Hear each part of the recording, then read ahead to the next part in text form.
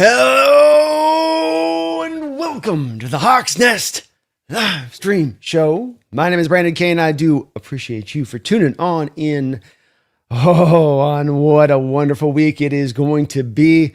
We're a couple days down in Mobile, Alabama, taking a look at some of these prospects, but I've always had my eyes still looking towards this game, and now after the bye, gets really real. Here we go. Super Bowl week fully kicks off now. All the wonder and how and what might. It's winding down now. Final practice of the week. Got our Seattle Seahawks coming off the plane today in their Rocky outfits. I'm talking just sweats, just on point, on business, on mission. We got the Patriots coming out in feathers and fedora. I don't even know. I don't even know. But we've got a lot today to cover on the weekly roundup here. We weren't able to do this last week because I was traveling for business sakes on that. And so we're going to catch up a little bit today on some of our typical stuff. We've got a lot of little bit of news here, a little bit of news there, a lot of intrigue, a lot of things that we're certainly going to be discussing today. So we'll be probably pretty deep in the show here before we get to the Q&A on point where you guys are on the chat. But ride with me here today because it's Super Bowl week. We got ourselves a lot to cover. And so let's kick that off first with some of the news and things that have come down the line here. And certainly it's been a week for me. I know we've been over there discussing some of these points over last week on a couple of these news items. So I'm not going to turn them over terribly so. But I know that we've been discussing and talking a little bit about the updates on Klint Kubiak. And it does certainly seem at this point that there's almost a foregone conclusion he is going to take the Raiders' job.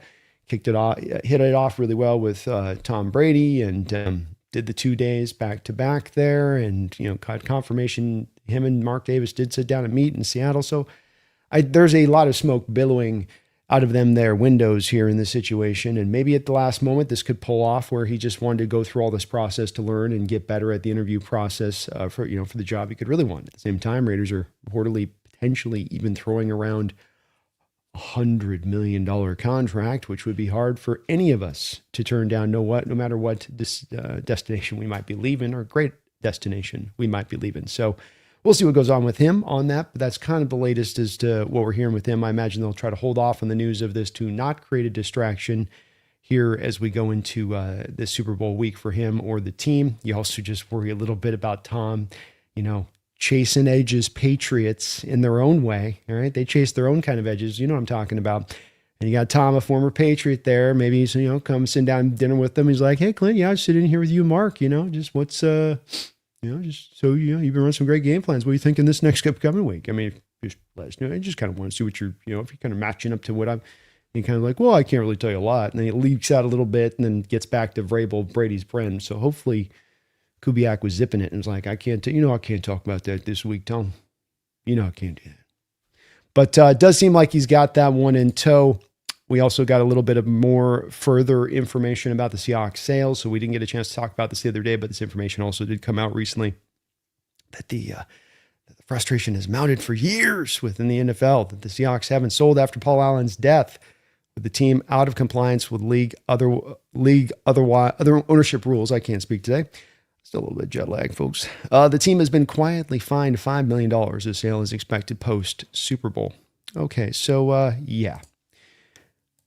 The whole thing with this originally came out with because of obviously Kraft. We talked about that prior. This doesn't add a lot to this. We understand as well as if the NFL was giving pressure, if the story is true, why would Jody be paying the fine? Well, then not sell the team, because if she sold the team, she had to give much bigger proceeds over to the city of Seattle. And so it would make much more sense. It would be a drop in the bucket to toss $5 million a year to get that over and done with. So the NFL with this, I wouldn't be surprised if this is a story where Kraft puts this on top of one to the other, where, he was one of the first people kind of pushing this out. Now this gets kind of pushed in a different way on another angle by somebody, if not from his camp, but just into more of a, again, trying to not look like the kind of dickishness it was during Super Bowl week, that this obviously didn't come out from Seattle's camp and came out from them. And I don't think it's going to have any effect on our guys, but it does probably mean that, with this starting to hear these rumblings, that I think a sale will be en route, as even Seattle in their wording that they chose for the public relations kind of was like, we're not at sale for this time, one of those things kind of, when they choose those little real careful words there. As I said, our guys got off the bus, looking ready to roll. Look at Mike, locked in. You ever seen the eyes of a great white shark? They roll over black when they're upon you. Look at that. Look at that. Ready to run through a wall right now, man. I'll tell you that. Moving up in the water. Hey, come rolling up. Mike's looking locked in. Let's just say that. And the team as a whole looks like they're locked in. By all accounts, getting solid bits of practice in. Cooper Kupp showing off an image of him throwing a football on Instagram, which somebody commented on, going, yeah, so you're definitely doing trick play this week, huh, Cooper? Gotcha. Or laying the bait. You decide. You decide on that. But everything's leading up pretty well here into this game. We've got also kind of an interesting stat that was posted up there. Shout out to those who were able to track this one down. As I've been saying, Mike Macdonald over the last couple of years, as you look at him in particular and you think about what he's done against young quarterbacks, rookies, second-year guys, just really young guys in particular who haven't had a lot of run. And it's been very dominant. And as you can see with this stat, 0 of 6, 1 of 8, 22 sacks. You can see all within all this that it kind of lays out the numbers, doesn't it? And there's a reason for this. It's not just by accident. It's not just because Mike Macdonald creates badass defenses that take apart offenses. It's not just that. That's a component of it. But it's also because of the nature by which his defenses attack. And in doing a lot of preparation here, as I'm trying to build up for a couple of our shows that we're going to do this week, I was looking at a lot of these other defenses that like the Pats have played and just kind of, as you've been watching the Hawks tape to watching these other defenses tape and really gaining an appreciation for how the Seattle Seahawks really do hide their intention prior to the snap versus post-snap, whatever that post-snap responsibility is going to be, and how many other defenses really struggle with that, or even when they're trying to do a little cloak and dagger stuff, they can't quite hide it. They always will show a tell or two about what they're going to be doing. And then the variance by which Mike Macdonald can run his defenses to attack you from every different direction. He can throw every different kind of blitz at you, yet he doesn't want to blitz very often. The ability to really be unpredictable across the board. And if you just think about it logically and reasonably, that's where these numbers really, to me, melt towards one to the other, being that it would just make sense that if I'm as a quarterback and a young quarterback and the game is coming real fast at me, it's looking like it's on the fast forward button, what you can do for me to give me some kind of information, because I'm going to struggle to decipher the information even on a good day. But the more that you can give me from a defensive perspective to decipher what you're doing, then I can be more effective as a quarterback and I can have more, easier reads, easier completions to be had. And Mike removes that. Stacked boxes, especially, I think he's really, a lot of these young guys have said, I know you're not going to have answers for my stacked boxes. You're going to come up there and you're going to start changing protections this way and that. You're going to get nervous. You're going to wonder if the protection is going to hold up. And then I'm going to drop out to 4 and you don't know which 4 are coming and which 4 are going.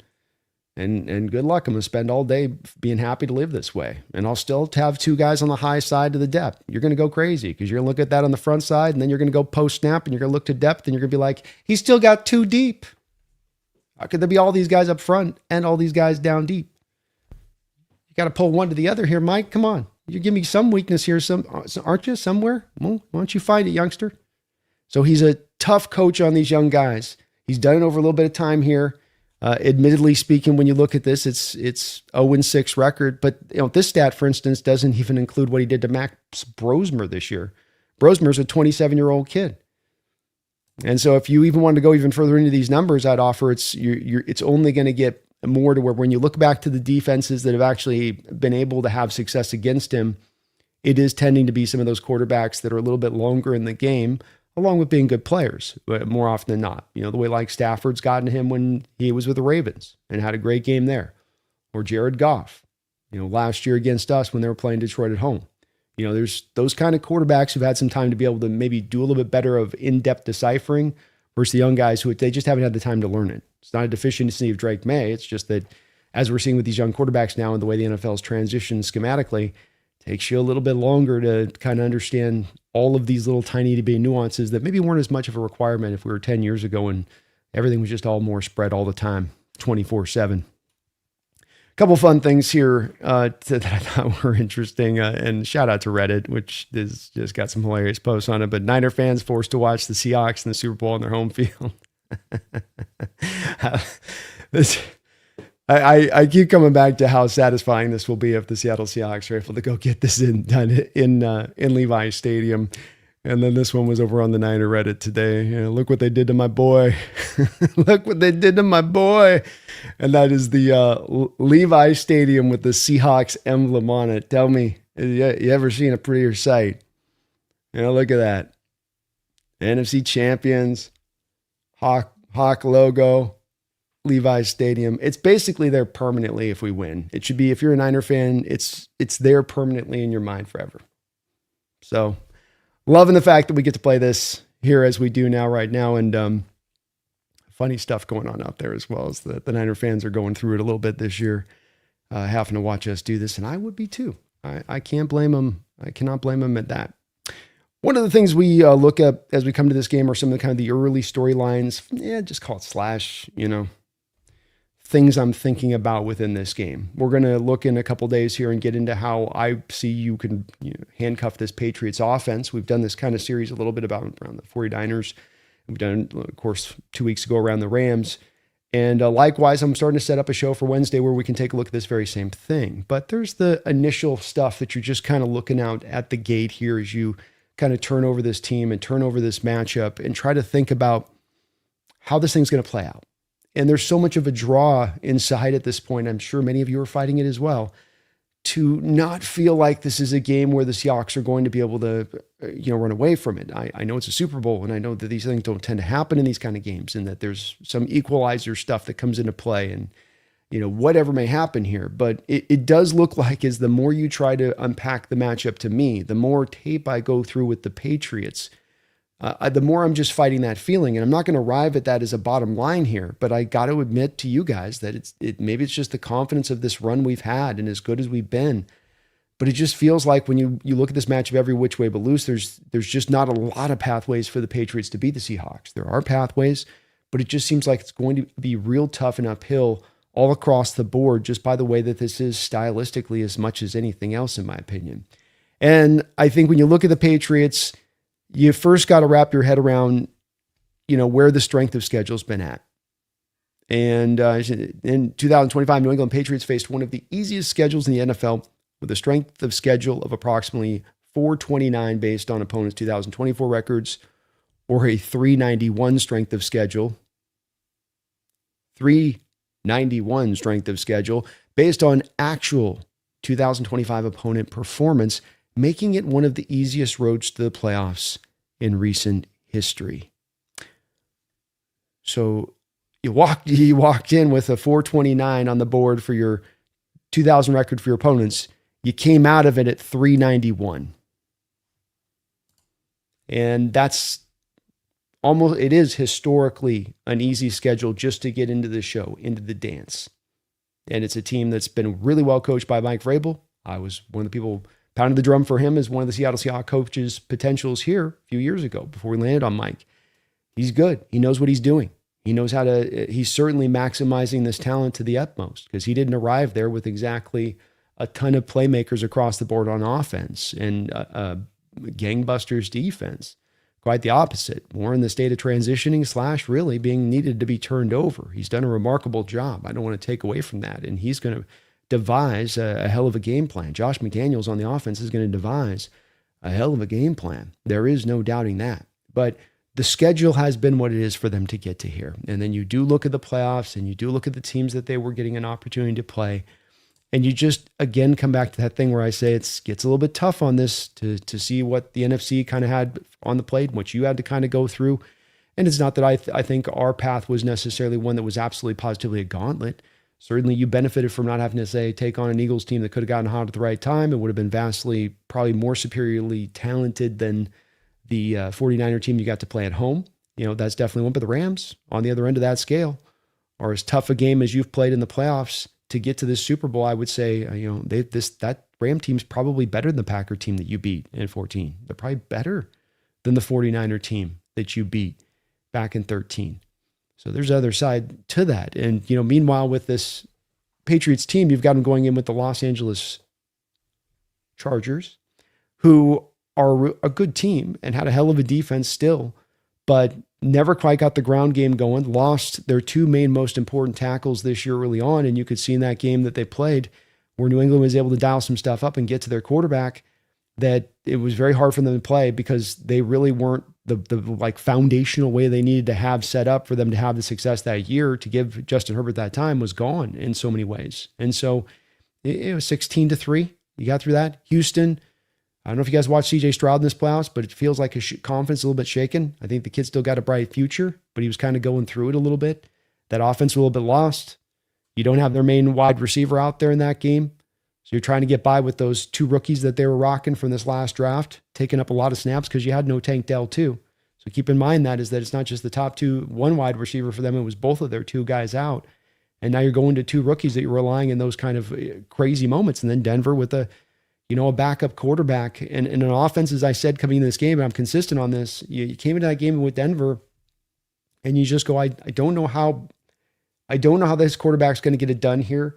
When you look at the situation and you can say, this offense is really a manufactured one from Sean Payton. It's like him burning the midnight oil every night, just trying to grind through any little detail he can find to carve a couple more yards out. That's on the best of its days. And you got Nix out there they need his legs. They need him to move around, and you remove almost that component alone, and they're going to be just stuck. Add in the weather, sure, but it wouldn't have mattered. I don't think the weather in this one, it affected both teams in certain equal ways. I'd say a little bit of an equalizer certainly helped out in making sure it was going to stay equalized there. But at the end of the day, you just weren't going to get it done with your backup quarterback unless you had much more of a competent guy back there. And even then, who's knows with that Denver offense. The offensive line's good, but running backs, receivers, tight ends, it's kind of just a group of guys, really, when you break it all down with that. So they win 10-7 in that game to get to here on the back of that 391 schedule, actual strength of schedule for the 2025 opponents.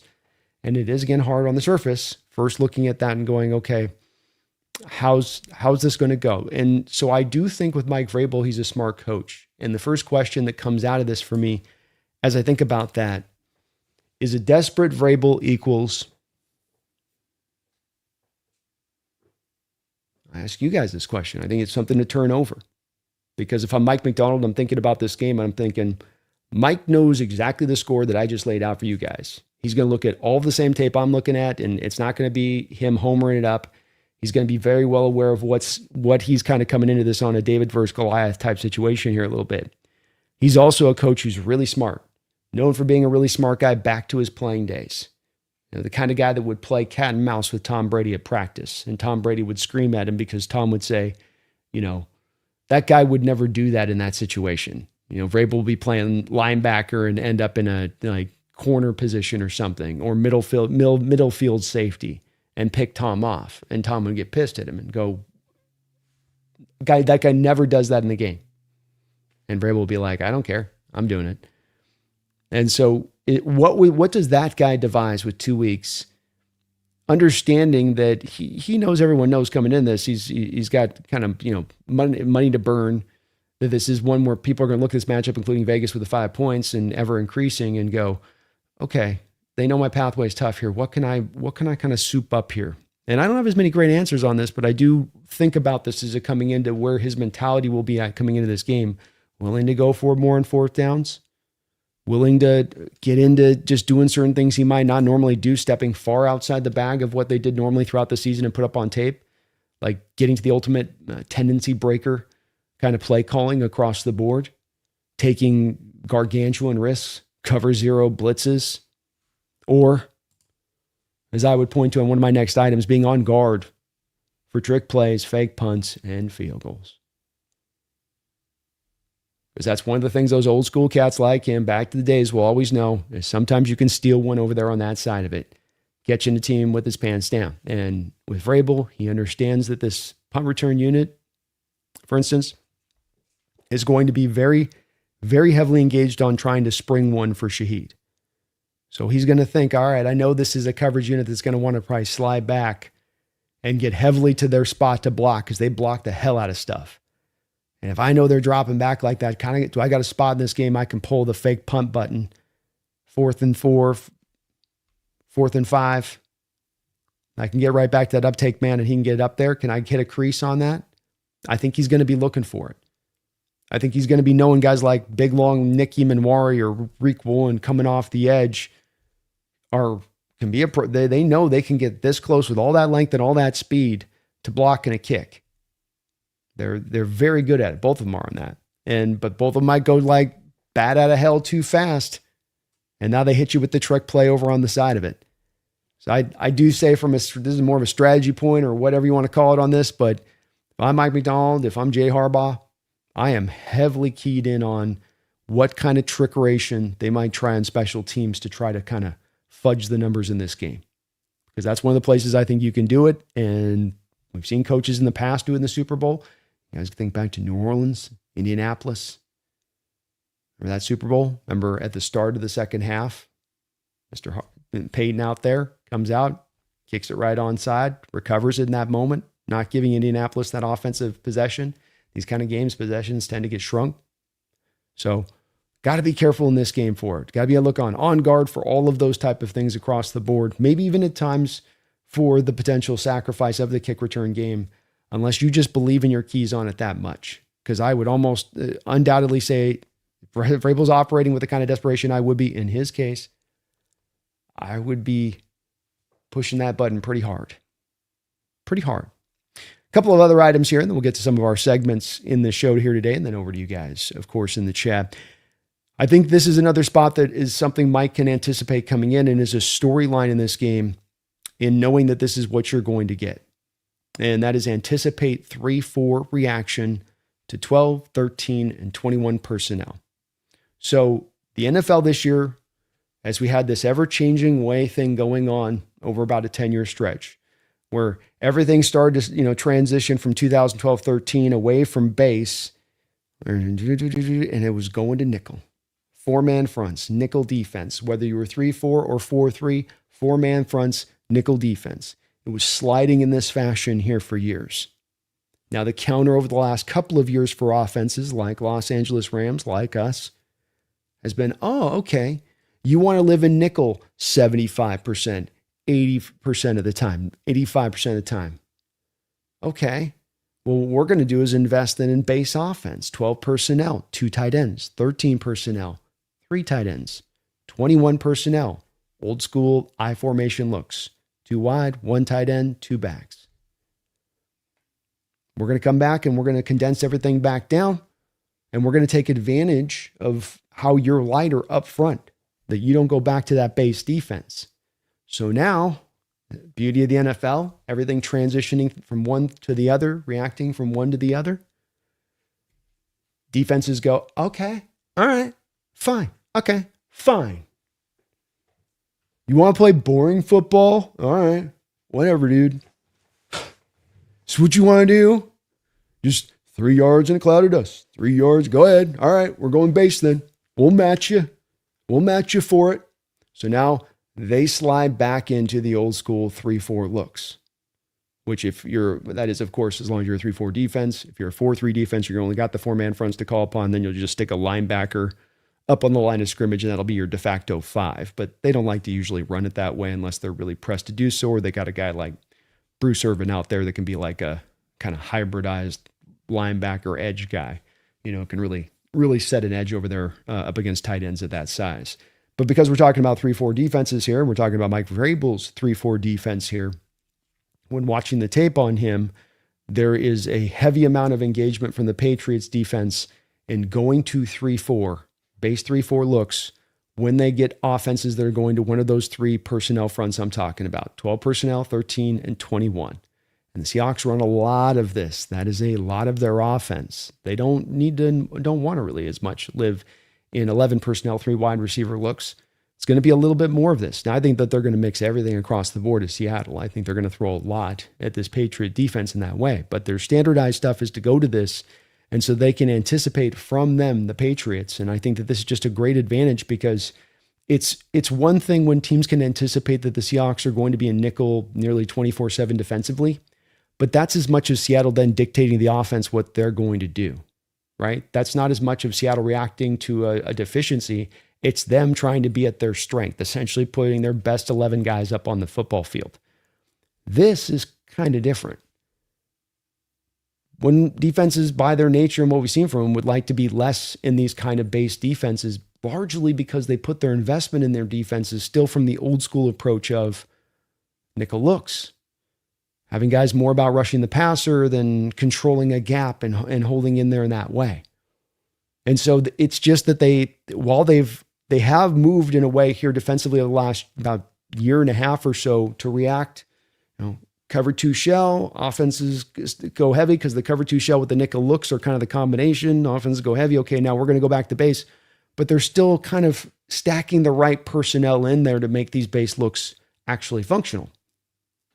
And then even if you got that, of course, always the vulnerability becomes you can get hit over the top in the passing game if you end up having to dedicate too many resources, i.e. bringing down that safety into the box on top of the base defense. 8 guys down there and all of the space that exists now here in the back end when you're going to commit to do it that way. This is one of the real places that stands out to me in this game. It's one of the major focal points as to what Klint Kubiak will start from within his game plan. How can I punish them for this? I'm certainly going to probe a lot in the running game to see if I can still run with them out of these looks. And I think specifically trying to see if their speed from a team defense standpoint can catch up to Walker to the edges, because I think it won't as long as they have to maintain their gaps to the inside. I mean, you make them play true if there's openings to the inside because they're trying to run to the edge. Well, attack that way too. But I think that there's going to be holes regardless of where you want to attack the run game, just for the fact that they're in this 3-4 defense. Again, not at times because they want to, because they're trying to stuff up the run. You go out to a game that they play against the Falcons with Bijan Robinson. The Falcons come out with the 2 tight end sets. Okay, here's the 3-4 looks. So you're going to get that all day.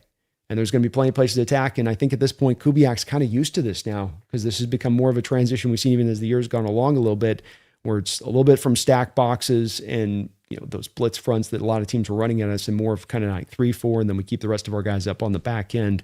Has been a little bit of more of the transition you've seen from a few of these teams here on the back half of the schedule, though, again, it differs by personnel. A couple notes here on Kenneth Walker. K9 speed, as I said, versus the Patriots speed on D is another key in this game that I'm really interested in watching for. I watch on tape with the Patriots, and I'm not overwhelmed by their team speed. Gonzalez is a fantastic corner. They've got solid players. They're definitely really well coached. They're rarely out of position. But they are guys that you watch, and I don't necessarily see a ton of speed to the edges, a lot of ranginess. I don't see sideline to sideline necessarily within their linebackers. They're good enough. They get the job done. But I think K9 can hammer this team to the edge. And from Kubiak's standpoint, I'm expecting him to really, really probe in that way on them, as I think that there's going to be a lot of holes. And to this point, I was doing a little bit of some research on this, because I had a theory about this, and the theory about this game. And you look at this game, and Kenneth Walker is your one back, and Holani, I think, can find some effectiveness, especially in, I think, pass-based situations, or just intermixing just enough. But this is a game where I go to Kenneth and I go, we're going to give you all the carries. All the carries. There's no more games. You've had 2 weeks to rest up from the Rams game. We fed you a good amount in that game, but we haven't overloaded you really at any point in time in any game this season. I'm going to need 35 touches maybe from you today. That might be the requirement. Can you pull that off? I went back and looked at the top 10 highest rushing attempts from a running back in Super Bowl history. And for John Riggins, freaking truck that he was with his 38 attempts in 1983. Franco Harris with 34 and 75. Zonka, 33, 74. It was a different era back then. And I'm not expecting us to get to 33, 34, 38 for Walker. Let's make no mistake about that. But 9 of these running backs won a Super Bowl. And the only one that didn't, Eddie George, only didn't win a Super Bowl because of a half yard. So when I walk into this game from Kubiak's standpoint, I think I've got to find a way to make sure I don't walk out of this game not getting Kenneth Walker enough touches, not enough opportunities against this defense. Maybe they take away the run for a little bit of this game. But I want to make them prove to me they can take it away for all of this game. And I want to try to put him on display at his best and see what he can do, especially the way he's running right now, and let him go wild. So look at this stat here. Stood out to me. It stands out to me in this game. You get him 27, 28, 29 attempts. To me, this is a win. And it's easier said than done. It's not just as simple as just, we'll hand him the rock and let him go. But it is about how you approach the game from what your plan is as far as a play caller versus, what you end up actually doing. And I don't think there's going to be necessarily a super heavy draw to get super pass happy here. So what I love about Kubiak is that he's got as much of an intention to run the ball as any offensive coordinator we've had come through here in many years.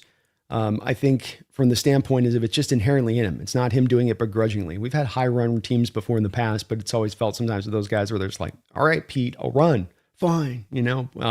First truly being committed to it and understanding what that means and why it's a good thing and shouldn't be done, begrudgingly. So take away Josh McDaniels, easy button. I'm going to touch on this here in a second, but I walked into this a little bit, and this is going to go in kind of tandem to my last point on this, as far as just kind of storyline coming into this game. How will the Patriots offense attack? I kind of came into this doing some of the research on this, and I was thinking, I bet I'm going to be able to find a lot of games the Patriots, doing a lot of protecting, a lot of protecting of Drake May, trying to make sure that, you keep the training wheels on him in this offense and not doing too much. And I figured it a centerpiece of that when I was looking at this, that a lot of that would be them running a balanced offensive attack, not putting, too many passing attempts on Drake May. And especially considering it's a Patriot team that's 14-3. They've been up in plenty of games that you've been able to be up in a lot of these games by quite a few points. The fact that you have two rookie offensive linemen at your left tackle and left guard positions, including one who played center the prior year. That's what I thought going in. But what you get coming out instead is this team passed like 55% of the time. So it is a team that shows willingness to pass. And that part's to me a part where, you could be going into the teeth of the Seahawks defense a little bit from that intention. That it's not as inherently in your DNA to the same degree it is to the Seahawks offense to me. Okay.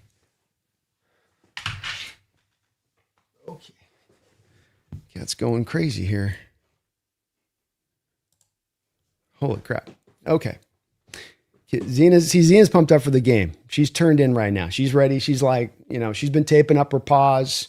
She's been shadow boxing. You know what I mean? I've been having her just like, we're a week out here. We're a week out, sweetie. Chill. So I'm very much interested in seeing how they're going to look to attack in this game. From a Josh standpoint, I will say a lot of the film has a lot of the easy button on the attack here for Drake May. It's not that he's made the position supremely easy. In fact, I think they're sometimes making this a little bit tough on him with the number of passing attempts and maybe a little bit of the lack of, true commitment to running the ball. But that's also Josh McDaniel coming from the Tom Brady roots of things, where he did his best stuff, out of sort of spread concepts. A lot of bubble screens and quick throws into space and to try to just get the ball in your guys' hands, let them work up the field kind of stuff. And so I think play callers are who they are, and that they're going to be driven to operate a certain way. And even if they have a rookie quarterback or if they're really hard line to really be pulled a certain way, they're always going to have that drift, let's call it. It'll always kind of pull them over here, even if you've got them thinking they're going to be trying to do it like this. And McDaniels is a little bit like that. Seeing that been the play call in here from the Patriots at times, putting a lot of kind of stuff on definitely on Drake's plate. And Drake's played really, really good this year. You got to give him a lot of credit, but there is a lot of stuff that Josh is doing within that to try to get that easy button pushed. And within that, then the Seahawks have got to find a way, of course, to disguise and really cloak what they're doing because, excuse me, got a frog in my throat here.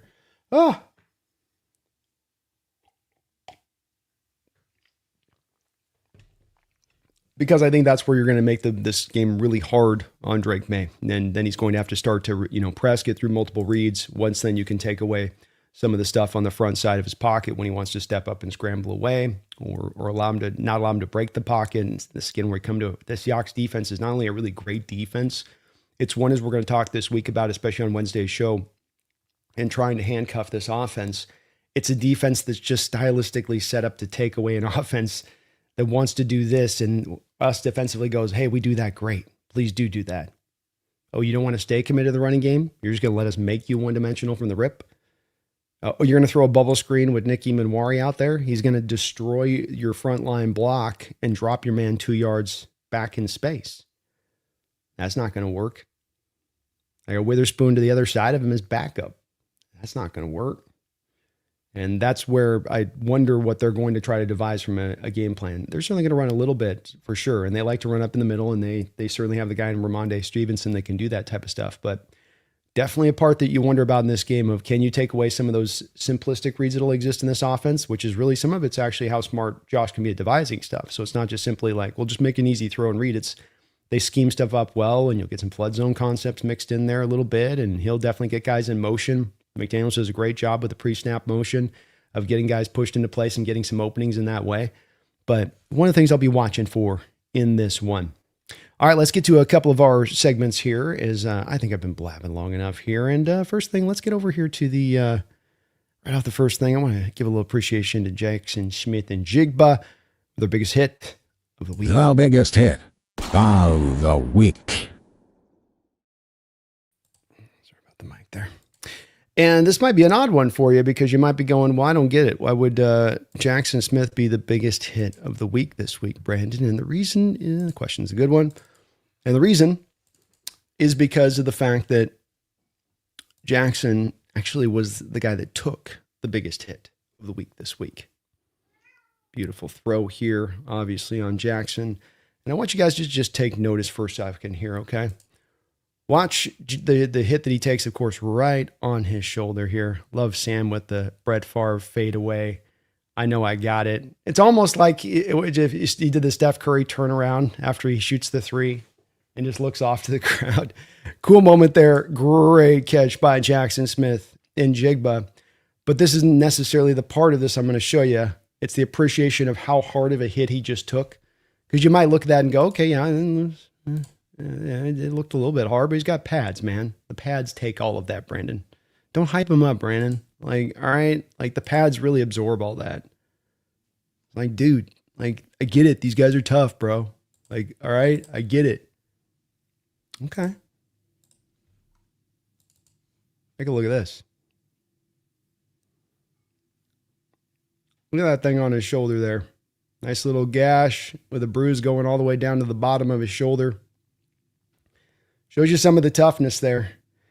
And you got to love your teammates sometimes, right? Like, buddy, it's literally bleeding in front of you.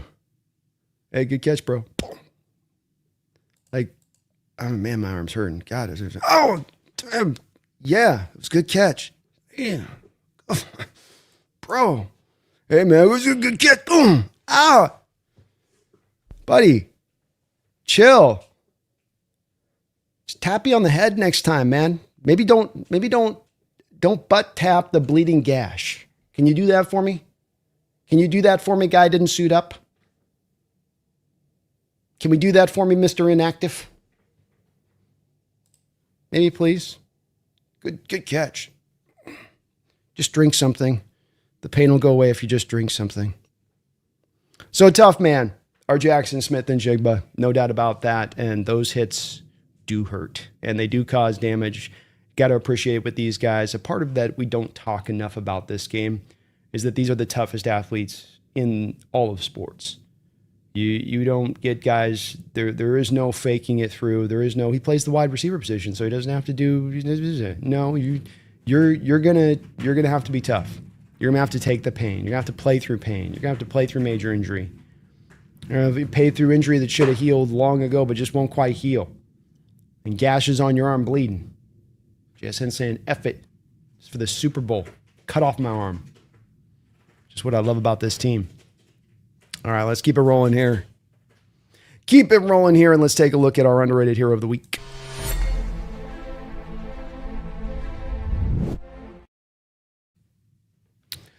And this week, we touched a little bit on this last Monday, but I just wanted to again cover back over to him and show a little bit of love back to the man that was the guy that we're going to look at PFF scores here. This is usually the first thing that we do, but previous PFF scores from the final game, you can see here who was your highest rated guy with the Super Bowl on the line, who was the one that showed out better than anybody else, whose star decided to shine on a day when your team needed it most.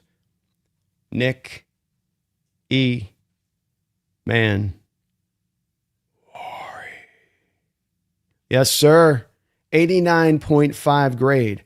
14-point higher grade than the next guy behind him from this strong safety, quote-unquote, position of obviously playing mainly here from the slot within this game. A just marvelous game from him. He had a two-play sequence when we start out and take a look at, kind of how he did a little bit here on a couple of these plays. And we dived into this a little bit in the last Monday show a little bit, but you had the back-to-back PBUs where he was able to play up in space, get up on Puka Nacua, show that length, drive that arm in there, knock the ball away. They come back then on third down right after this play. So again, watch it here from the top side of your screen. He's playing slot, drives on the route, knocks the ball away. Tremendous play from him here. Tight in coverage like we've seen him throughout the course this year. But then you're down to third down, and this is still where the game's tight, and this is still where you're needing a play. And this is where you just can't afford to give the Rams any more room or allow the momentum to shift. And he comes right back here on the back. First, drops back in space, feels the back, almost the same route. Might look like the same thing from the Puka play, but it's not. This is now on, he just picks up the back, first drops into space, reads it the whole way though. Look how dynamically he jumps on this route. From his backwards, doesn't get too deep. How many defenders here would get too deep right on that? Right? Like they carry this into their 2 or 3 yards to free up that flat route. And why this is so important is because look at where the sticks are at. Right there at that 38. So if he gets it 2 yards too deep there, boom, it's an easy completion, and boom, it's a first down. Even if he tackles him immediately on the play. So back-to-back sequence right out the gate. We covered it last week a little bit, but there was more in here than that. When you rewatch the tape with him and what he did, another one here in coverage where you see him initially take a little bit of depth and then climb like lightning. Right center of your screen, playing it like a linebacker. Climb with some depth, drive like lightning. Tackle on impact.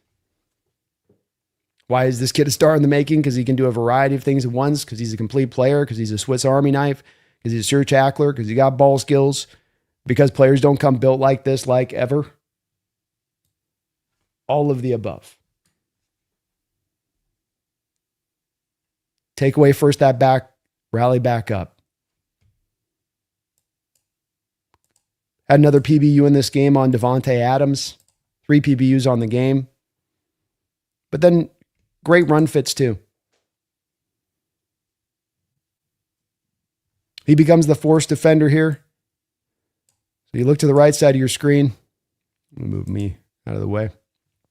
You look to the right side of your screen here. And he comes in as your force defender. So DeMarcus kind of takes an inside route. DeMarcus Lawrence kind of cuts this in like a okay, I got it, like a little, like 7 tech there or whatever. And as you can see post snap with DeMarcus, he slides inside with Colby here. Sort of tries to take away more of the inside. So he kind of ends up leaving Nick a little bit on an island on this one. Nick devastates the tight end's block. Controls the outside shoulder the whole way. Keep your leverage to the outside. And makes the play when he tries to take that leverage. Shout out to Reek Woolen as well for being in proper position. I mean, that's just beautiful run defense there where Nick doesn't got it right. He's there. You got Ernest Jones pressing the situation, getting off his block. It's all combos together. Multiple guys can get off their block on a play like this, play with grade A effort, and be well coached.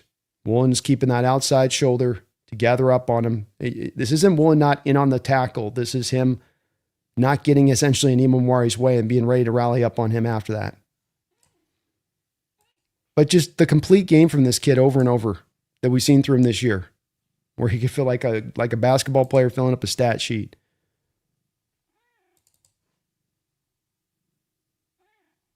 Got him getting inside here. Again, defeat the block on Davis Allen. That's what Davis Allen's really there to do, is be a good blocker.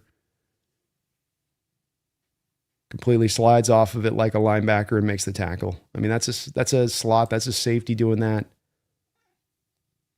This is what makes him that Army knife, is that you just can't ask those guys to do that. I can't ask a slot cornerback. Marcus Jones for the Patriots is 5'8". If I put Davis Allen on Marcus Jones, he's getting taken for a ride 10 yards down the football field. And if I try to bring up my strong safety up there and have him take it, he's probably not going to do much better. But this guy can defeat these kind of blocks. Great player, great game, clutch game. Just great, not just a great game, a clutch game when you needed it most. Phenomenal. Phenomenal. All right, let's get over here to the PFF grades of the week.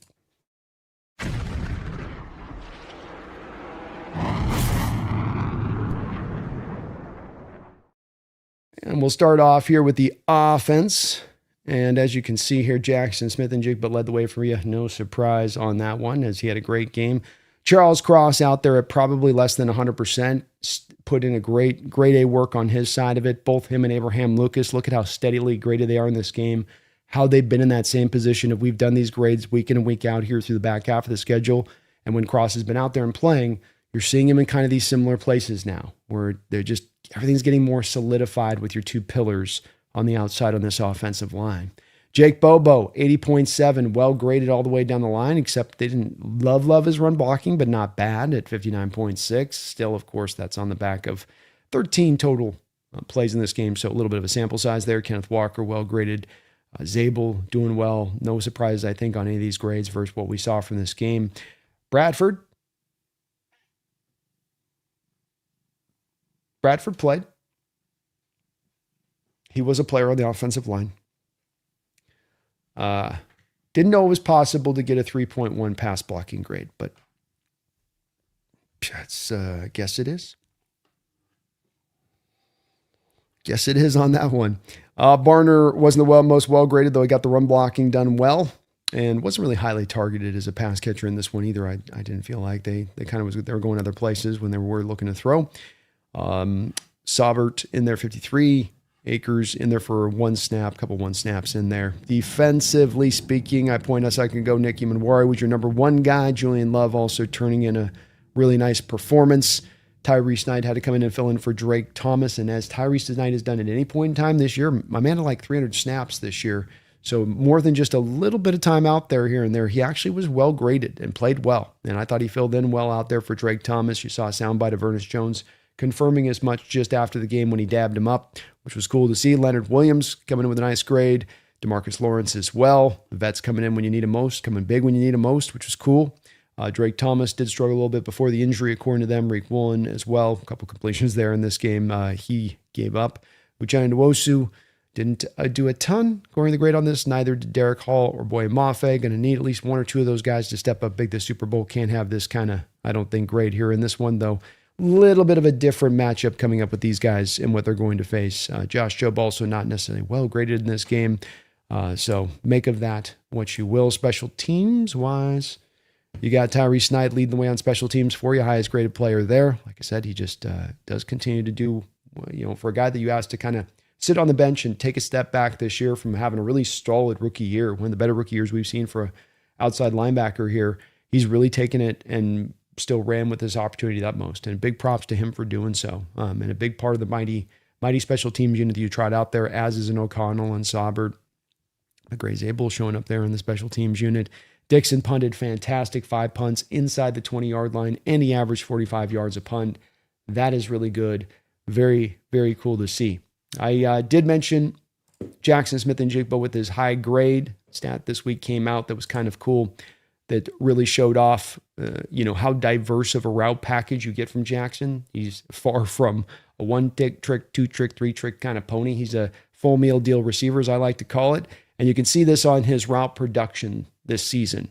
This is his NFL rank. 5th on go routes, 2nd on out routes, 2nd on post routes, 2nd on slants, 6th on crosses, as far as his production goes. 18th on hitches, second on corner routes, 109th on in routes. So not a big in-cutting route guy necessarily.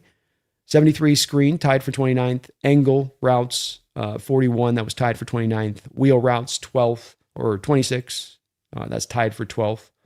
And then flat routes, 4th, tied for 282. But he doesn't go to the flat very often, so I would imagine that's a bit of a sample size on that. Still, all of the other routes that you would typically want to see in a receiver's route tree, he's got them covered, and he runs them at a very high level. Props to the offensive player of the year this year in Jackson Smith and Jigba. All right, let's get over to our final segment here and take a look at a little bit of what's going on in the NFC West, and we'll get over to you guys in the chat.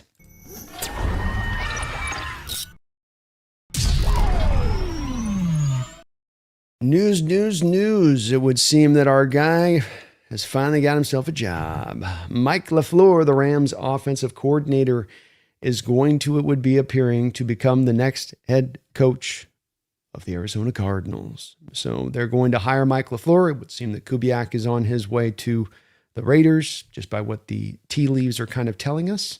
And so finally they do have a coach. Cardinals took a little bit of time to go and find that one and get it locked down, but get it locked down they did. This is, of course, kind of the only bit of real NFC West news that's going on right now, as all of these teams are still trying to kind of figure out what they're going to be doing this offseason. The Niners are looking into the substation stuff going on. Kind of interesting this upcoming week that neither the Patriots or the Seahawks are going to practice in San Francisco. There's some whispers of it being a little bit related to some of their concerns with the substation. I don't know how true that is, but it's funny. And so they're going to look into a little bit of that. We'll see how that story moves along onwards. We've got no word of any guys thinking about retirement, so you probably have to wait a little bit of time on a couple of the guys in this division that are kind of up for potential retirement here soon.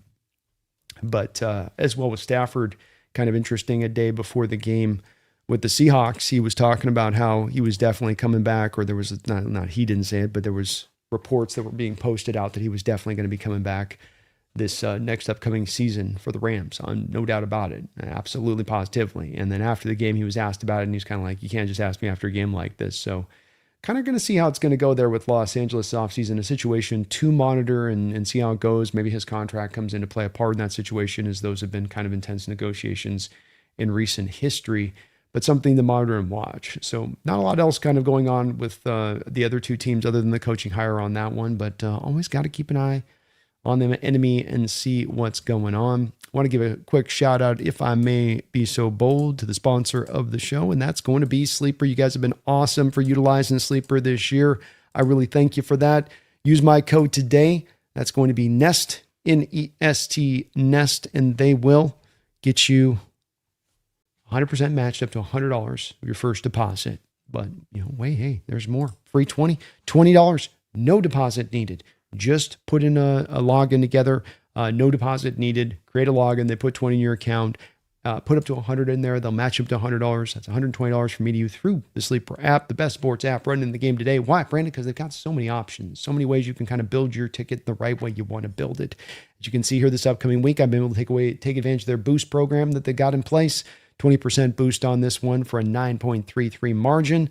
Look for Jason Myers for a field goal and a half. Don't think that McDonald is these silly coaches that are all about going for it and fourth down 24/7. Take the points, Mike, take the points. Cooper Kupp with 3.5 or more receptions. I think the Seahawks find themselves in a lot of situations that they look to get to third and Kupp. You got Kenneth Walker going over 21.5 receiving yards. Seahawks have been featuring him well out of the backfield this year. They've been doing a good job in the playoffs with the screen game, so I think he'll work his way here in. And then Hunter Henry had about 14 catches against us last year with the New England Patriots, so I'm thinking they're going to at least work in about 3.5 here for this game. So take advantage of my ticket today. Take advantage of the code. Utilize Sleeper if you can, and help out the show. Help out the sponsor of the show, who've been so kind to give us the love here throughout the course of this year, and it's been much appreciated. I know in Washington there's some limitations, but if you are in a casino in the state of Washington, you can use the app in full. You just got to be on their network, on their little Faraday cage of the casino. All right, we're going to bounce over to you guys here in the chat if you can, because we always have a lot of internal discussion, and today I'm sure it's going to be very, very much turned up. If you got a question for me or a comment or anything like that, if you can just put Hawks Nest, Brando, B, I'll answer to almost anything, quite frankly. You can just about say anything, but at least I know you're directing at me rather than just kind of to the chat itself, because the chat's cool. And some people want to just chat with chat. I'm just here taking up space. Appreciate y'all watching today. If you can, hit that like button. In regards to Sleeper, terms and conditions you apply, please see their site for details.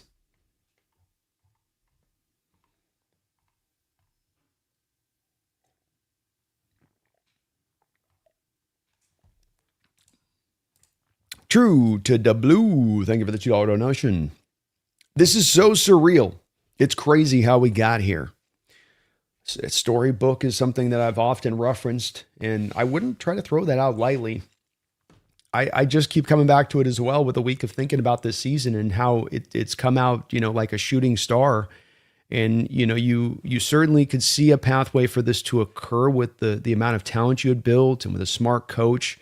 But for everything to come together and for you to just get that lightning in a bottle that you've gotten with this team, that the appreciation I have for it, just because of knowing how hard it is to rebuild and how hard it's been for us to recapture it since the Legion of Boom days, this kind of spirit of team, not just this level of a contending team or this good of a team, but that there's that feeling that you can get of certainly a team that is in more than just a casually aspirational motivation to become a champion, that they're, kind of living and breathing football, and they're living and breathing this moment for whatever it will take to get here. And it just didn't occur 2 weeks ago or 3 weeks ago or when the playoffs kicked off, but that they've maintained this mode throughout the course of this season. And if you can stack those days after days by maintaining that mode, well, you eventually can get yourself to greatness. And they've created it. They made this happen. They have, but it has felt like at the same time, like you're saying, a little surreal. Little amazing, little unbelievable. Thank you though, True Dat. Appreciate you. Industry Worth, thank you for the $5 donation. Good to see you in the house, Industry Worth. Brandon, welcome back to California. Thank you. How is the Nest's emotions about the game? Fighting the urge not to be way too confident.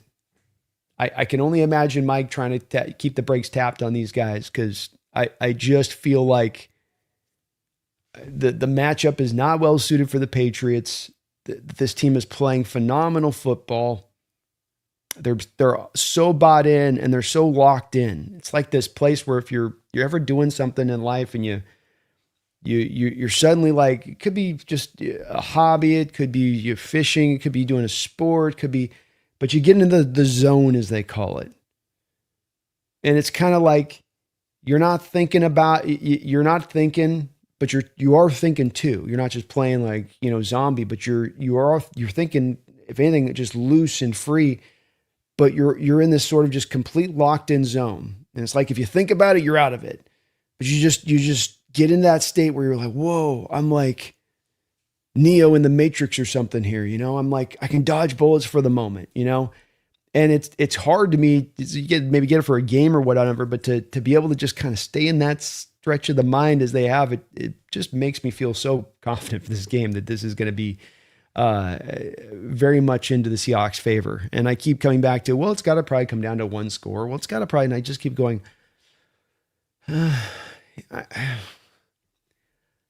I just keep going, why shouldn't it be one as I looked at this season, even with as good as this Patriot team is, and to say that we should have it kind of handily. But I'm trying not to get that confident with it. I'm trying to find a little bit of humble pie in this one and not get too overconfident, because I certainly don't want the team to stay in that mode, stay in that zone, just ride that same lane that's taking you on here. You do it for one more week and you are an NFL champion. We'll figure out next year as we figure out next year, but just one more week, stay locked into that mode. And so we'll see how this one goes. But as I try to unpack this matchup, it's hard not to feel a supreme level of confidence there, Industry. That's for sure. Thank you for the $5. Appreciate you. It's good to see you in the house. Hope you're doing well. I am Jay Key. Thank you for the $10 donation. I am. Pats are trying to steal the Legion of Boom moniker is hilarious. This year's deal is mission over BS. However, I'll always think of the Hawks when I hear, we all we got, we all we need. We all we got, we all we need. That's right. Patriots have been trying to oddly take the old we all we need from the Legion of Boom team that was there to IMJ key. That was the thing that they used to do before the games, right? Like they'd collect an arm and start saying that. And so Patriots were just like, yeah, that was cool 10 years ago. We'll just take that. Why don't you think of your own thing? No, we're just going to take that. All right. You know what they say about sequels, IMJ key? You know what they say about the sequels.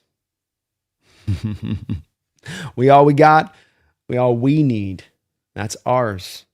Every bit as much as the Legion of Boom is. But good point, man. Good point. I was talking about it with the boys on the syndicate as we're watching. Like you guys, we went through all of we're just sitting there turning over and just, living in all of the footage from the Rams game and the mic'd up stuff and the turning point videos that were out there on YouTube. You guys have seen all of these, and all of us, Bryce, Dan, we were just in there, just, in the Airbnb, just taking it in. And it was striking for all of us as we watched the tape that you go back and you hear all of the guys mic'd up on the field, and the game has just ended like that. And they're camera right in Seahawks player face. Camera right in Seahawks player face. It's a great game. We ain't done. Jared Reed, how's it feel? Feels good. Feels good. But we're going to bring it back. Believe that. One after another, after another, after another, after another guy. Or just after the motion. You just won the game. You're on your way to the Super Bowl. Your family's about to come on the field. And yeah, you revel in it for a quick second, and then almost the next thing you're saying on the back of it is, we have to go get this other game. Jackson Smith goes over to Sam, and Sam covers him in a hug, and Jason's like, I love you, and I love you. And he's like, this ain't done. Sam said, this ain't done. Work's not done yet. Juxtapose that over to the New England side, and some of the mic'd up I was listening from them, and how they're talking after the game. It's a lot of, wow. I can't believe it. Oh, dude, this is crazy. Oh, my gosh. I mean, like how we'd all probably be. How I'd probably be. Special mindset of this team. Locked in. It's a little thing, but man, it was something I noticed bump, over and over and over again on the tape when you saw them mic'd in. To a man, they were making sure to reference. It's not just being coached up. It's just like that's that hunger I've had so much of a hard time trying to encapsulate for you guys verbally here on this channel over the last couple of months about the spirit of this team that I still haven't done a good job of it. But it's there, whether I can, point out or not, it's there. And that's our moniker. I am Jakey. I agree with you on that one. Trung, thank you for the $5 donation. JSN is the best wide receiver in the game, he says. Darnold's battle-tested. K9 has this run game going. May has never seen a D like us. Let's go, Hawks. Get Brando over 100K. I like how Trunk's thinking. I like how he's thinking. And that's part of that confidence you have. You have a receiver who just posted one of the best all-time seasons in NFL history. After this game, will probably be one of the very few NFL players in NFL history that's gone over 2,000 yards in an NFL season. You can see with Sam Darnold that there is no hint, there is no glint, there is no crack. For all the people talked about as he was in his head or as he was in inner turmoil about what he was thinking about what people have said about him over the last couple of years, everything from within his response has been no hints of bitterness, no hints of the fact that it was somehow slightly submerged in his mind, always back there kind of burning like on the coals, about what they were saying, all that. I didn't care. I just wanted to work. They said what they said. I don't ever, these last teams that passed over you and didn't stick with you, I'm really glad for the opportunity to go through them. And blah, blah, blah, blah, blah.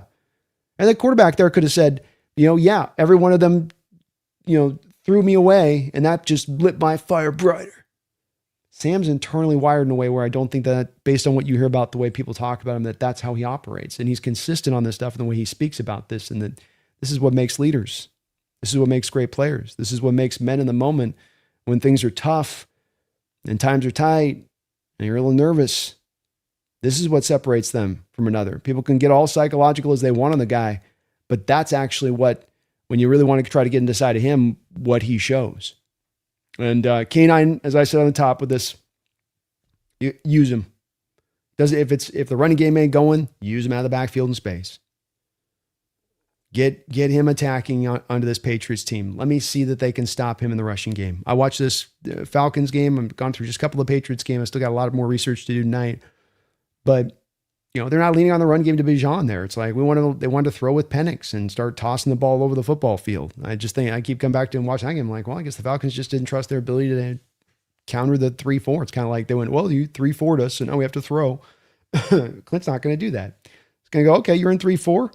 You're just, the bang is that he's like, hey, that just opens up. If you overrun one gap with one guy, we're going to go hit a 50-yarder on your back. So, good luck on that. Ain't going to stop us. We'll still find effectiveness with it. And then once you really feel like you got to dial up for that run now and you're really just going for hell, now we're going to just clobber you over the top. So, I've got a lot of confidence in all these parts too. Trung, thank you for the $5, man. And 100,000 subscribers sounds pretty good.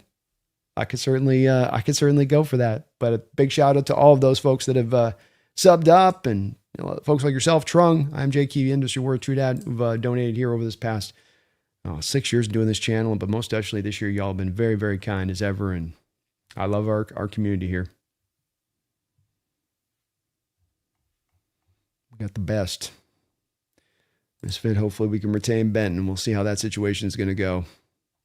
Rockman says substations do give off nasty S. Probably not a good place to build a house for the kids. Yeah, I wouldn't want my baby sleeping next door to one, right? If you're like, well, hey, you can get this cheap piece of property right here. Just got to be on the back of his up. I wouldn't probably take that risk. But it's going to be interesting to watch this story develop, because what if they run the studies and they find that there's some merit to it? And now what does that mean?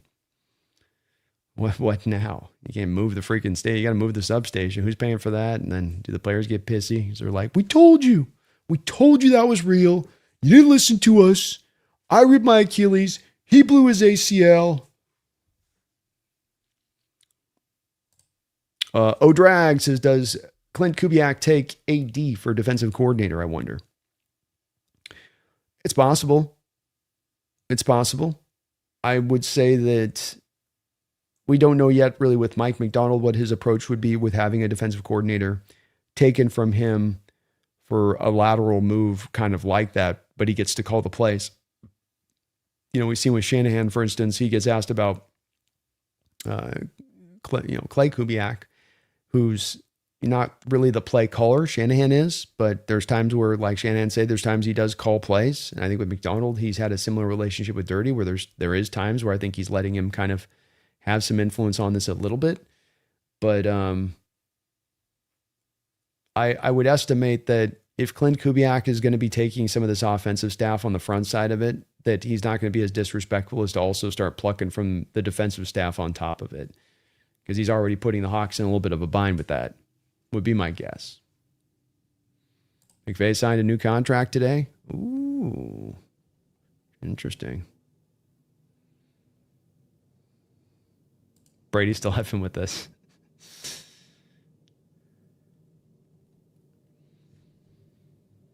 Drag, what sucks is another year with another new OC. Was hoping Klint would stick around a couple years, but didn't think we would go 14-3 either. I was the same, man. I was the same. Kind of a good problem to have at the end of the day, though. Don't like it, but also there's a sort of silver lining.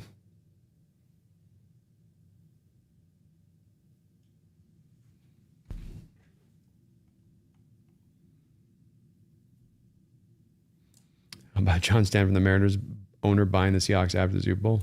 I don't think he's got the money to, does he? Butcher's Nook, what do you think of Jamil Dean and Alec Pierce as free agents? Pierce is a fun player, and I've liked him since the Cincinnati days.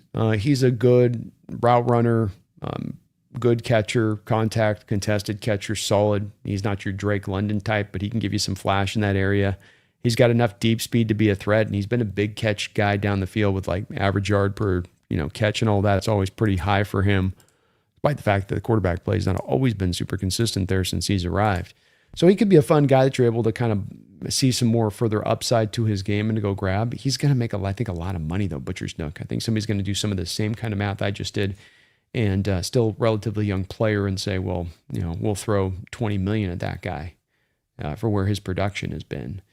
And if that's the case, I don't know if I'd want to go that high. So for instance, I think you could convert, if Cooper Kupp still wanted to play after this year, you could convert Kupp's base to bonus, and you could probably at that point keep Kupp another year, retain Shaheed without much problem, bring back Horton, and to me that's better than letting go of a Kupp to bring in a Pierce, and then you're trying to pay Pierce 20, and then you're trying to pay 13 probably million out there to Shaheed.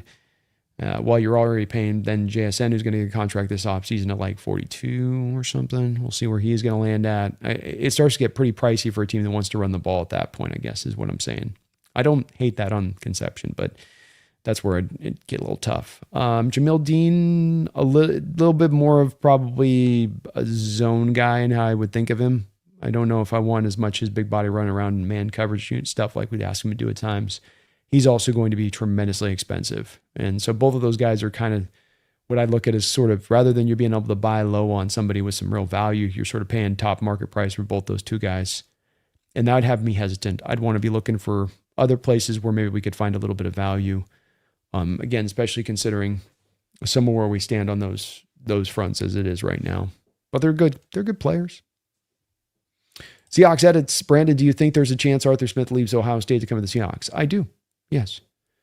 I think Ohio State gives Arthur Smith leverage he wouldn't have in this situation to negotiate a contract that can get him paid to the utmost.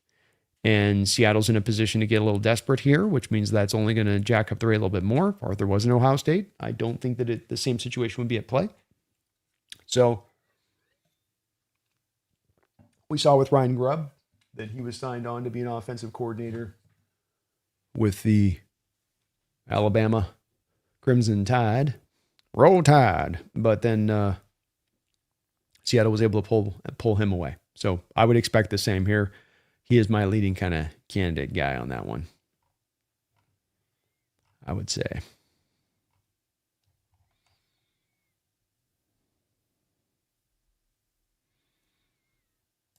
Grace says, what are your top 3 candidates for the offensive coordinator job, and who do you want? Arthur Smith is by far the guy that I want, Greg. I want a guy that's had success in calling plays in the NFL. I wouldn't mind a guy that even was similar to a guy like Kubiak, where Kubiak's star somehow dimmed a little bit from what he had done with the New Orleans Saints because everybody just kind of looked at the bottom line of the situation and not the context of the situation. I think with Arthur Smith, people are looking at the results of Arthur Smith and they're not looking at the context of Arthur Smith in the last 2 spots being Pittsburgh and the Atlanta Falcons. So he's really by far and away, he runs an outside zone offense. He runs a very complex rushing attack that can just build upon what you've already set from a framework standpoint here in this initial year. He's never had a quarterback like Sam Darnold to work with to this kind of caliber and ability. And I think he'd be a smashing success here. My other top 3 candidates, it is admittedly getting a little bit lean in the hour here as we don't have a lot of great guys out here to kind of look through at this point. And it's starting to get to kind of more in-house phase of things because of how, this appears to be unwinding a little bit. So I don't have a lot of grade A 2 and 3 candidates. I think in-house maybe makes as much sense as anything considering this late of an hour, Greg, where it's not the ideal, but at the same point in time, you're just left without too many other answers out there for viable guys that you could bring in here. And I keep coming back to I don't know, as I come to the marker I just mentioned about give me an offensive coordinator that's got a successful past history of calling plays in the league. Not a lot of guys right now out there on that market that are kind of existing at this point. Everybody's got kind of a job of a guy that we'd be interested in going and grabbing. So it's going to be like, some guy you're trying to take that's, running a positional group somewhere that you're going to elevate like Josh McCown or something. And so for like all of those answers, I don't have one that I like a lot. They all just kind of leave me going, they're all basically equally made to me. It's like you're rolling dice and maybe like with Grubb, there'll be other failures and maybe smash it out of the park. Is there probably going to be an in-between on that? Maybe not. I think they're in a position to be successful here, whoever you bring in, but it is getting kind of weakened down as far as some of the potential candidates out there. And really this was, again, the same process that had me last year saying to all of you, I want Klint Kubiak and kind of Klint Kubiak alone, because this was why I wanted him brought in, was for all the reasons that Waldron failed, for all the reasons that we've had issues at offensive coordinator at times here recently, like with Grubb. He did everything on the other end of it as far as his competency and background and everything else. So Smith becomes kind of far and away. And I have looked at other accounts. Mark Roman, I don't like that. He's a guy that feels like to me he's done his best stuff when he's got like a mobile quarterback that he can use RPO stuff wise. Similar to guys like Kafka, get tossed out there. Just there's nobody that really strikes me at this point. So I don't know, man. I don't have a lot of grade A second or third guys. I was thinking maybe you could get for a while there's, Klint Kubiak from San Francisco, but Shanahan's like, nope. And now you got LaFleur down there in Arizona, so you can't pull that one either. Kind of in a tough predicament here when it comes to the OC right now with losing him at this time of the year. It's not ideal. Please do hit that like button if you get a chance, folks. And maybe sub up. I would really appreciate it. So yeah, great. This is why you guys are so smart here, Seahawks Edit. I didn't even see your comment just till now. So yeah, Mark Roman. Mark Roman is a name. I get the name being brought up. Totally get the name because he would fit to the theoretical spots that I've talked about. But this was a guy that really did his best stuff with the Niners first with Colin Kaepernick and turning Colin Kaepernick into the RPO stuff. And then when he went to the Baltimore Ravens and turning Lamar with, leaning into all of his RPO stuff. So like he could work with that if you had a mobile quarterback like that, Mark Roman, go put him with like Jackson Dart with New York or something, that would be like the fit you'd want to have him with. But he just doesn't have a very complex passing attack, and his rushing attack for being a guy that's supposed to be so rush heavy with his approach and so committed in that way, it doesn't exactly blow you away that much either. There's a reason that he's no longer the Chargers OC at this point, and that they're going to Josh McDaniels, who's got a lot more modern concepts into his rushing attack. Roman's got a little bit of some dustiness on his playbook. So in concept, he would work, but just in practice and where he's at from a standpoint of evolving his scheme and updating his scheme and not being reliant on a quarterback that's got hyper levels of mobility, it just isn't quite there with him. It's a good name though.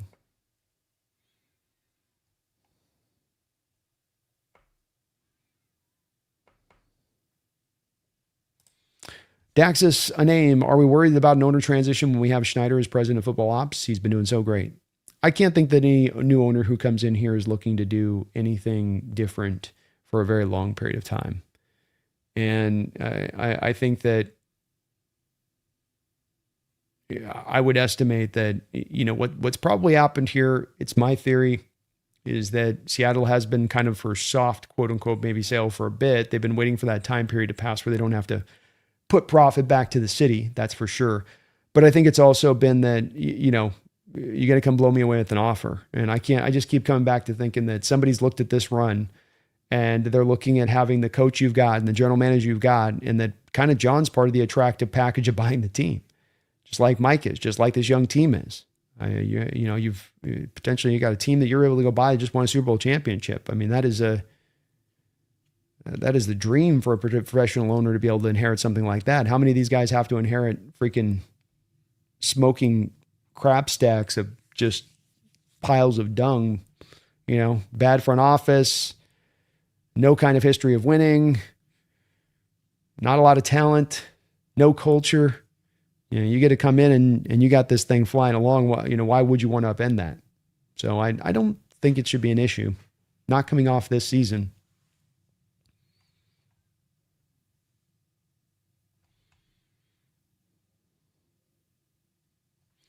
I would love Kubiak, but the Smith is a run-heavy guy. Builds his line around it. I like that. Yeah, he is. And he runs a real fun rushing attack. He would be a guy people would really like once you get him with some competency at the quarterback position. A lot of these teams have been able to create some issues on his scheme in these last couple stops because of the fact that he's not had the quarterback play to get it done. Does Mike Kafka come in? His name's been tossed around in the last few years. They have shown interest in him. So I've got to, Odie, that's one where the team has double back to him a couple times. That was prior to them having Sam Darnold in here. And what the best stuff he's kind of done, or what he did there with New York, if I'm to take away anything of what he did with New York, he does have a West Coast background, that's for sure. It's not as much outside zone, number one, and a lot of RPO type stuff with New York. and Dable there. So I don't know how much, faith they'd have in him taking over this system and this scheme at this time versus the prior times that they had interviewed him. But why the NFL fine $5 million is my question.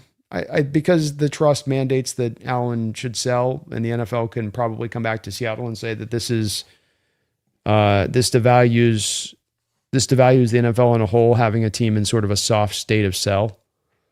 You're kind of lessening the brand overall by doing this. And $5 million is kind of chump change. I mean, it's essentially like it's like finding a player $10,000 as far as an equivalency goes.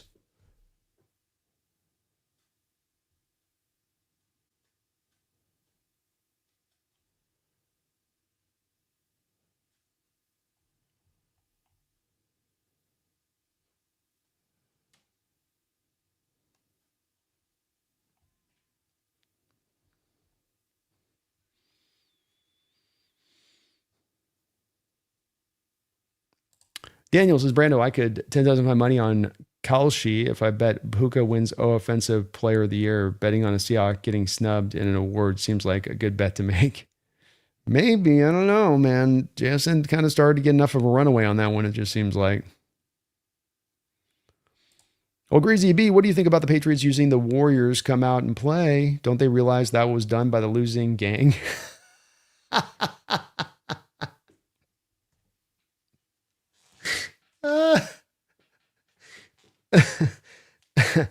And then you got P. Diddy doing it a few years back, right, El Greasy? It was like his thing in one of the videos or something, wasn't it? So it doesn't exactly have a winning track record of a background. Well, we're just talking above El Greasy about them using the we all we got, we all we need. That seems like that's kind of what they do. I mean, it's kind of like the Patriots steal. Wait. Oh, wait. Smash cut. It all comes together. Deflated ball. Camera on practice. Filming.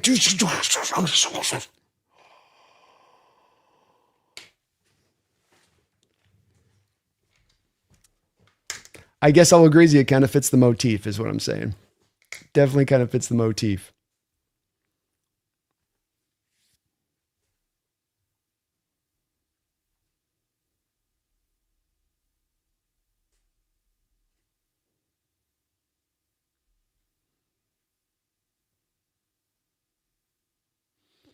We'll see Kevin too with Mendoza. I know the Raiders are totally circling up on Mendoza and all of that, which makes to me a lot of sense from the standpoint of maybe they are really going to pick him.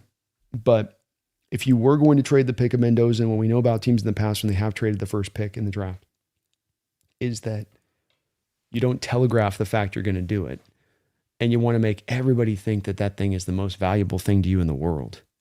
And I have to wonder with the Raiders here if this, we'll see if the same answer, continues down as we approach the draft. But kind of wonder about them maybe going, let's just make this to everyone as attractive as possible and see if what we could get compensation wise with multiple teams with first round picks here this year. I don't know. You never know.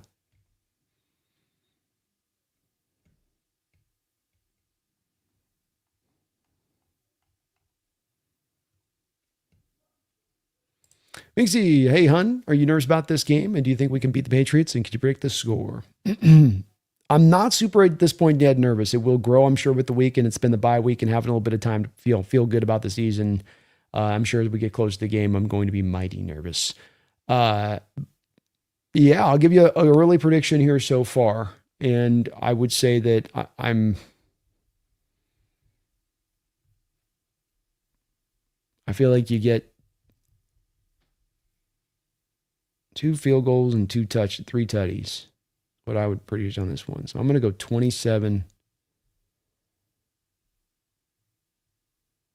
I'll go 27-20 right now. But Minxie, I want to go more. I'm fighting the urge not to say it's going to be a runaway because I don't want to get too confident here. But I feel okay. Hopefully you're feeling good about it too. Hawks Nation, I love where you're thinking here, man. Love how you're thinking here.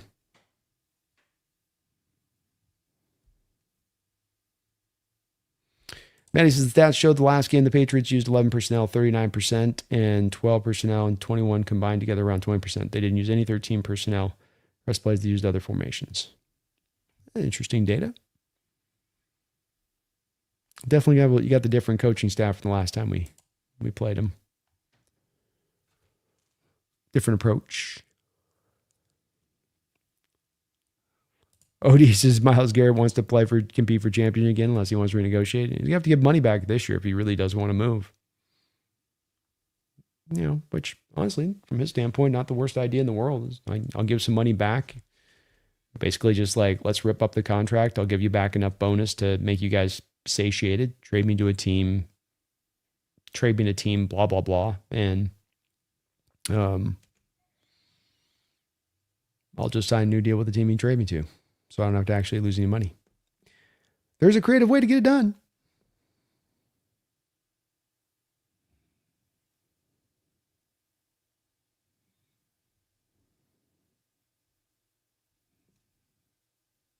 HAG, Brandon, call-in show before the Super Bowl, Thursday or Friday? Yes, we're going to get that out. I'll get that out tonight.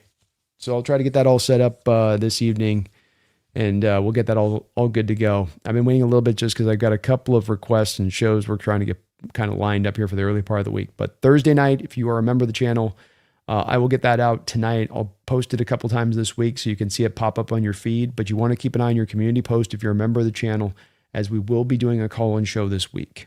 So keep an eye. Thursday, 5 o'clock Pacific Standard Time, we will be kicking that off. Unless I've got some show that upends it.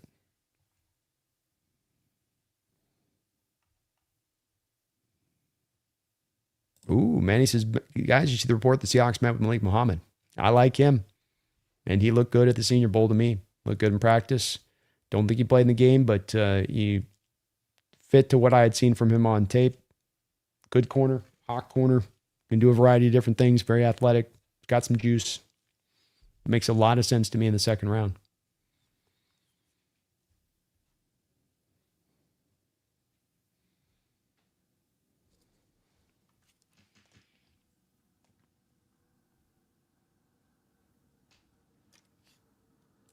I am JK, who says, what if the substation gave the Niners mutant football turtle powers and they would actually suck worse without the substation? I mean, there seems a price to pay from the injury front for those superpowers is all I'm saying. They don't seem to last.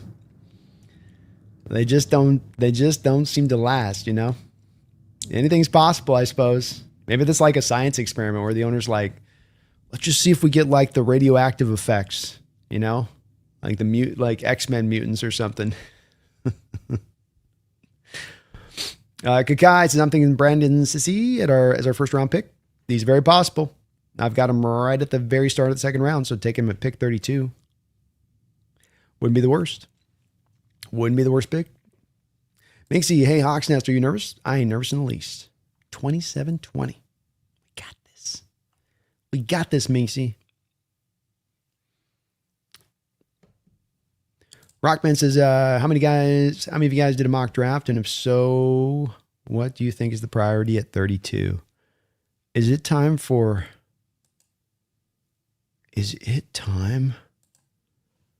flash mock draft, first round mock draft?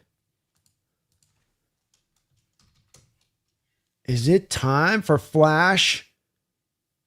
You've heard of Flash Friday, but have you heard of flash mock draft? Oh, you don't know about the mock draft. First round, pick 32 Seahawks simulator. Y'all don't know about that. All right, let's just run a little two-rounder for you guys. Let's see what we got. No trades. No trades. I know some of you guys like Akeem Mesidor. This is not good. Okay. If Colton Hood's there, I'm taking Colton Hood, probably. Let's take a look here. This is why the Seahawks are probably trading their first round pick, y'all. Like these are the options we're looking at. We got Lee Hunter there. Could be interesting. Zion Young, I like him a lot here. Manuel Pregnon is don't think he has athleticism here. If you're looking right guard. They probably have oh, dude, did they really have him taken? Where's my boy? There's Jennings Dunker. Going Dunker, baby. I don't care about the PFF board. You can kiss my happy ass on that one. And then we will go with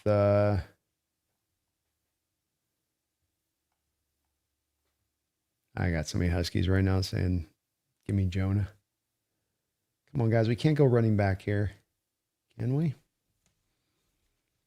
It's kind of, to me, either Dalen Everett or Chandler Rivers.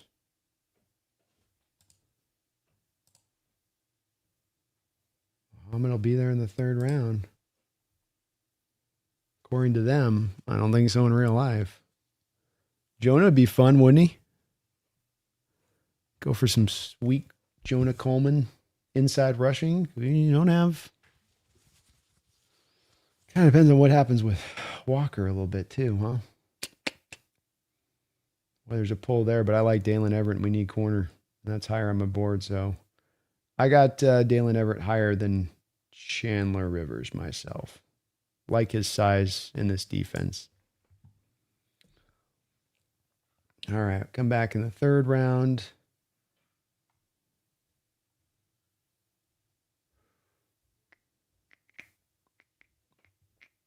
Singleton broke his foot. Got Keytron Allen in there. It's maybe the one I might go with. I'm not really big on Sam Hecht. Sapp does nothing. He's a power rusher, and that's it. That's where I could have come back and got Malik Muhammad here and taken Jonah Coleman. Probably in retrospect, I would have taken Jonah Coleman and then come back and taken Malik. Nobody jumping out here. That Post Stevenson is a left guard.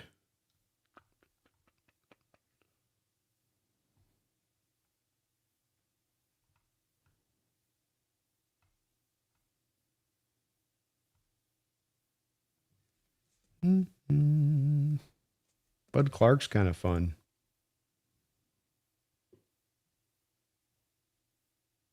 Let's go with Bud Clark just for the hell of it. For the hell of it.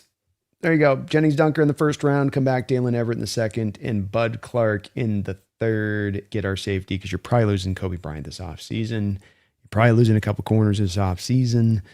So that'll be my flash mock for you guys. Go ahead. Pick away at it. Call me crazy. Jennings Dunker is really good.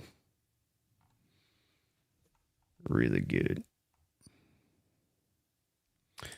You think Cooper Kupp's one and done?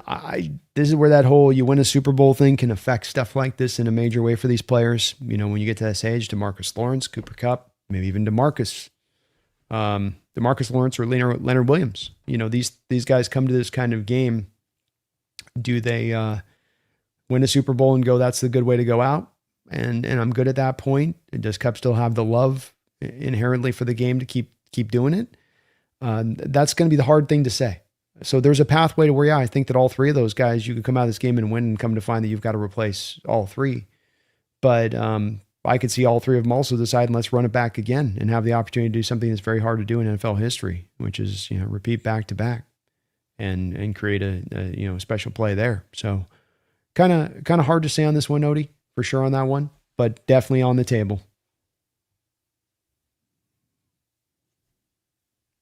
Hawks Bunk, I do think they're going to try to find a way to get the Shaheed thing done. Agreed. It just feels like they'll find some happy ground there that'll work, especially with all of the cap space that there is to spend now.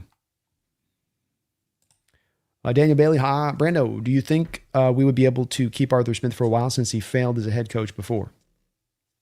I think that we've got to make these decisions based upon who's the best guy, and that we can't really base these decisions on how likely can we keep this guy, how long can we keep this guy if he has success. I get the thinking in it. I do. Theoretically, there's some smart in that, because you're right. You know, if Arthur comes out here and puts together a similar kind of season to what Klint Kubiak has done, is somebody else going to look at him and start doing some of the same math that I'm saying about the context with the last couple of stops with him? Yeah, I think they will. And does that likely mean he probably gets another potentially opportunity somewhere else? Yeah, probably would. But I think that if you have a hiring process that's the correct one, and the correct one being, in my opinion, truly finding the best candidate for the job, not trying to take a risk on something that you don't have to risk, or if you're going to risk something at the right time. Risking on Grubb at the time that you did was actually the right time to risk it. It was late in the process. There weren't other candidates. You didn't know how the team was going to be under first year of Mike McDonald. So go take a shot on the guy. But when you got the Super Bowl roster put together, when you got a fine-tuned engine humming, you don't throw a part into the engine that you don't know how it's going to apply. You don't throw an injector on top of it to get a guy that can keep that thing going. Give me a mechanic in there. Give me a professional mechanic. And that's what Smith is. And if he goes away next year, Daniel, which is a possibility, then you're committed to the process of getting somebody else in here who fits to the similar way. And I think that if your hiring process is the correct one and a smart one and exhaustively really looking for the best candidate and not simply just the lazy answer or the hoping to just kind of keep things lurching forward in the same way. But no, who's our best guy? I think if you broke it down into the Seahawks front office and John, and he's sitting around the boys, and you're just going like, all right, let's throw out the BS. Who's our best guy here? We all got our contacts to the league. We all know who is and who isn't the real deal.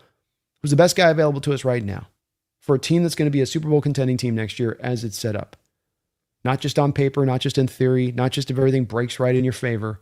That is who we will be next year. So if that's the case, who is that guy that comes in and does that? And I think that that's where they're led to this kind of right answer, but we'll see on it. But it's a risk I'm willing to take, as I was with Kubiak, because the squeeze, as they say on this one, Daniel, is worth the juice.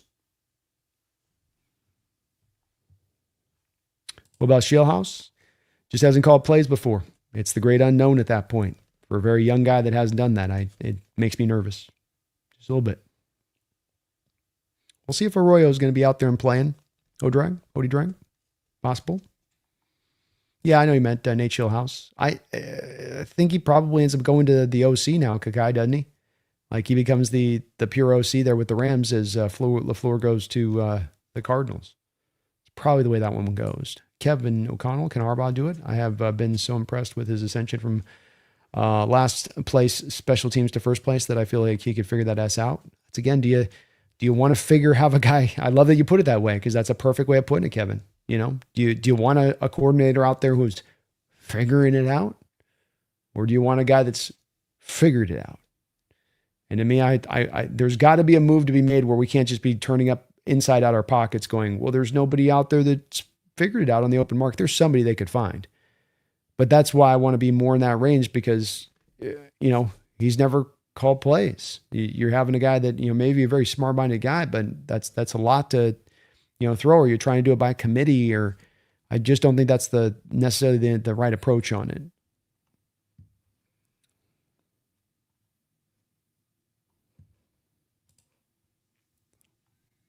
John Naylor, thank you for the $2 donation. Hawks Nest, were 49er Ram dreams come to die? There we go. John. Thank you for the no, man. It's good to see you in the house. Where 49er and Ram dreams come to die. Hawks Nest.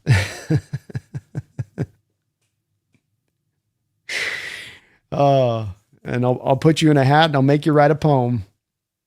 You know what I mean? Randall McDaniel, thank you for the $5 donation. My sister-in-law, the one married to a Niner fan, just came over for Randy Jr.'s birthday. Last I saw her was before week 18. Injury excuse at level 10. Yeah, they came out in full as soon as those games ended, didn't they, Randall? I mean, it was kind of funny. I saw the same thing on the first matchup against the 49ers where I led into the whole week. And of course, I get a lot of flaming on Niner fans because I'm on the round table. So they hear me make the prediction in there and they're like, oh. And I go, look, the injuries is what it is for you guys. You got too many injuries. Sorry. Sucks. I feel bad for you guys, but you're not going to overcome it just because you think you got some super gritty squad that can overcome anything. Like, we go to the 5th string guy and he'd still be like, yeah, I got this, bro. No. You start getting that deep into your depth chart across the board, you're cooked. Every team would be cooked. But they took a while to come to a conclusion on that, and maybe you can't blame them because you had the kind of season that you had. It emboldens that kind of confidence, I suppose. But I've been hearing the same. They definitely owned up to it quickly, especially after the second game, Randall. By that point, it was like, well, no one anywhere could do anything, 12 hours prior. Injuries aren't a thing for this team. They operate in a kind of mindset that is above injuries. It's like they just look at their body and they say, body, shut up. You're not real. That pain not real. And that's how they are. All of them. Sala, man. Sala, that's what he does. Yeah, okay. True Dad Blue, thank you for the $2 donation. This is Jake. Ellen Bogan will tell us to get She-House laughing out loud. Ellen Bogan might as well have been his agent this offseason, as much as he was trying to get him a head coaching job. And he just wanted it so that he could, I think he purely wanted it so he could try to give me the C to me, because he was so sure that it was like, yeah, he didn't get a job. Like I said, he wasn't going to get a job. Nobody's hiring him. He's got an interview here. Yeah. And they went with Mike McCarthy. So what does that tell you? Yeah, I don't, kid maybe have a very bright future. He just needs a little more time to develop in that way. And certainly got to be at least calling plays. Randall, thank you for the $5 donation. Appreciate you, brother. And good to see you in the house, man. I feel better bringing in a first-time OC next year than I would have this year. In fact, we bring everyone back and our D makes for a soft landing. Go for upside. I don't mind going up for upside. I mean, it's always a great place to angle for. Certainly, for instance, on the draft. Love being in the angle for looking for upside rather than floor. That is for sure. I can see and get the approach completely there, Randall. My only issue with it comes into that I look at this team next year. I look at the squad you're bringing back. I don't see a lot of ways that squad gets sunk outside of maybe injuries popping up at an epidemic level, at a 49er level. I don't see the way that squad gets sunk absent some outside factor that you didn't have to deal with this year. And I think that having a guy come in there who's finding his way and learning the ropes and going through the ups and downs of learning what it takes to call games in the NFL leads you into a direction where you're going to have to take a lot of lumps, and there's a lot of potentiality that there's a fail. For all that upside that exists, the untested also brings equal amounts of the potential of a disaster. And to me, I look at next year and I say, if next year's story ends, what's one thing I can't say about that team, that I don't want to positively say about that team? And from my perspective on it, Randall, I appreciate where you're coming from as always, brother. My perspective on that is I do not want to finish off next season's team and say, we would have had another Super Bowl. We would have gotten back to the show but not for our OC, who in his untested, in his greenness, in his greenhorn ways of things, he just wasn't ready to go. And we should have just gone with the competent guy. I don't think, Randall, to the other side of this, that we get to the end of next season and let's say you go to an Arthur Smith. I don't think there's any way you get to the next season in Arthur Smith and you're saying about that team, we would have gotten to the Super Bowl if not for Arthur Smith and his play calling. I don't think it becomes a detraction in any way, shape, or form in the least. So, it's always a risk with every hire, admittedly speaking, whether guys had the success like a Smith or is just the untested upside guy like you're talking about too. There's no certainties here. But that's just where my worry comes in on this one, is I could easily see it go that way. And I think that when you look at, for instance, Mike McDonald's first year, Randall, you went all for upside in Grubb. That was an upside move in all possible ways. You were as outside the box as you could get because you thought you could hit that upside. And it was a flaming disaster. And it at least cost you 1 and maybe 2 games that year that you would have had in the win column otherwise, which would have gotten you in the playoffs. So it sort of just kind of serves back to that point I'm making about next year, of that history can kind of repeat itself with that going down that direction. But I do understand the thinking completely in it too. And it's nothing wrong with going for upside either. And we are late in the hour right now where there isn't exactly like there was last year with Kubiak, lineup of just grade A play callers just sitting out there, take your pick, so to speak. It's not that way at all. Cordell Carter, thank you for the $5 donation, Cordell. He says, I was never the same after Super Bowl 49. I want to beat them bad. What pisses me off, they keep saying Pats and Super Bowl experience. None of them played, especially Will Ben. None of them played, especially Will Ben.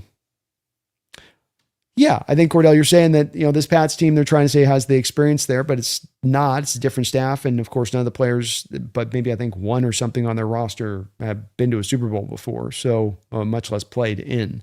I think that the experience to both sides, to your point, doesn't really factor in on this as it stands. So, yeah, I'm definitely wanting that revenge too. This would put the cap, Cordell, this would put the, a bouquet of cherries on top of this amazing Seahawks Sunday of 2025, right? It would be a year where you're just like, another scoop, and they just keep adding more on. And then you've got, this is the finishing touch to win the Super Bowl, to do so against the team that beat you last time, and to do so beating you last time on one of the famous plays in NFL history that have been replayed for you a million times over since that game. It would be very, very satisfying to get this one on top of all the other reasons if they can complete this process. So that was a Super Bowl that hit us all that way, I think, Cordell, where we all got, it was not just a losing of a Super Bowl. It was like, you could sense even in that moment a little bit, I don't think we all verbalized, but I mean, I think even some people at the time were saying dude, is this going to potentially have reverberating effects on this Legion of Boom team in the future? This is such a bad loss to lose this way. Is this going to be something that they're ever going to be able to really fully overcome? And, they weren't, quite frankly. It basically sent down the trajectory from there.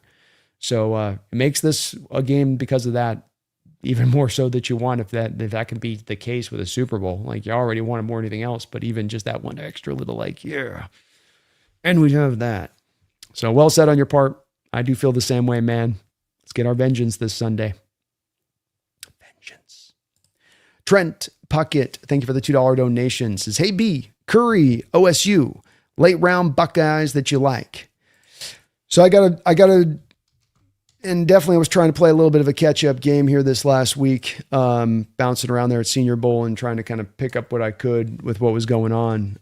But admittedly, my view has been kind of so on the season right now, Trent, and just I'm trying to do what I can to kind of look a little bit towards the draft a tiny bit, but so much of the view right now, the fan base is just not on the draft at this point. I think once you get a week out from now, that things will quickly turn in this way into that section of things. But, it's like our guys, Bryce and Dan were trying to do little Senior Bowl videos there for their channels, and nobody was watching it.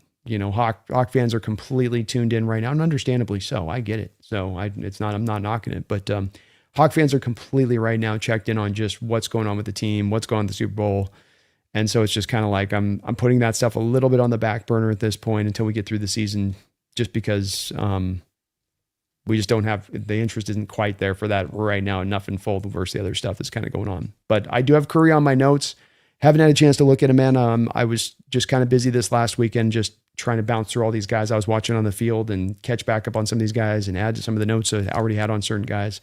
But I promise you I will get to him here and get you a breakdown here on him as I can. I know I promised I'd try to get to him before that, but it's been just kind of a whirlwind the past couple of weeks. And the traveling down to the Senior Bowl last week kind of threw everything off a little bit on film study and whatnot.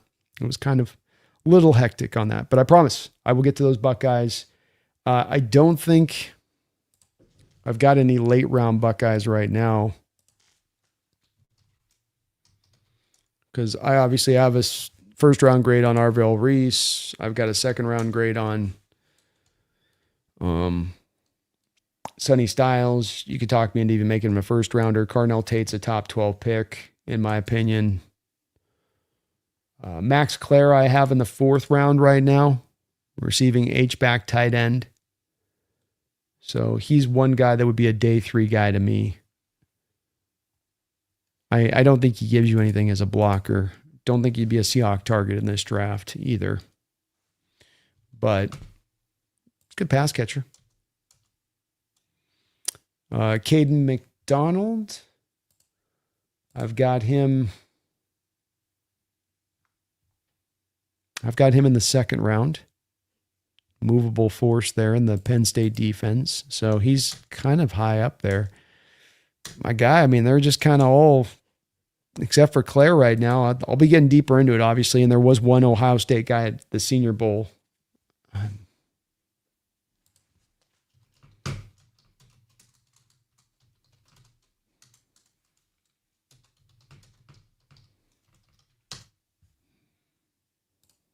Let's see who it was there I had. Ignitionson. He'll be a day 3 guy, I think. So I saw a little bit of him. Karmarsik and Onewawana, the other 2 guys that were there at the Senior Bowl, they didn't do a lot to stand out. Those will be probably 2 other guys that'll be day 3 guys, but I haven't gotten to their tape in depth yet, Trenton. Daniel Bailey, thank you for the $2 donation. Jake pushing Shieldhouse for those 3rd round picks, laughing out loud.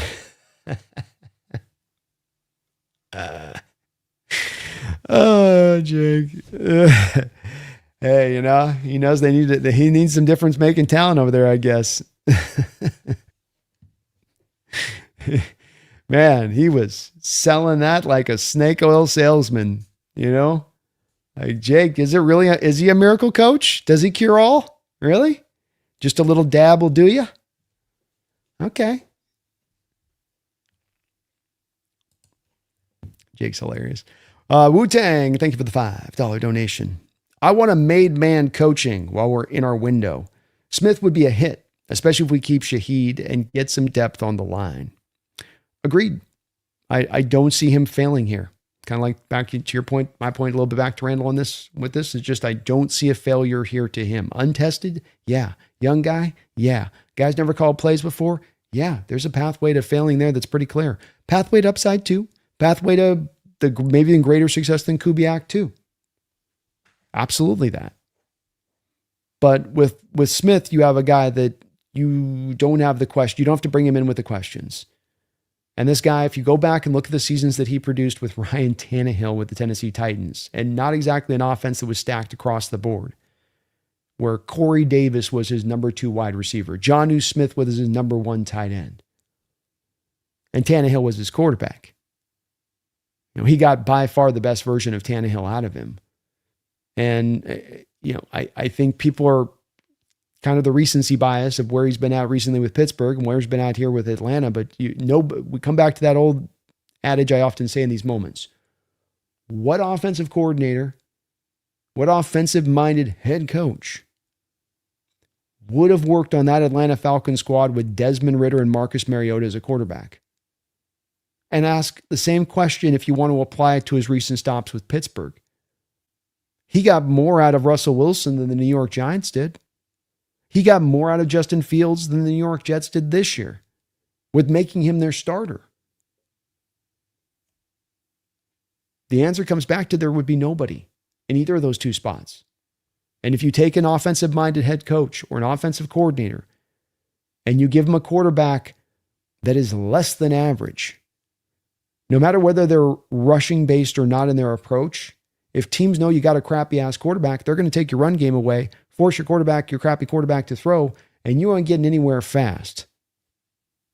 So it's it's one where he would be a hit to me. They would reinforce the offense. They've got all that money to spend. Cap just put him up over almost $100 million or something like that now, or right up damn near close to that now we've got to spend this offseason. So I do agree.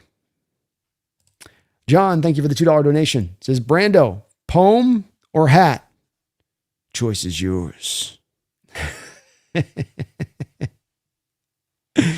Oh, I love it, man. Let's go. John, I'm stealing that the next time somebody throws a bet my way. I'm going to be a poem or a hat. The choice is yours, and be careful of your answer. You all will be sitting in the background like, oh, shoot. It's about to go down. Let's go. Thank you, John. Appreciate you, man. I'd rather be flying an X-Wing. Thank you for the $5 donation.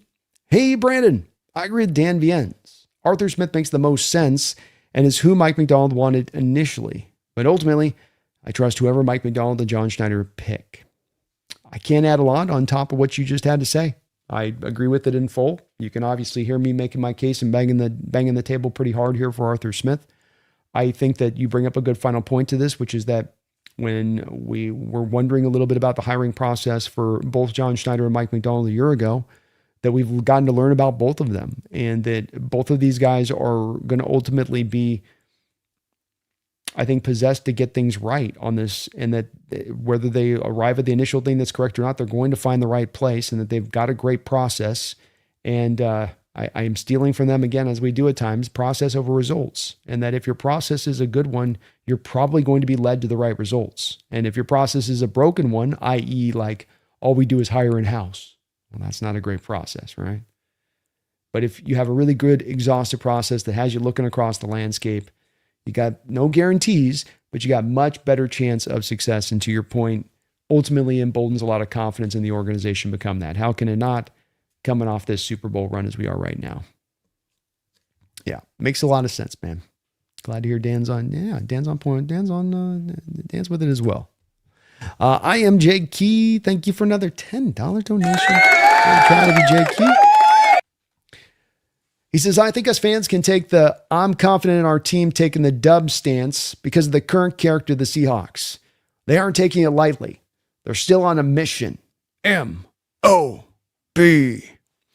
Amen, man. I think that this team has understood what they need to be at from a mentality standpoint to lock in fully. That those vets, those star vets on this team are keeping these guys guiding along on those tracks, especially the young players that exist on this roster.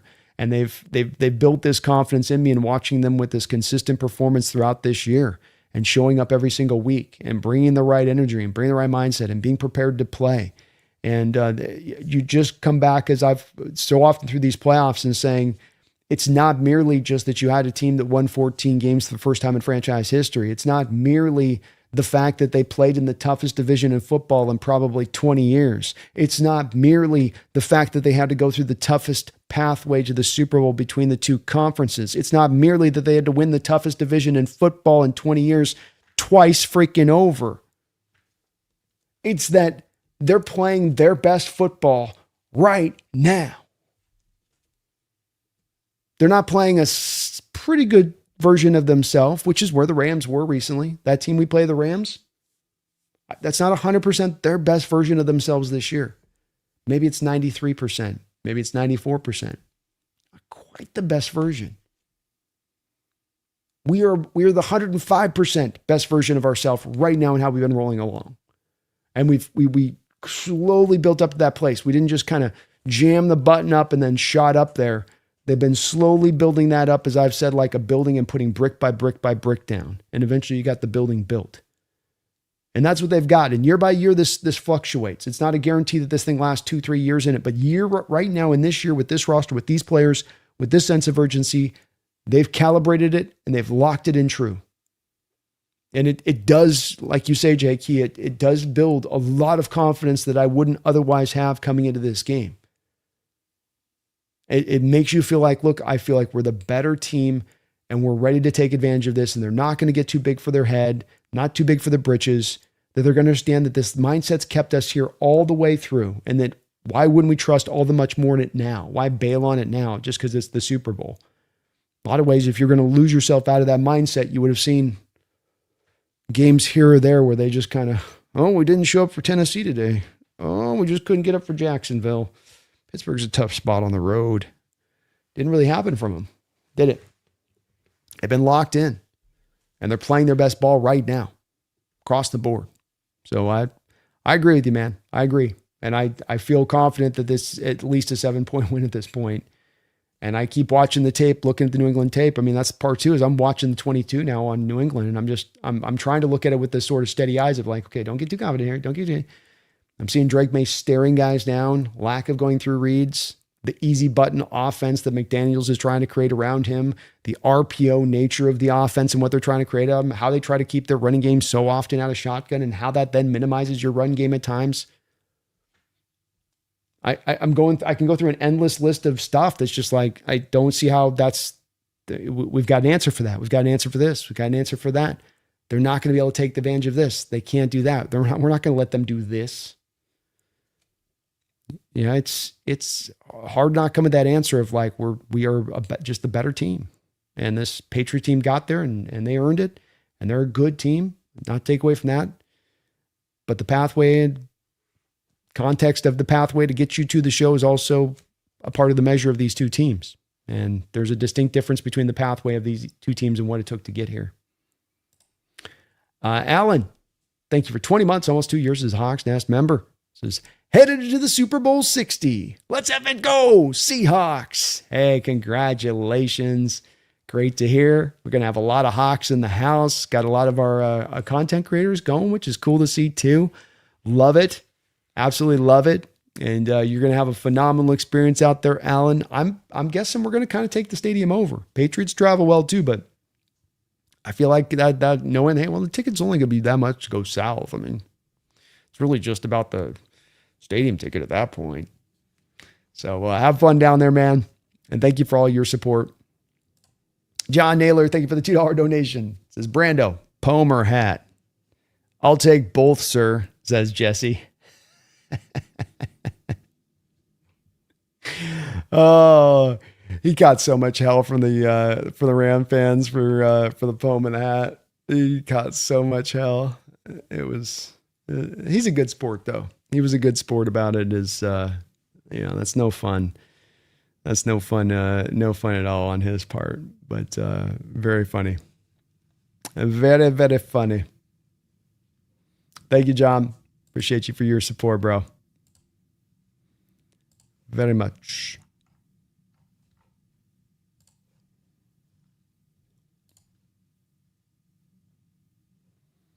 Brenny says, wouldn't OSU pay him more? I mean, they can throw a lot of money around. I think if you offered him $6 million per year, I don't think that he would be able to cover that, Brenny. And last year, the Raiders paid Chip Kelly $5 million per year. So, and he was the OSU offensive coordinator the year before that. So, if you're willing to kind of, I think, step up to the plate and throw that at him, that could probably get the job done. But it's going to probably take a significant offer. Jake Key says, are there any college coaches that would fit the bill and want to jump up? None that I'm aware of, Jake Key. And as we saw with Grubb, he was the first guy in a very long period of time to be a guy that's going to jump from the offensive coordinator ranks in college to the pros without having the pro experience of calling plays before. I.e., not like Chip Kelly, who'd been had been an actual head coach, called plays in the sport, all that good stuff. So this is a little bit of the path to back on that path to untested a little bit, if you looked that way.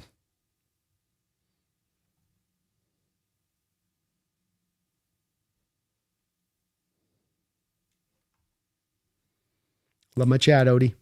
Bo show. Kevin says, where'd all the Rams and Niners go? So quiet now. Very quiet. Carmen, how you doing? Good to see you in the house. Oh, one of our old folks. Oh, OG's in the house. We doing well?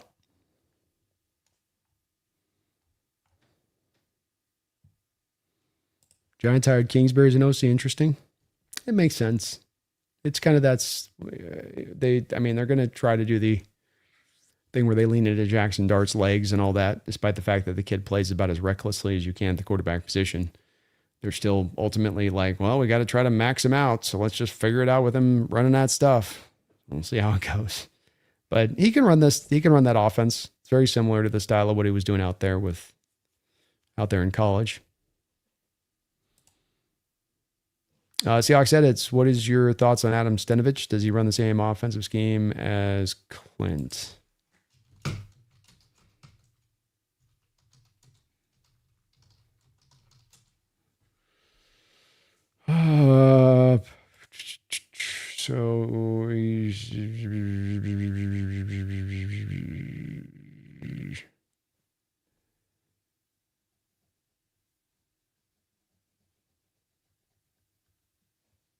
I mean, he would come from the LaFleur tree, I guess. So he would be somewhat, he doesn't necessarily, I mean, he kind of got a little bit of maybe some Shanahan background to him a little bit. So it's, LaFleur, Shanahan, it's a little bit there. Yeah. But he hasn't called plays. So, but yeah, fairly young coach.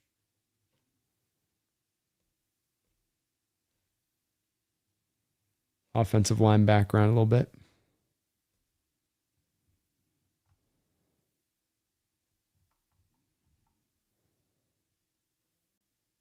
It is February and the season is over. God, I love this team and it feels so good to be back. Oh, yes, it does.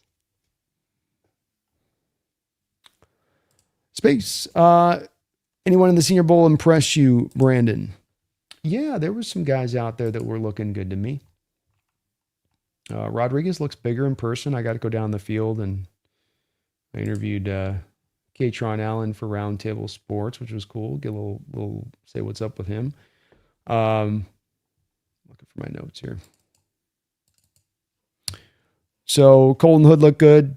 Some of these guys were during the week of practice, not during the game. So Colton Hood, Tennessee corner, looked really good. Caitlin Black, very, very compact, runs really well behind his pads, good quickness, good speed. Liked him. Not as an early round draft guy, but it's maybe a day 3 guy there. Jack Slaughter, appreciate. He definitely played better than I thought he was going to play. He looked good throughout the week and did look good in the game too as well. Center there out of Florida. Jennings Dunker, of course, kind of one of my draft crushes. Zion Young looked really good. The kid out of Missouri, power edge.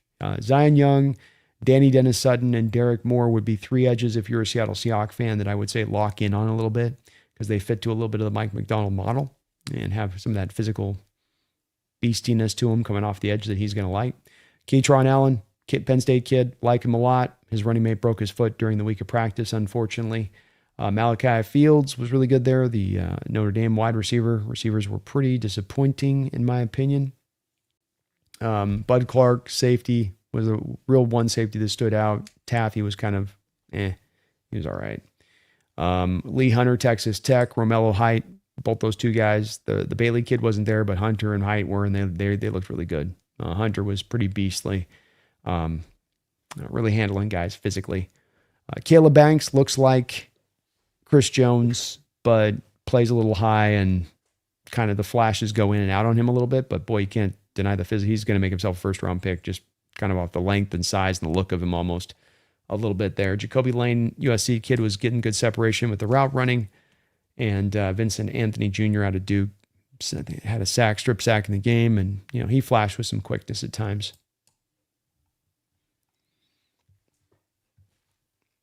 So what are your thoughts on Adam Stenavich and Brian Callahan? Do they run the same offensive scheme as Klint? I mean, Adam Stenavich does. Callahan's got a little bit more of a diverse background in what he does, I think, a little bit, but they'd fit. Callahan's, to a degree, yeah. Again, if they had a great, it's hard on some of these coaches that you ask about because it's like, have these guys actually had a great history of calling plays and success? Not really. Have they been on coaching staff that have had success at calling the plays within the system? Yes. So I guess it's hard to say, does that mean from a determined standpoint that kind of carries over one to the other? I don't know on that a little bit, but they would be candidates, to your point, candidates to look at.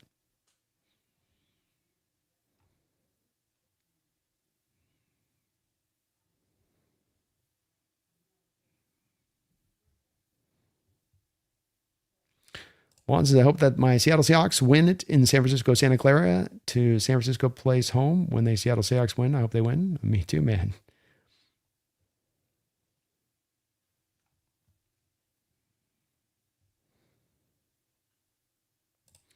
Robert says, longtime Canadian fan here. I recently found out the Seahawks emblem comes from a native band on Vancouver Island where I live. Go Hawks. Oh, that's very cool. How's it going? Good to see you in the house, Robert. Thanks for watching.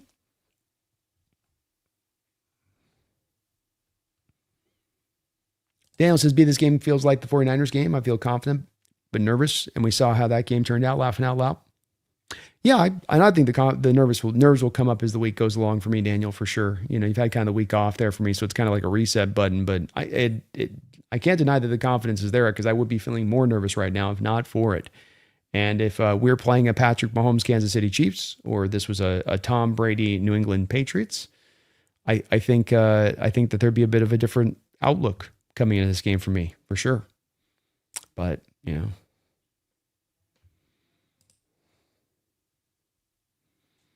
at the confidence here. Jam of Freedom 38-10 or less Hawks. HHG 30-17, winning by 14. I love how you guys think. I really do. I'm digging where your guys' mindset's at. Hope you're right. Look at Renown's got 21-10 Seahawks, close first half. It's always a little bit of a feeling about in these games initially.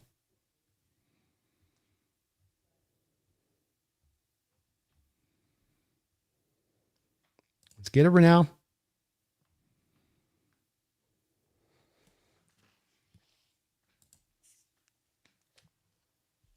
Bregnon at 32 would be nice. He could be a fit. I definitely have a second round grade on him. Do I? No, I've got a third round grade on him. So it'd be a little bit early, but I will admit, Sco, that you want to get a guard, you're gonna have to get on the getting good early a little bit. Two is he's not the most athletic, so if they're looking for more of those pure athletic guys out there that can move, that's where it might not be as much of a fit. I know that Bradford doesn't exactly dance around there like a grizzly bear, but they are theoretically looking for that in a player at least. Yeah, Rockman Dunker is a beast.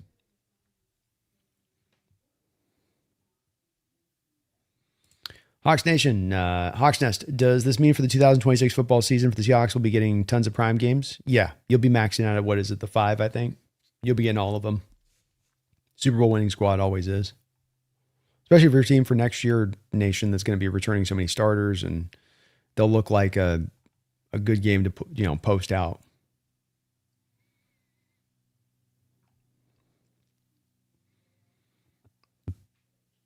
New Blacks, any chance we trade our first rounder for a first rounder in 2027, similar to what we did in 2009? That becomes Earl Thomas.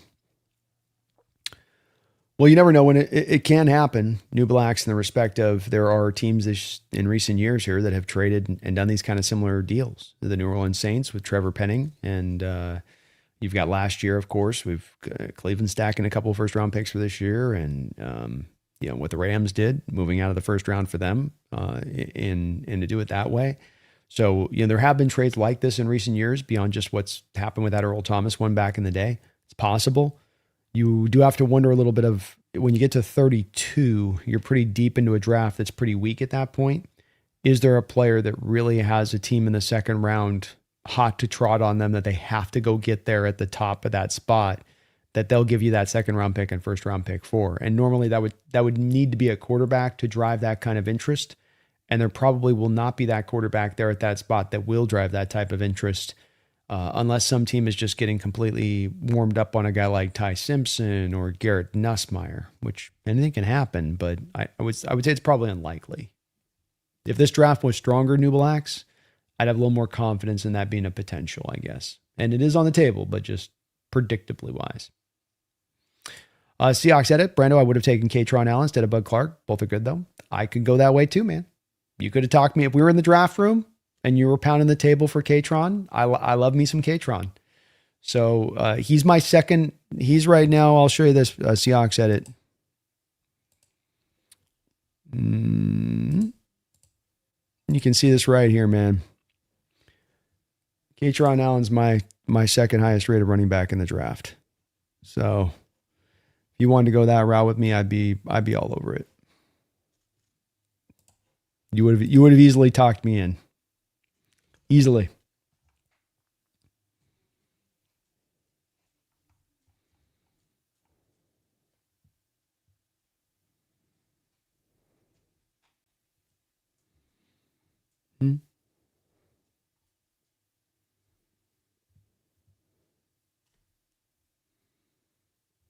And again, if you got a question, comment for me, just put B, Brando, Hawks Nest. We always have a lot of inner discussion in the chat. So Daniel B, I already saw it now. I already see it now. We will win the Super Bowl, and this offseason will be predicted to be last in the division again. Niners will be healthier. Rams are still favored, and the Cardinals will have a new coach. Anything's possible. Anything's possible. Mike, that would be ideal. Year 2 of Klint sounds so nasty with how things were trending. Yeah, you can only imagine what the offense would have looked like with a second year with him and everybody returning and maybe even able to add on top of the offense. Raiders bit, Raiders bit.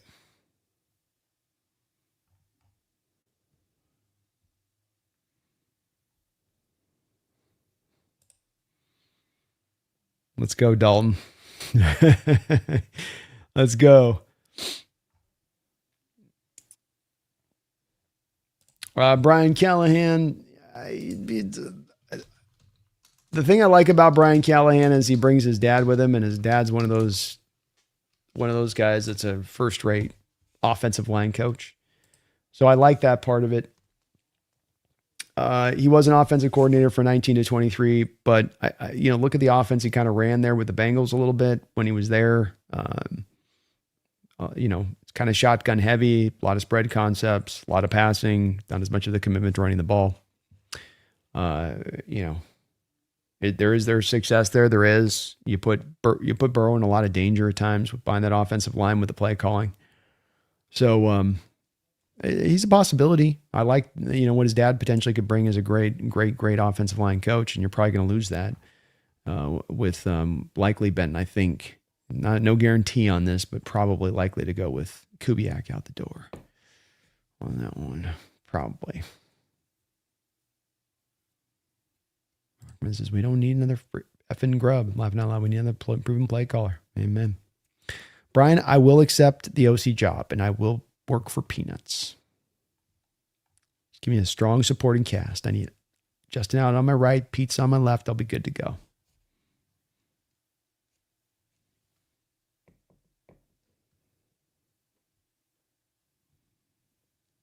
Be a great catalyst if we can retain some of the staff could be brought in. It will sting less. I do think we're going to have a hard time. We'll see how it goes. It's hard to predict because he did bring him in. You'd be like, he's like, he wants to go, and you're like, they're staying though. Those are my friends, man. Those are my guys. They're my family. Yeah, they're under contract. I brought them to you. I brought them to you. So, mine now. Just kind of prison rules. Yeah. Possessions 9/10 the lock, Klint. Enjoy Vegas.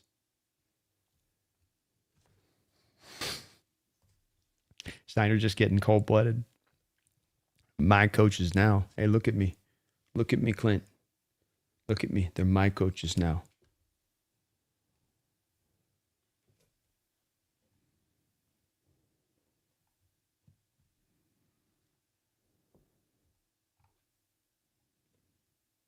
Much love to you too, Ryan. Appreciate you. Seahawks said it. Brando, what are your thoughts on D'Angelo Pons, the corner from Indiana? He's got all of that type of spirit that you'd love to see in a Seahawks corner. He's got a Witherspoon-like get after it to him. There's no doubting that. And he's got some twitch. He's got some speed. He can locate the ball in the air pretty well. The problem comes into play is 5'9". And this is a sport where there's just too many receivers, 6'1", 6'2", 6'3", that can jump through the roof out there that exists. And, I'm like, I watch a lot of tape with the Patriots, and, their slot corner is a good slot corner, but Jones is 5'8". And there are times that the mismatches get drawn up to him. I mean, the Falcons did this to him with Drake London. It's like, you get a guy that size up on a guy like Drake London, what the hell is he supposed to do? You get a guy that size up against a guy like Mike Evans, what the hell is he supposed to do? You can see those guys in these perfect position, and great, you're in perfect position. Didn't make a lick of difference. The guy just skied over the top of you and took the ball out of the air. But he'll be a starting corner somewhere in this league, and potentially Seattle would look at him, Seahawks edits, but I would be very worried about his size out on the outside. I think corners have moved into an era now on the outside where you got to be more in that like minimum 5'11" range, if not 6 foot pure.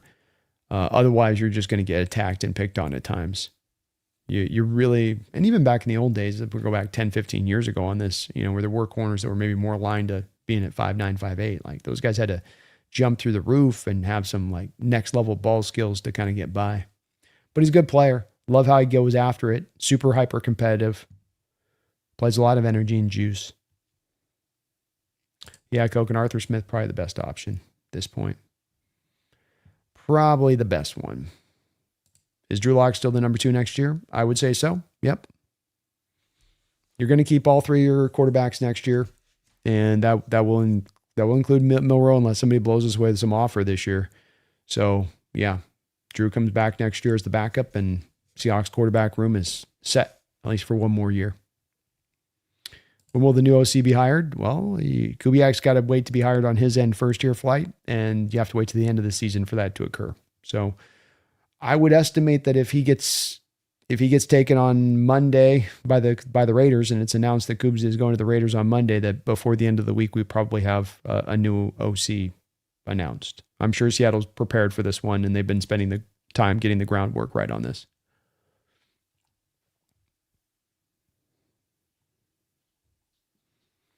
Grandizer Brando, hope all is well. Man, I can't believe how excited you are. Is Sunday here yet? Let's go. Did you give your thoughts on the Cards hiring LaFleur for head coach? And I'm super jacked. There's no doubt about Grandizer. We're on. It's game day here. We're right there. I give a little bit of quick thoughts. I mean, the LaFleur hire is as good a hire as they could have hoped to probably have found. I don't think there was a great hire for them to be had out there. I probably could make the argument mine is almost just a well-kept Gannon and tried to try it back another season and see what could happen. But that situation went as it went. They had to do what they did, I suppose. I had wondered coming into this hiring process from a Cardinal standpoint, if they're a team that is, because of their approach from an ownership standpoint and where they are organizationally, if they're not a team that's then held back a little bit on the quality of coach that they can hope to go seek on the open market. Grabbing LaFleur doesn't calm that concern in me or doesn't make me think that any less. And if that's the case, you kind of went for as good as you kind of could find with the limitations you had to deal with. And his brother worked out, and his brother was untested like he is out there with Packers. This is a different organization. So it's as good as they probably could have had. And so kind of yay for them on that to a degree, but I think that they're still an organization that is tremendously held back by its ownership. And I'm still not sure they've even got a decent general manager in place, to be honest with you. It's like maybe their problem is nothing to really do with coaching. Hawks hat with a poem on it.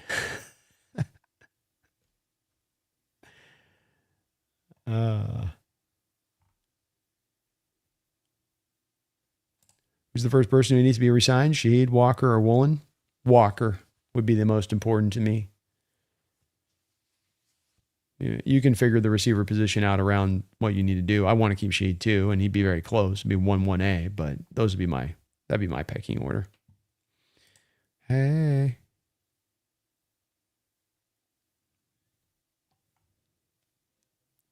Hope you're having a safe walk. Yeah, we'll see on Walker and the Woolen thing there. Kind of got some time to let it play out a little bit. We'll see there. I think with Sharp's injury, you're going to keep Walker, and that the franchise tag is a possibility here. And I know the team doesn't tend to use that very often, but I could see them putting it into play here. As Dalton says, it's the cost of the tag that ends up being the preventative factor most of the time. John doesn't want to use it in general, I would say, but he did use it with Frank Clark. It could be that you use it on Walker because you just don't want to lose him for nothing, and you're looking to get in some trade value back in return for him. But I would suspect that they would probably apply it to him if they can't get him on an extension. Hard to say for sure on that, though.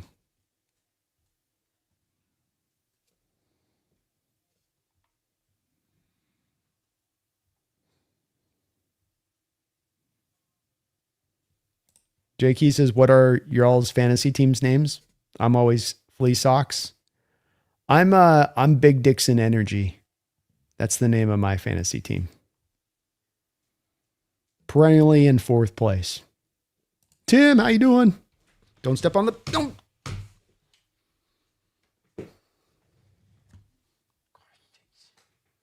Gosh sakes. What are you stepping?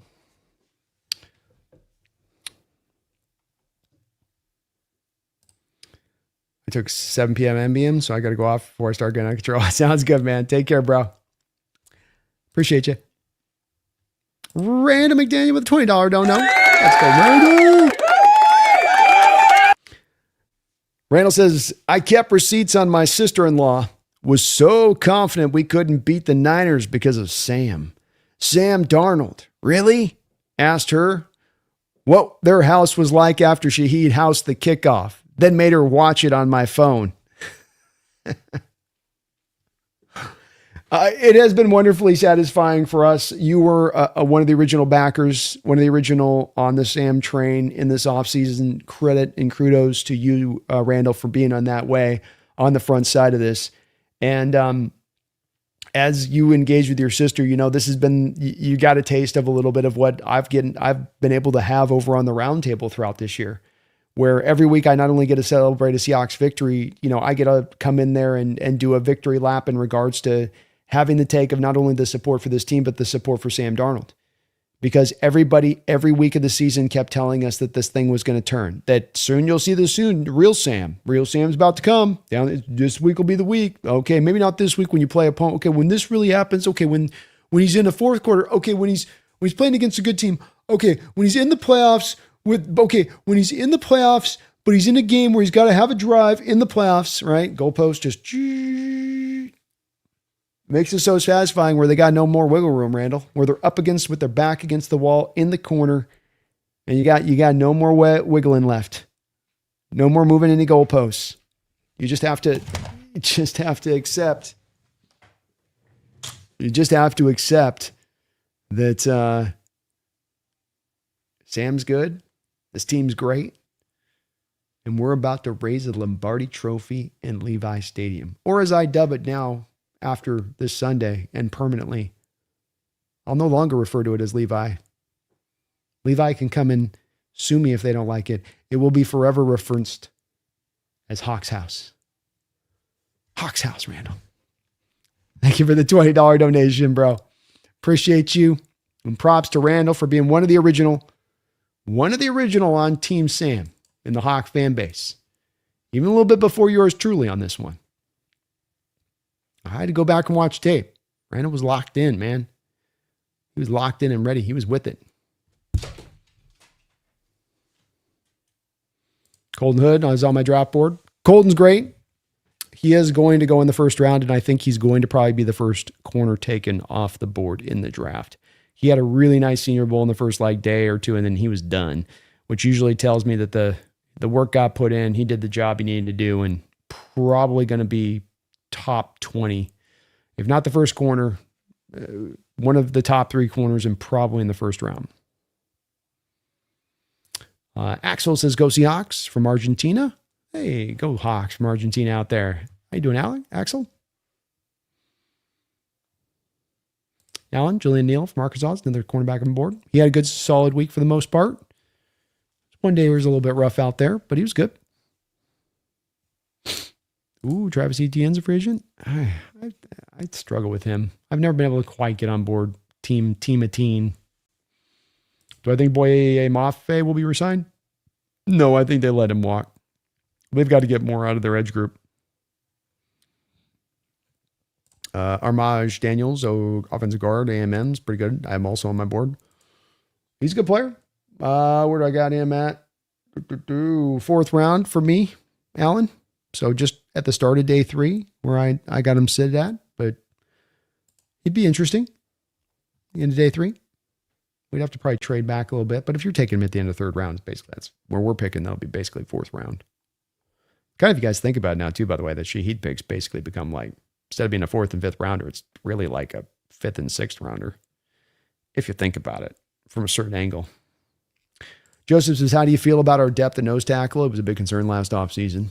Yes. I would maintain that it's been resolved in the respect of, right now that Byron Murphy can develop into one of the best nose tackles in the sport despite his size. He was solid at it in his first year, but he was one of the best in the sport at it this season. and you having Jaron Reed, a guy that can give you enough snaps intermixed in there, that you're more than fine there at that point. I mean, the team's lived in light boxes, light fronts with these guys and had no issue at it whatsoever. You throw into the mix Riley Mills, who the team, according to Riley Mills, has indicated that they feel like he can do some nose tackle stuff too. You're probably okay. Brandon Peely's going to come back again next year. You're probably fine. So certainly would love to at some point get Byron Murphy into the 3 tech, but until Leonard Williams retires, that's not really a discussion that's on the table, quite frankly. So at the moment, we're okay. There's some nose tackles in this draft you could look at. Darrell Jackson did really good at the East-West Shrine, came in for one practice, dominated at the Senior Bowl, and then he was out. Got some Seahawks connections out there. He could be interesting. So there's a couple guys on this draft that might, kind of fit in that way. Hopefully Mike learns from our 2 Super Bowl losses and has a lot of secondary activated, so we don't lose because of injuries to the secondary. Yeah, no, I don't think that's going to be the case. But you bring up a good point. Very, very important to make sure you got your right guys activated. Don't get too cute with things. Make sure you got the depth to be able to execute your game plan. Because, like you said, with the Seahawks secondary back in that second Super Bowl, you were walking into that game without knowing that Sherman wasn't healthy, knowing that Earl wasn't healthy, knowing that Cam Chancellor wasn't healthy, and you kind of went light in your defensive back room for that game, and it bit you on the butt. But I'm guessing he's going to get a lot of good advice from a lot of sources on this one that'll help him prepare, including Schneider and including Mike Holmgren. Alan, I have Emmett Johnson from Nebraska as my running back 1, and Roman Hemby from Maryland is my running back 2. I haven't had a chance to look at Roman Hembe, but I have had a chance to take a look at Emmett Johnson. I've got a 3rd round grade on Emmett Johnson, and he's currently listed as my 4th or 5th back in my pecking order. They're all very close, though, for the most part. Once you get past Love, and for me at the high second, it's kind of like late second for Katron Allen, and then a lot of guys that kind of fit right in about the same spot for me, Allen.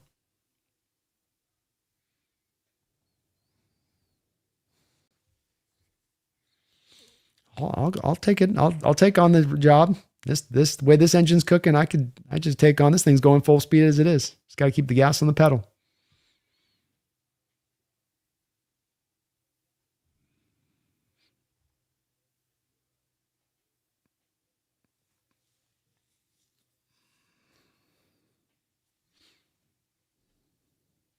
Jesse said, B, did you hear Mike Donald say great play, Jen Oaks, in the mic'd up last week?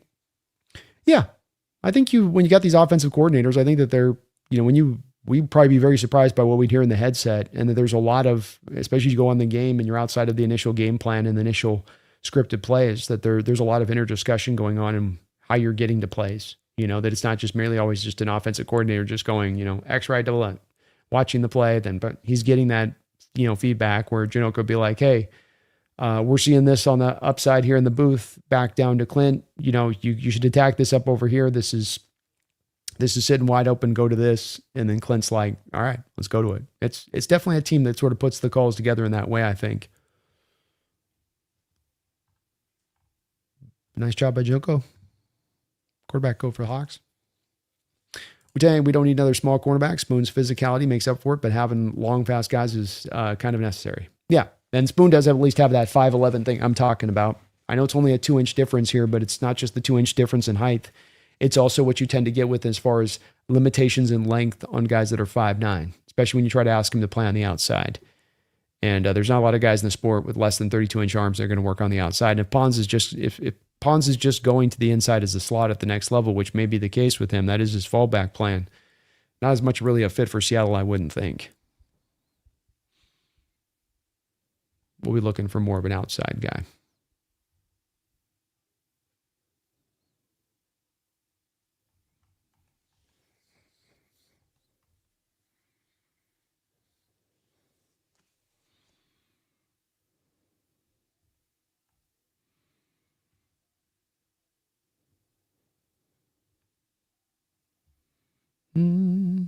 Wu-Tang, Brando, how live are we in the Crosby sweepstakes, in your opinion, in the likely event the Raiders ship him? I think we're very active in it, but I also think that there's going to be a few different teams that you could see become very aggressive for his services. Do the Rams have, to me, like them? They've got Byron Young, They probably walked into this offseason thinking maybe there would be a quarterback that'd be interesting for them with their 2 first-round picks. That didn't really develop for them. They know they need to upgrade the roster where they can a little bit in certain spots. Do they flip their 2 firsts and get that done with him? Do they flip a first and Byron Young? And that's enough to get the deal done with the Raiders, where they're like, okay, we'll take your Atlanta Falcons first rounder, and then we'll take Byron Young, and they can still hold on to a first round pick to maybe draft something else that can help them out. I mean, I could easily see them make that, go in that way. I don't think the 49ers, for instance, would take the same swing. But could the Eagles do something like that? Eagles look at their team, look like they're starting to see the window coming close to a shut. Do you try to, in a guy like Roseman that's been aggressive in the past, get aggressive again here? If it gets into a bidding war, I think that we're not as likely to be in on it. If it's to where the cost is reasonable and there's not as many teams that are willing to buck up for that cost, I think we're right in the mix for sure. But it's all just kind of determined on who makes the run at him and how, because he's going to be a little bit of that. He's like this real valuable piece that's out there that there isn't available in free agency or really anywhere else via trade. So that on the surface of it, like supply and demand tells me that should push up his cost that much more. And that's where we start to go, okay, who starts to get nervous at what price then at that point?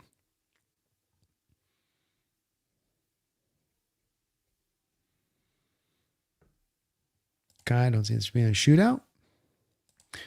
Orange, good player too, man. He was hoping he was going to be out there at the Senior Bowl, but he wasn't out there, Chris. He's a good player. Yeah, that could be a guy you look at for nose tackle too.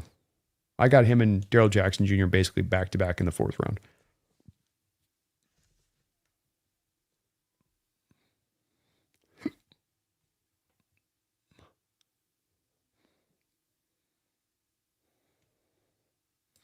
Zach says, I don't mind people moving goalposts on Darnold because he's not the kicker. He's the quarterback, and he continues to advance beyond the line to gain. Yeah. P.S. I was definitely a Darnold doubter to start the season. I don't think there's any problem being a doubter at the start of the season. I think plenty of people still had a lot of reason to, let me see. 1 year, how the year ended. I got the start of it with having the, a little bit of the reticence and skepticism. I think what happens, Zach, is that, that's not there's no sin in that. We all do that. We all have things that we think and then we get disproven by what we think, and it's getting it right. It's being willing to move off the spot, not just doubling back down onto a bad take, or a take that you were wrong on. And that's what we saw from people throughout the year, and mainly non-Hawk fans. I think Hawk fans started to, that reticence started to kind of melt away, and it's like, oh no, he's actually pretty good. So, good on you for moving through there. And it has been fun to watch people even in week 12, 13, 14, 15, 16, just play out and just clutching onto the anti-Sam sentiment. Well, salute Brandon Seahawks fans. They got Avion Terrell, pick 32. I'd be okay with that. I'd be all right with that.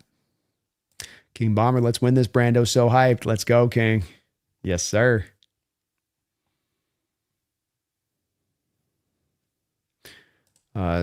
Zekyar or Doom says, why is the team that allowed the least yards, if often regarded as the number 1 defense when presenting points? You might have to read, why is the team that allowed the least?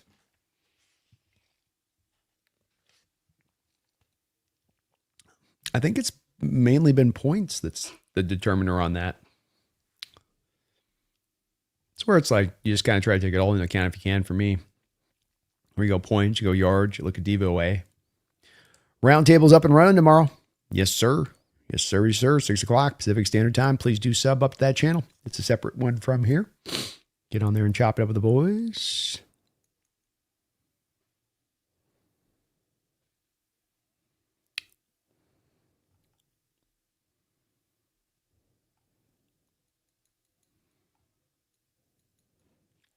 Kim Robert, not a fan of Pons. I think cornerback's the pick if they stay at 32, though. Seems like that's where the strength of the late first is right now. Indeed. Yeah. I got a lot of guys right up about that spot in the same, to your point on that, King.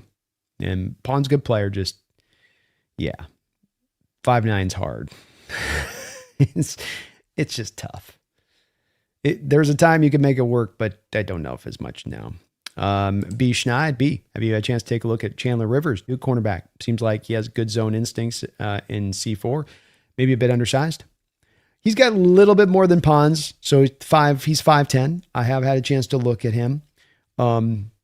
He is a guy that did a lot of, at the Senior Bowl, a lot of inside-outside stuff where they mixed him up a bit in there.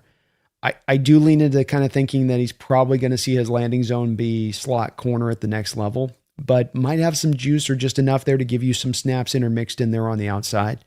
Complete corner, can kind of do a lot of different things. I like his ball skills. I like how he defends the run. Good tackler. Pretty good quickness from him on that side of it too.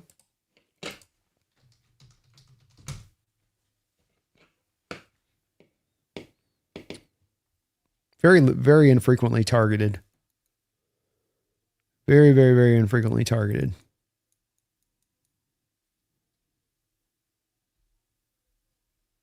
Wow, and quarterback, 64 quarterback rating his way. Great tackling technique. I think the one thing is with it is that if he's on the outside, B. Schneid, at the next level, and that he's able to make it work as an outside corner at 5'10", with what I'm going to guess is not the longest of arms, he's going to have to be in kind of situations where he's more in off coverage. So like the Carolina Panthers scheme, playing cover 3 off coverage, getting to drive on routes. I think that's going to be where he's going to have to be. And then you put him up in press situations. And I mentioned this because the Seahawks recently at the back end of this schedule have shown that this scheme will like to at times run a lot of press on the outside. And so you just can't be I just need to be living in off coverage zone corner. Now, when he goes into the slot, he can be up more in press. He can be up more around the line of scrimmage. But that's what makes me think with Chandler that he eventually ends up having his landing zone B slot, unless he goes to some pure scheme that has that kind of off coverage, kind of cover 3, heavy amount of that kind of look to it a little bit. He's a good player. So I do like him. 3rd round grade is what I got to put on him, but I just don't know if there'll be enough there to go to the outside if you're going to be on especially a scheme that needs you to do both things. John Naylor, thank you for the $2 donation. It says, Brando, not Hawks house. It's Hawks Super Bowl house. Oh, thank you for the correction. That's true. That does sound even a little spicier there, John. Thank you for the dono. Robert Dredden, thank you for the $5 donation. What time do the Niners play next week? I'm out of network and need some advice. I think they, don't they play it? Wait, aren't they? Oh, that's right. But their stadium lights are going to be on next. Oh, no, we're right. We're there. Yes, sir. I was flashing this earlier, Robert. I love some of the memes you can find out there. This is the one from Casino. Niner fans forced to watch the Seahawks in the Super Bowl on their home field.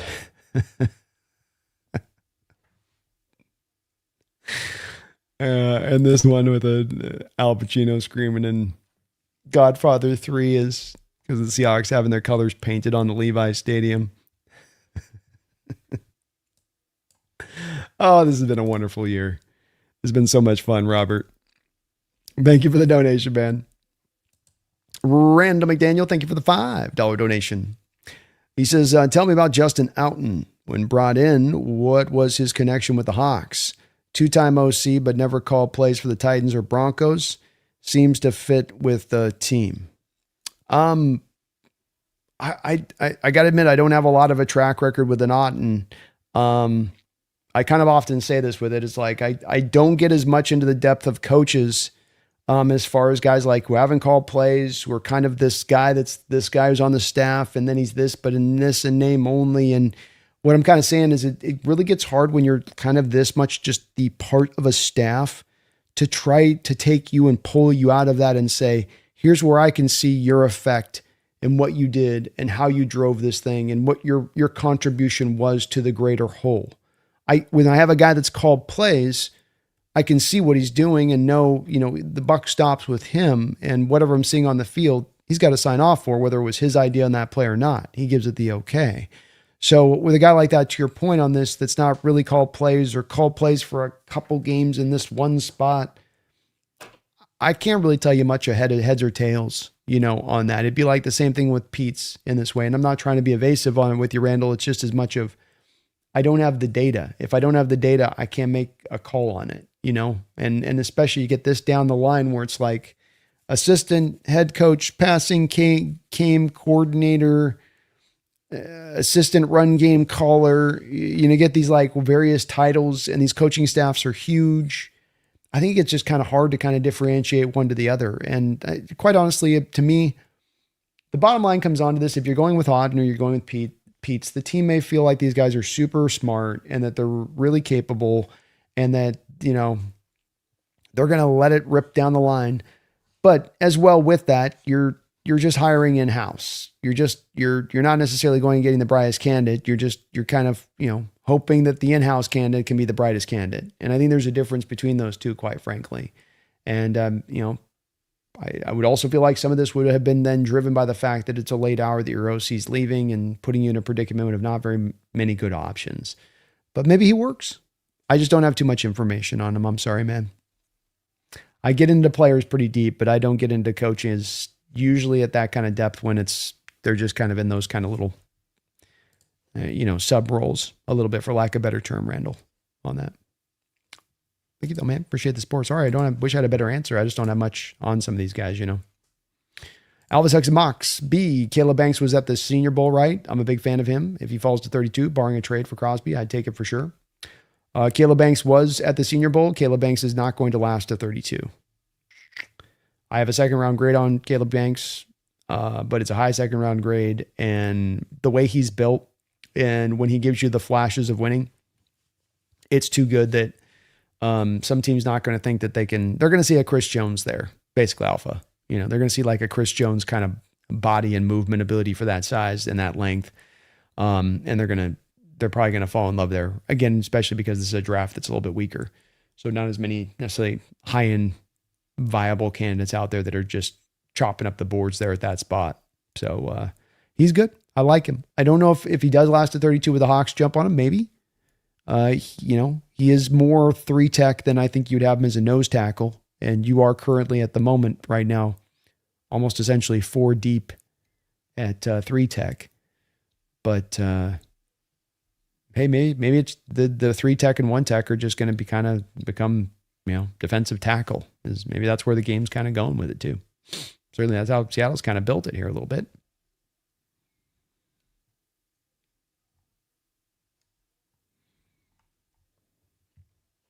Sorry again, Randall. I wish I had a better answer for you on that, and just don't have a lot there with him on that. Jenny Dunker would be an ideal. That was my mock draft first round guy. I think he goes inside of 32 at this point, but boy, he is really good. Give you a guy that could play a couple different positions if you need him to, and run block like hell.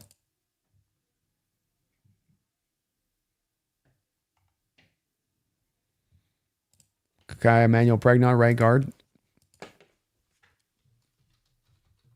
Maybe. Maybe.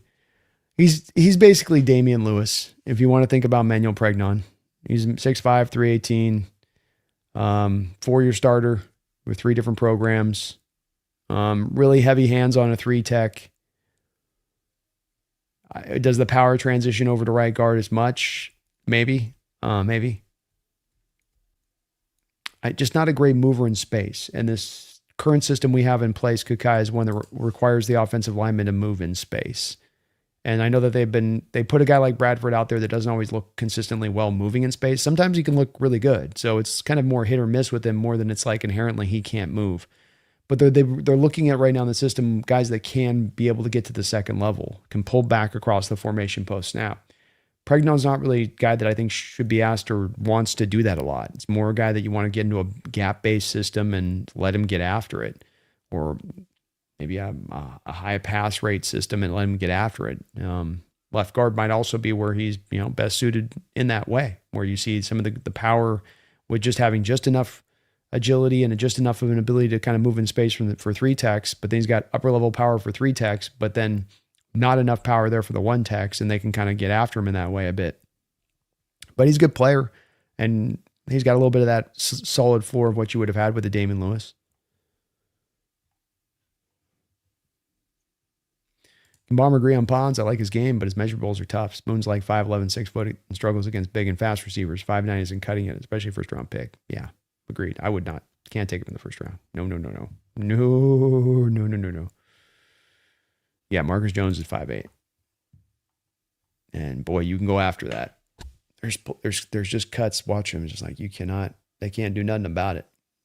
You throw it to the top of the ladder and they can only climb up the first couple of rungs, if you know what I'm saying.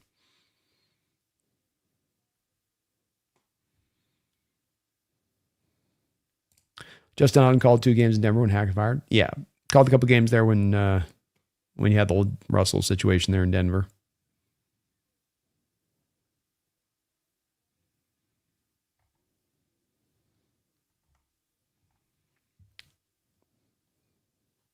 Allen, the only short quarterbacks that I graded and gets my props in this draft: Avion Terrell, AJ Brothers, younger brother, and D'Angelo Pons. Yeah, agreed. And both guys probably at their best in more off coverage driving on route type situations. Certainly with AJ, that's where he's at his best.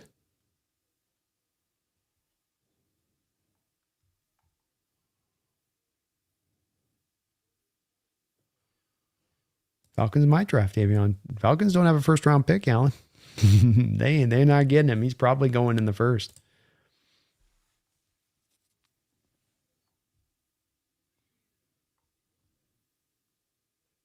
Nobody excites me in this draft. It makes it difficult to follow for me this year. I get it, man.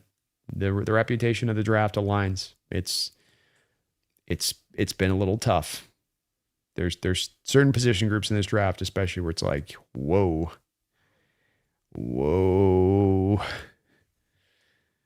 Some rough tape.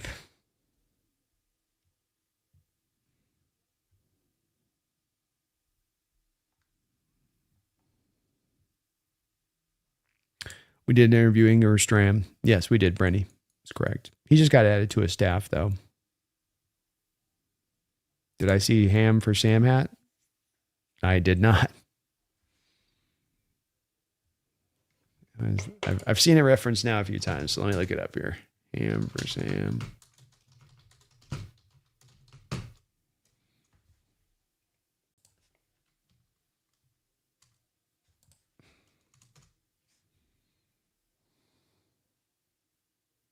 A fake ham during his news conference.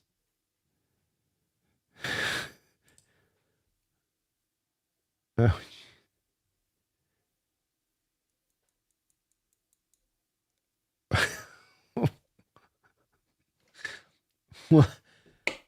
Why?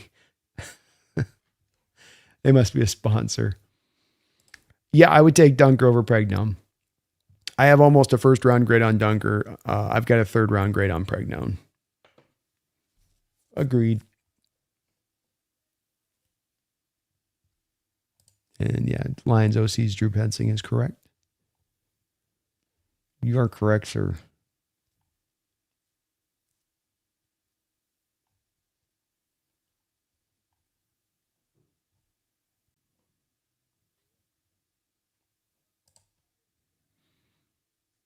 Melons, Brand laughing out loud. Heck yeah, a lot of rough tape for this year's prospects. There's a collection of receivers that all they do is run bubble screens and just manufactured. They can literally not run a route. You're usually watching him. You're like, dude, what am I going to do with this guy? It's tough. Offensive linemen that don't have athleticism, just pass protectors only. A lot of unrefined guys out here. There's like no ceilings to be found anywhere in this draft. Like you want ceiling, that you're going to hate this draft. This is some high floor looking stuff across the board. And it's like just about every evaluation. It's like, well, I can see the floor of it he can do ABC. Won't get you any top level as far as, FGH, and has this limitation on this and this and this. It's a bit tough.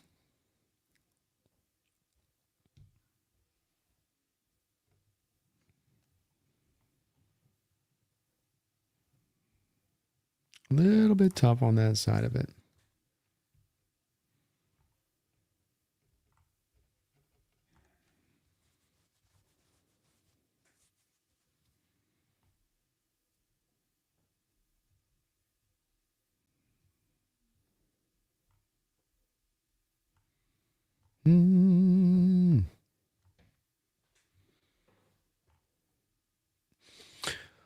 we're passing on to 3 hours here, folks. Do me a favor, hit that like button. If we have any questions or comments or concerns, if you can go ahead and post them on in the chat, and we'll put a bit of a button on this one. We're going to be coming back tomorrow. I'm hoping we're trying to nail down Brian Walters, former Seattle Seahawks wide receiver with the 2 Super Bowl teams back in 2013, now an NFL analyst. And so trying to get him over on the channel here for a half-hour show.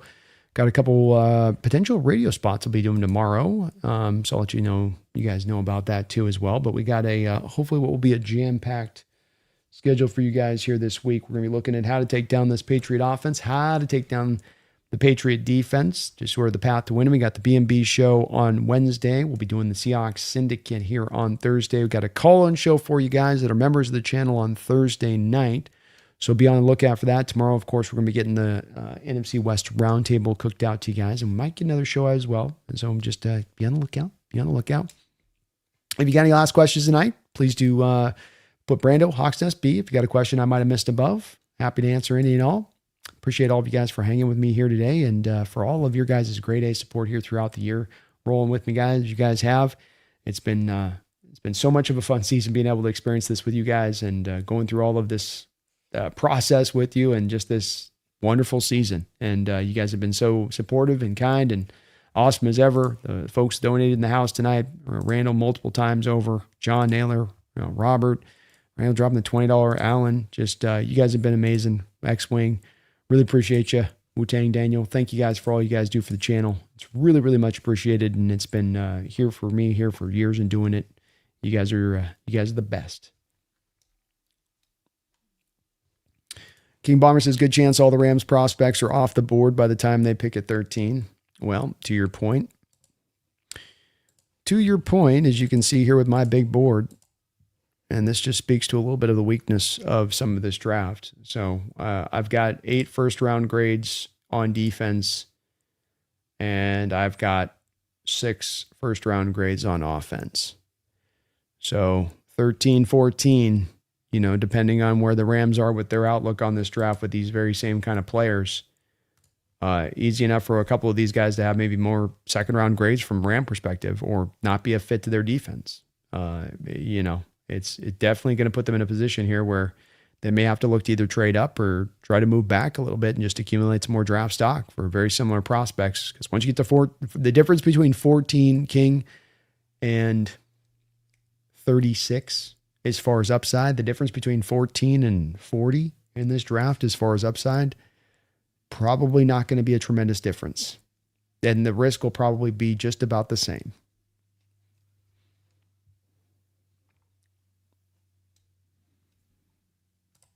Peter Go Hawks, thank you for the $5 donation, Peter.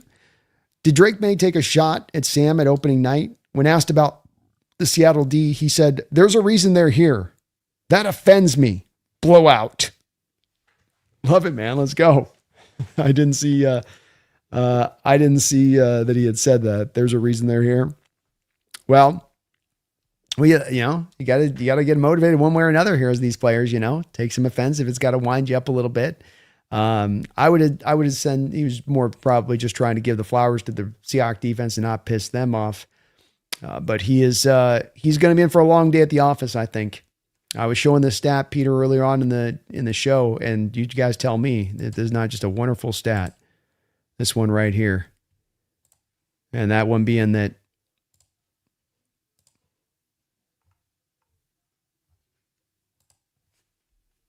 Mike McDonald in the 6 games over the last couple of years that he has played, quarterbacks under the age of 24 years old, those quarterbacks are 0-6.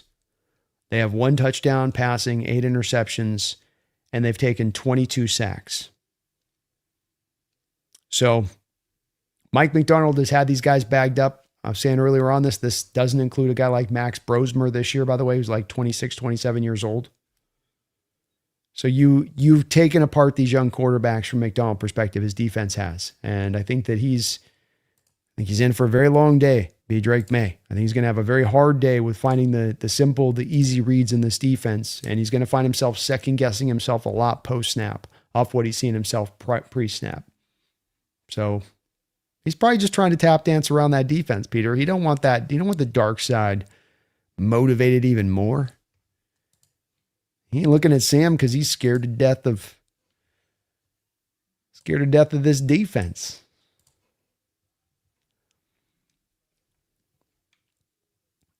King Bomber, what are your thoughts on Lemon Brandon? I've heard a lot of Rams people want him at 13. He's a good player. I've got 4 first-round grades for the wide receivers in this draft. Mekhi Lemon is one of those guys.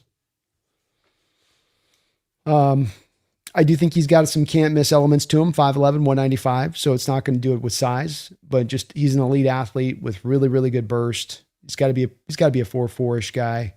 And that's at that 200-pound size, where he's, you know, some of these guys 4.4 recently, King Bomber in recent years, your Tank Tails, your Addisons, you know, maybe 180, or Devontae Smith, 180.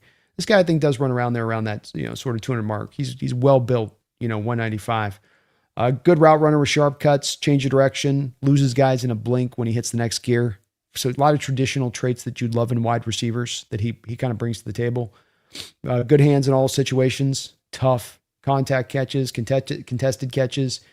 He turns into a running back after the catch, breaking tough tackles. He just gets after it. Reminds me of a little of Steven Smith mixed with DJ Moore, mixed with Puka Nacua.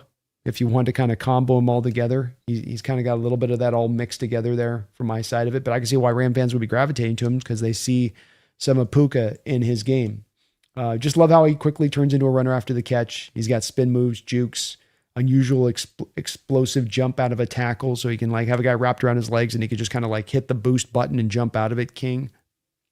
Electric as a kick returner. Did have about 75% of his snaps from the slot. So how effective he will be to the outside, we'll see. He did win on the outside at the college level. I don't think it'll be an issue for him just because he's so explosive and he is such a good route runner. And I don't think the 5'11 mark is him actually at 5'9. I think he will measure out at 5'11 at the combine too, King. Currently, I have him as wide receiver 4. So I like Boston a little bit better, just because I like Boston's ability to play a little bit more out there as an X and live outside, not need to necessarily be kind of more often than not inherently living in the slot. I don't want to think about this stuff till after the Super Bowl. I get it, man. I get it. Brian's with me on this. Boston goes between 15 and 20. Bingo. Hard to say who leaves with Kubiak. I think he takes a lot of the staff that he brought here with him, if I was guessing. Boston, the Niners, could definitely see it. Very, very, very possible. That's about where I've got him going in the first round, and they're definitely going to need receiver help. Ricky Pearsall can't stay healthy. Brandon Ayuk's gone. Juwan Jennings might be lost to free agency, and they don't got a lot there on the depth chart behind those guys. We need K9 back next year, Trey. Got to use the franchise tag if you can't get a multi-year deal at this point, in my opinion. Got to do it. What do I think about Denzel Boston? Really good player. Really, really easy to get on board with him, in my opinion. I think he's got a lot of, there's a lot of T. Higgins or Drake London in his game. Just big body control artist. He's got some plus burst and speed at that 6'4", 210 size. So big guy, real patented jab step at the stem of the route that really helps him create separation. This is something that's really helped a guy like Mike Evans through his career. We're a little bit of a bigger guy. Got enough speed, got enough burst, but as bigger guys, the change of direction is where they can get caught. So when you have an ability to be able to change that direction in that way off of kind of that patented move that he puts to play, it's part of where I think he's going to be able to generate some separation in the NFL off the back of it. Top end ball tracker, great leaping ability, the body control to win at the high point of the catch, strong, consistent hands that reach for tough catches. He can snag it out away from his body, low, behind him. Excellent in contact catch situations. He's not breaking ankles with the ball in his hands, but he'll take smart angles using blocks as a ball carrier, and his speed can bring a run after the catch to life. His run blocking really came forward this year and has become a true strength of his game. I think he's a true X. I think he's going to be able and capable of stacking multiple 1,000-yard seasons as a pro. I don't know if you're going to get the upside to him of having a guy that's a 1,500-yard type cap, but definitely a guy that should easily be able to clear 1,000 yards a season. Nicholas, I want Benton to stay too, man. Hard to find those good offensive line coaches. I'd say it's almost easier to find a good OC than it is to find a good offensive line coach.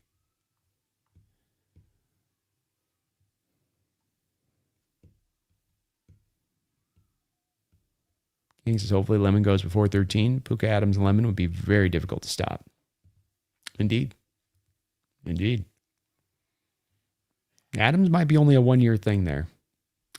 Gonna have to kind of see what the Rams do this offseason. Some of what I've read about what that is, that might have just been a one-off.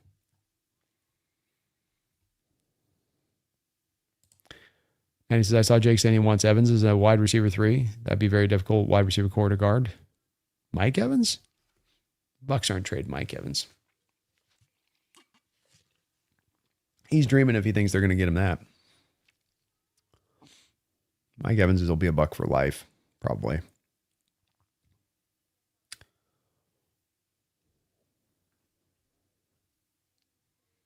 I wouldn't mind Boston this receiver room, King. I think he'd be okay. But I can understand going another route too. Probably won't be a need by the time we draft either, if he does fall to us. Froze is dealing with those 2 California team fans. Got old quick. It started to get a little bit done. It was a little bit at the end of it. It was like, all right, guys, well, we've done this. Have a good one, Nicholas. Appreciate you, man.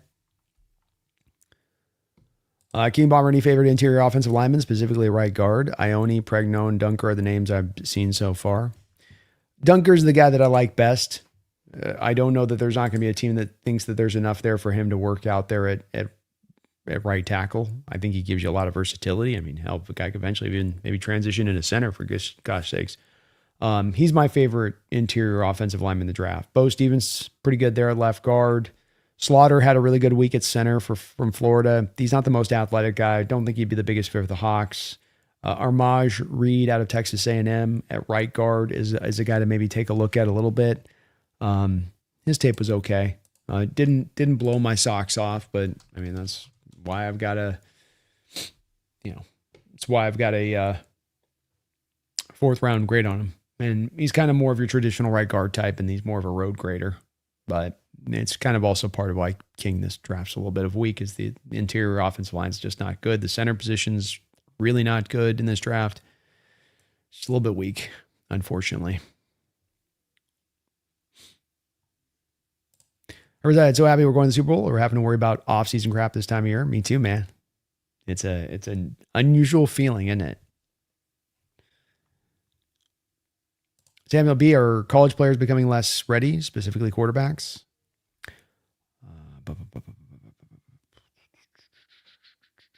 It depends on the position. Some positions I think are more well suited than ever before. College programs have started doing the split safety stuff, so guys are better prepared to come to do that in the NFL than ever before. So there are certain positions that are getting better prepped.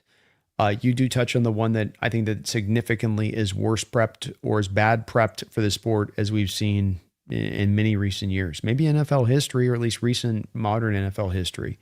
You know, these quarterbacks are playing in these programs in college that don't have them operating off of center when they've got to operate out of center at the NFL level, and spread concepts all over the place. And you get some of that reduced now at the NFL level.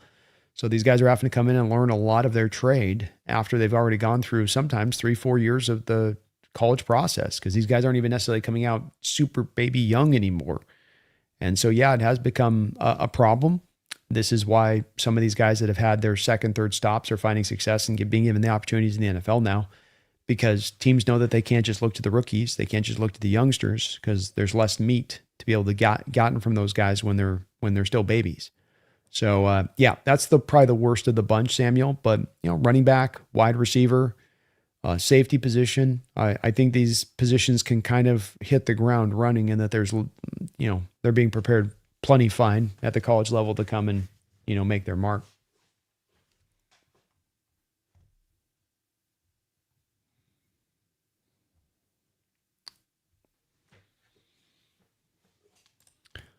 King Bomber, do you think we should get Connor Lew in the third?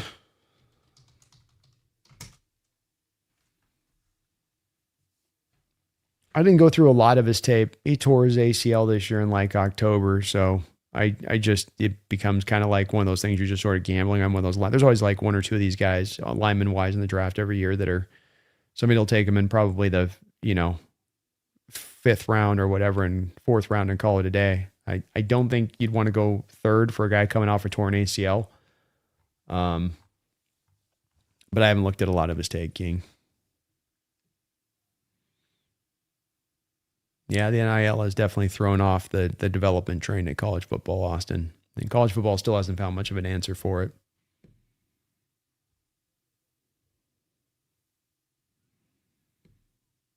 I'd like to see us get Jeremiah Love to replace Walker when he leaves. They run very similar. Jeremiah Love's really, really fun. I think a lot of people love him even more than I do, though, and I think it's at this point a pretty foregone conclusion. He's going to be a first-round pick far up ahead of the Seattle Seahawks, unfortunately. So he'll be off the board. Probably taken inside the first 15 picks, Fro.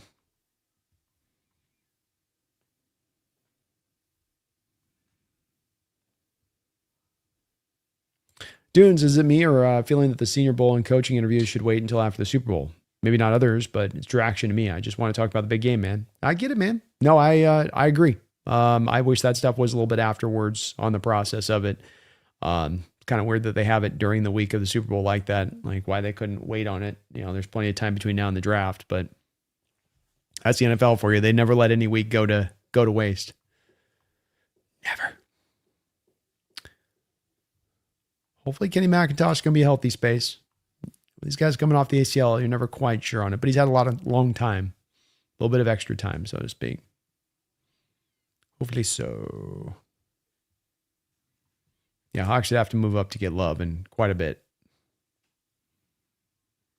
Austin, is a foregone conclusion Walker's going to walk? Too expensive to keep? No, quite the opposite, Austin. I think as much because you can use the franchise tag. There are certain positions where if you're going to use the franchise tag, you're going to get raked over the coals and the cost is huge. With the running back position, because they've been devalued a little bit, the cost is actually in about a $13, $14 million a year range. So you look at that and you go, would I be willing to franchise Walker for a 1 year, $14 million for another season? That seems like an okay price to pay from my perspective for a team that's sitting on what, $92, $93 million of cap space at this point. So I would estimate that they would have that as leverage in the situation, Austin, and I would think that they would try to get a multi-year deal done. But even if you just want to do the 1 year and you tell him, hey, we're going to franchise you this year, and he's like squawks about it, and you go, okay, well, look, we'll agree not to franchise you after this year. I think there's some ways you can find some common ground here, but I would be surprised with the team having McIntosh coming off a torn ACL, with having Charbonnet probably with a long road of recovery to get back around to being able to be ready to play and play at his best next year. And then the fact that this running back class is not exactly sparkling, I think all of that leads you back around to just keeping the bird in the hand on this one.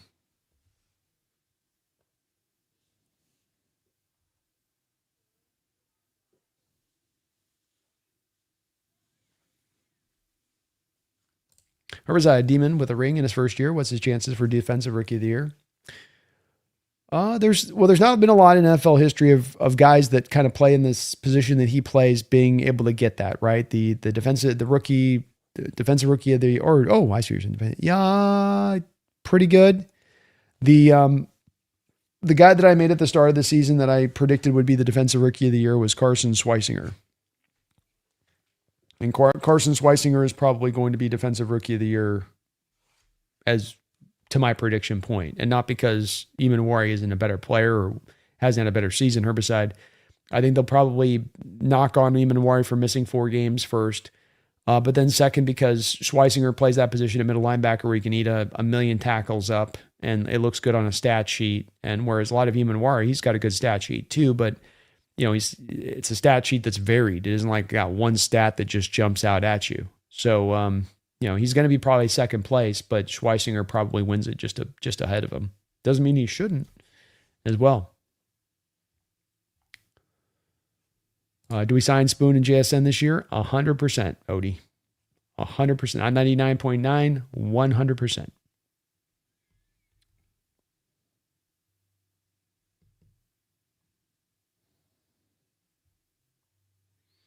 Old snowboarding lady. Good evening, Hawks Nest crew. What's up? It's good to see you in the house. Hopefully, all is well down south. $93 million in cap space. Not too shabby, huh? Not too bad. Samuel B. I feel like the Gonzalez JSN matchup is being hyped a lot, but I think JSN has a solid advantage on that matchup. JSN does not really have issues with press man corners. JSN is physical and cut you off and wins routes quickly. Yeah, I don't think it's going to be a big issue. He's had a lot of matchups this year against the top end corners in this league. AJ Terrell, who was able to shut down Puka Nacua in that game, playing a lot of man coverage concepts when they played the Rams. He played up against Stingley and put that work in on Stingley. I think JSN is just the type of receiver where there's really not a cornerback that just purely matches up great with him that just going to shut him all the way out. Guys will give him back and forth a bit there, but he's going to give as good as he gets. Gonzalez is a really good corner. Does show some pressed man looks that they run him in at times, but I think that they more often than not want to keep him in off coverage. And so if you try to have him come up there and play press with him, Samuel, that's the problem there too, is that you're asking Gonzalez, he can do it, but it's not what he does best. So, put him in off coverage and you can attack a lot of underneath stuff. Patriots do a lot of cover 3. And some of my early look at this film, they got a lot of tendency to show their cover 3, cover 1 look a little bit too early or prior to the snap. Their slots, their safety that they bring in the box gets a little bit jumpy at times with climbing up into the box a little bit early before the snap. So you can tend to predict a lot of the looks you're going to give. If we've got some option routes with Sam and him, there's going to be some openings there to be had, some quick, easy throws to be had out there in space at times. But I agree. I don't think that's really a centerpiece of this game, that matchup to me. You're going to move JSN all over the place. He's going to be in motion. He's going to be operating from the slot. I don't see them putting Gonzalez in the slot and having him travel. He's an off coverage zone corner. That's where you want Gonzalez mainly aligned. And so the second he goes in the slot, it becomes him on Marcus Jones on the inside in there, Samuel, right? So I agree with you.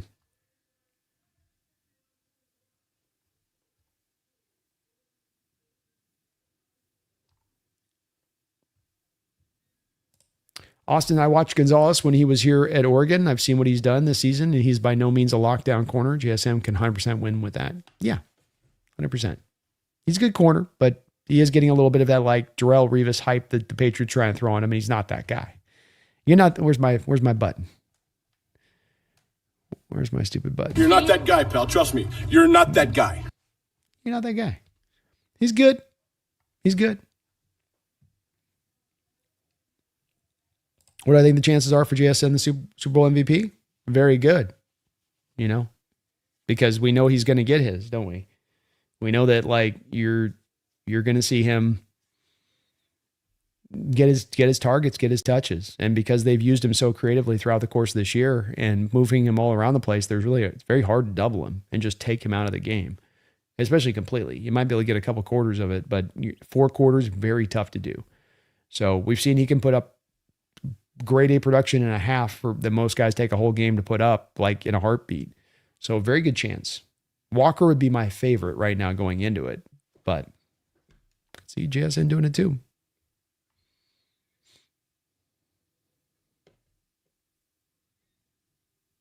Joshua, would 1 tech be on our list of needs with all of our 3 tech depth? If the intention is to move Byron Murphy out of 1 tech, but if the intention is to keep Byron Murphy at 1 tech and Jaron Reed remains, and you've got basically the snap counts eaten up between them, Brandon Peely coming back, where it's a position you could draft, but I don't think then it becomes a position of necessarily need, to your question. So if they have a guy they fall in love with that really just blows them away and that they just can't get over, maybe. But I would say that because of the fact that you don't have a 4th and a 5th round pick, that's more of one that would have been more of a target, I think, if you had that, grabbing a Darrell Jackson Jr. in the 4th round, for instance. But I think you're going to be probably addressing some other positions up at the top of the draft, day 2, to kind of backfill some things you couldn't deal with in free agency or re-signings.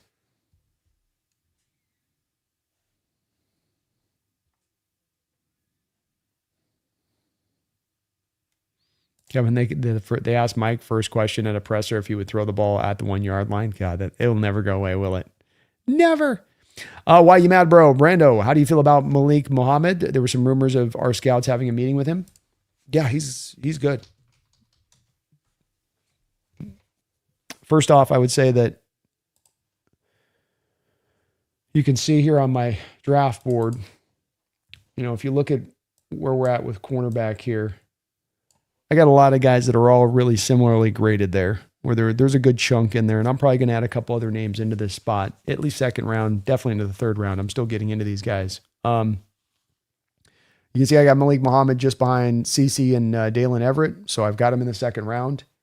If he were to fall in the third round, the Hawks could get him there. That'd be great. He's a complete physical corner at his best in off coverage, and then using strong burst to break on routes as he reads it, guesses it in play.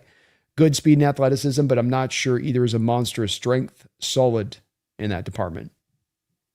His strength comes from strong footwork and a burst and willingness and aggression to drive on routes in front of him. He also does a great job of staying on top of routes deep. He's given up very few long receptions over his career at Texas.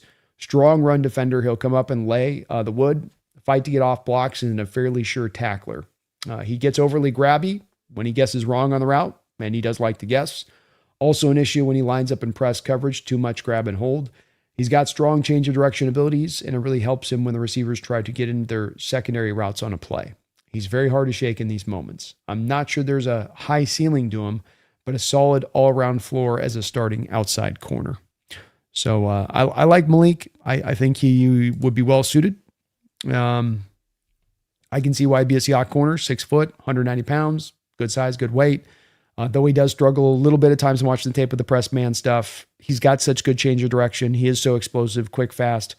I think he can get better at it with time.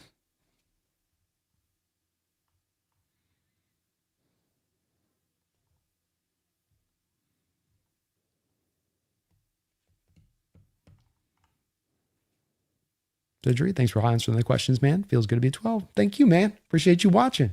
And anytime. Love what I get to do. We'll see on Nwosu. As Herbicide mentions, he's starting to get expensive. I don't know is kind of the right way to put it there.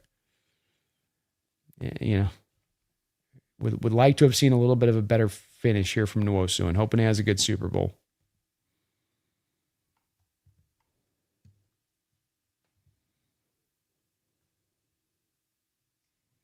Yeah, we're getting sacks this week for sure, Odie. I watched the film. We're getting sacks for sure.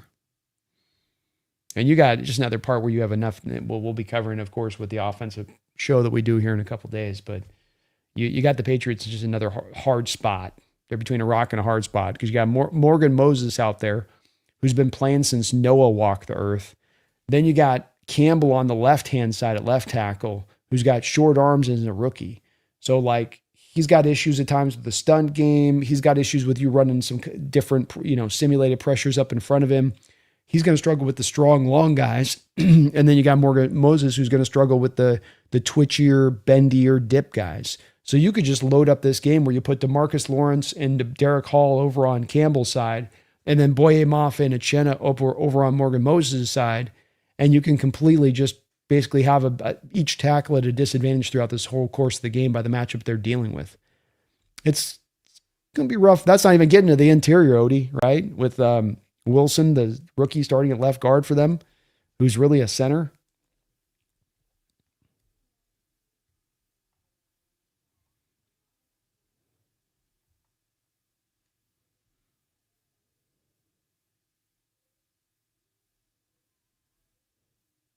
Visor kicks with Klint to the Raiders. How likely are we going to get the Raiders since we play them this year? I think something got left out on your question there. Sorry, man. Not sure what if you can kind of rephrase it. How likely are going to get to the Raiders? Sometimes one word can get left out.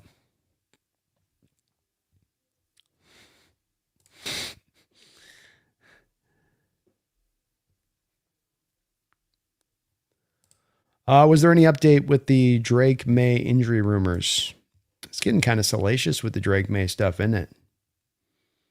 So to those that don't know, Drake May was out running around, running his happy ass off in the last game and probably doing a little too much running, but just running. And he hurt himself and hurt his throwing shoulder So I don't know if you folks are aware, but he's not been practicing. And people are wondering a little bit. He didn't do a lot in the rest of the game as far as throws go after that shoulder got injured. Drake May's shoulder, from a reported story from today. Drake May's shoulder has turned into a top talking point as the New England Patriots prepare for Super Bowl LX.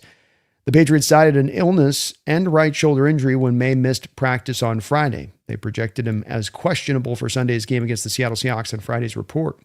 Vrabel told reporters Friday that May would have practiced if not for the illness. The head coach reiterated that stance during Monday's WEEI interview at the Super Bowl's Radio Row.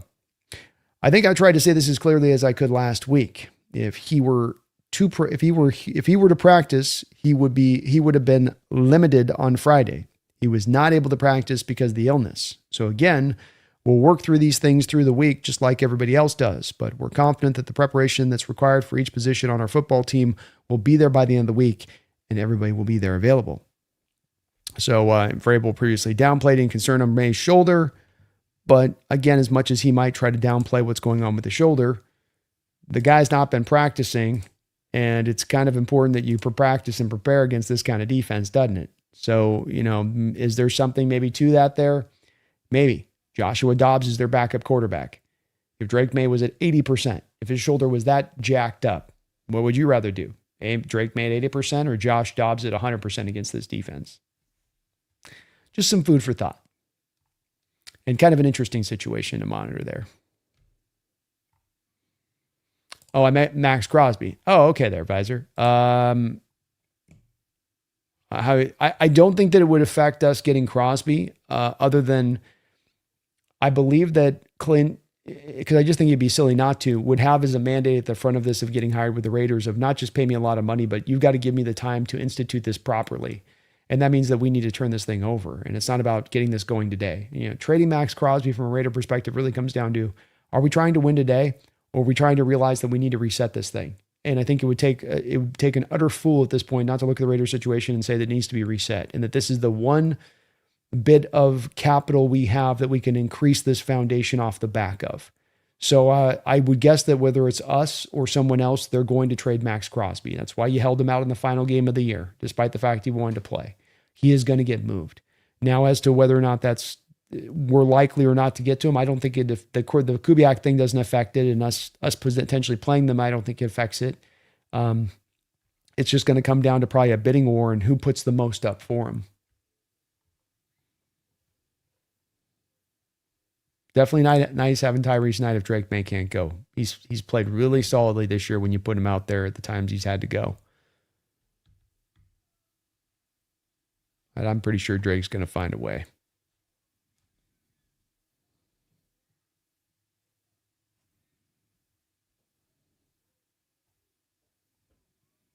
It's crazy. Goodell and the NFL want 16 international games a season.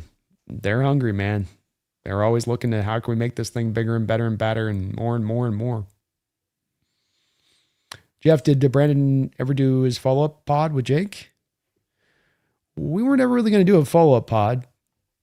Kind of you do it during the week, but not necessarily after.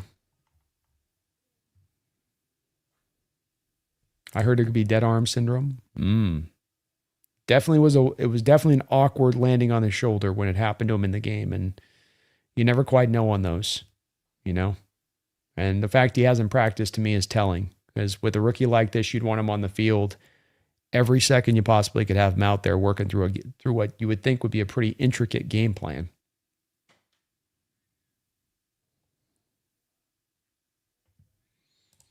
Space Brandon, are you doing any behind any lines with the Patriots? I'm trying to get Colby. He's been on here before, Patriot guy. He's out there at the Super Bowl right now. New England content creators are notoriously hard to kind of bring into the fold. So trying, giving it a shot, but I don't know if it's sometimes hit or miss with this stuff, and they've got to respond,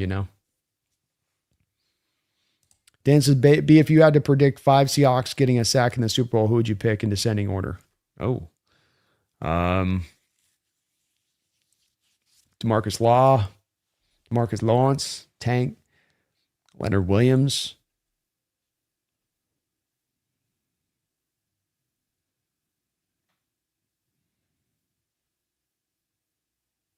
Byron Murphy, Derek Hall, Jaron Reed.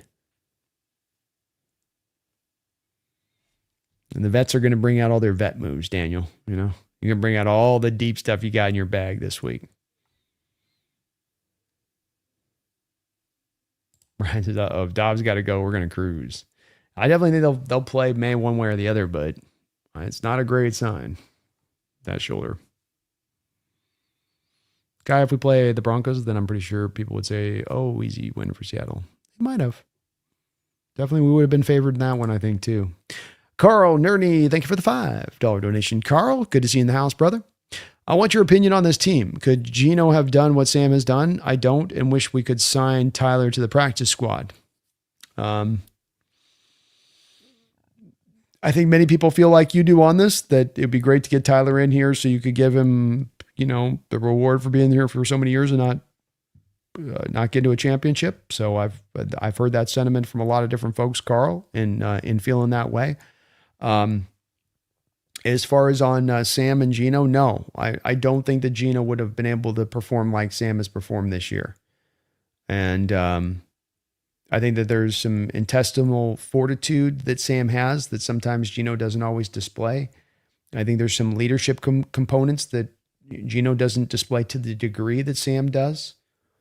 I think that when you had a Sam in the position of needing to understand that he needed to be clean with the ball after that 4 interception performance, and he really was able to correct it and still find effectiveness as a quarterback, that I don't think that Geno would have been able to make that kind of same transition in his game. So I think Geno could have gotten you the playoffs. I think you could have won a playoff game with Geno with this roster. But I think that Sam is the reason you're going to the Super Bowl and getting. I think he takes you past where Geno would have got you, in my opinion. It's a good question. But yeah, with the Tyler of the practice squad, you're kind of rolling with what you got. Some of these guys in the practice squad you're holding on to because you want the team option for this offseason, you know, and you're looking to, it's kind of, some of this is the future look with those guys. But as I said too with this, Carl, and thank you for the don't know, there's more than a few folks that have mentioned that in the last couple of weeks of how nice that would have been to be able to give Tyler that kind of send off for all the years that he had to kind of struggle through and never getting over the top here with the team.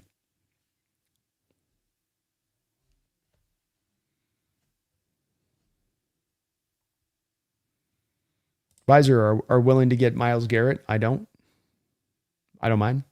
I'm open to it too, Visor.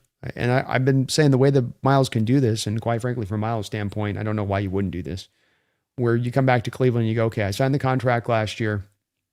How about we come to a happy medium where I give you some of the money back, you get that money back on your cap, so you don't have to eat this incredible amount of dead money to move me. Then you can get your max draft capital back in return for me. And then I sign a new deal to the new team that I'm traded to. Now, you have to get the NFL to kind of sign off on this, but to me, it's something that makes sense for the NFL to get a guy like Myles Garrett out of, not even coming to Seattle, but just to get him out of Cleveland, where his career is going to waste. But that would be the way, and the only way to get that done. I will say that this is something you do not see in the NFL very often, if at all. So it would take Myles having to kind of do that. I don't know if he'd be willing to do that, but if he was, sign me up. Chris says, would love to have Crosby, but I don't want to get in a bidding war. No one is worth multiple first rounds. And that's where I think the cost is going to be that. Right now, reportedly, the Raiders are starting at like 3 first-round picks. They're not going to get 3 first-round picks, but that's where they're starting from. And they're starting from that purpose, starting from that spot for a reason. So I do think that it at least is going to end up on probably an equivalency of 2 first-round picks, whether it's actually 2 first-rounders, Chris, or, it's the old 1 first and 2 twos and a 4, or some weird combo of that, I think that is where it's going to end up landing. And I don't want to get in a bidding war either for it. I'll give price. I might even give it the 2 first-round picks equivalent, but I'm not going to break the bank.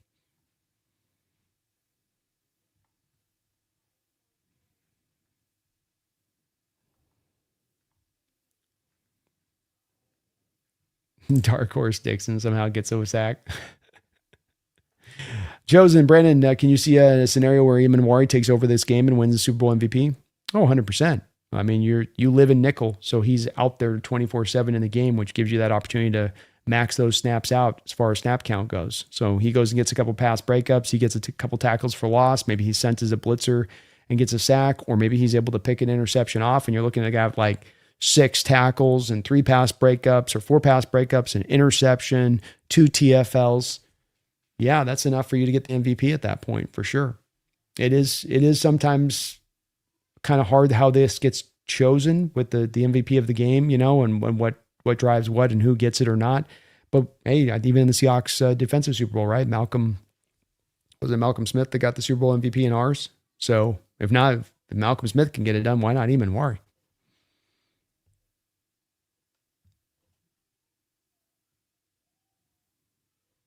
Brian says you give up 2 firsts, you better get a better player than Crosby. I mean, he's one of the best edges in the sport. And again, it's when you think about these 2 firsts with it, Brian, think about it too, is if it's 32, you're giving up like a 2nd round pick and next year's first, which is likely to be in the 20s. So it's kind of I think it's a bit of the math here too, a bit that technically it'd be 2 first round picks, but would it be? Kind of.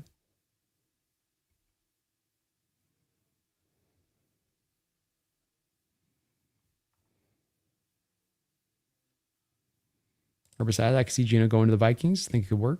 That could make some sense. I hadn't seen anybody mention that as an option, but that could make some sense. Reportedly, the Vikings are going to make a run at Burrow. If you guys can imagine that.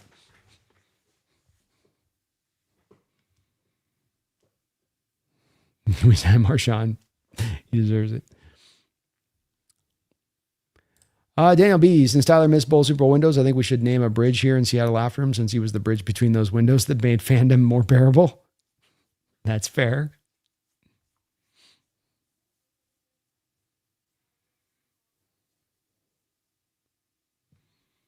King Bomber hot take. Raiders should keep Geno and start him another year. Well, considering the dead money you got to eat to move on from him with that contract, right? Maybe not the worst of ways to go. And it would prevent you from feeling like you throw Mendoza up there that fast, wouldn't it? You think? Yeah, I agree with you, Wilbert. Garrett's a beast. His Hawks defense would be unbelievable. Unbelievable.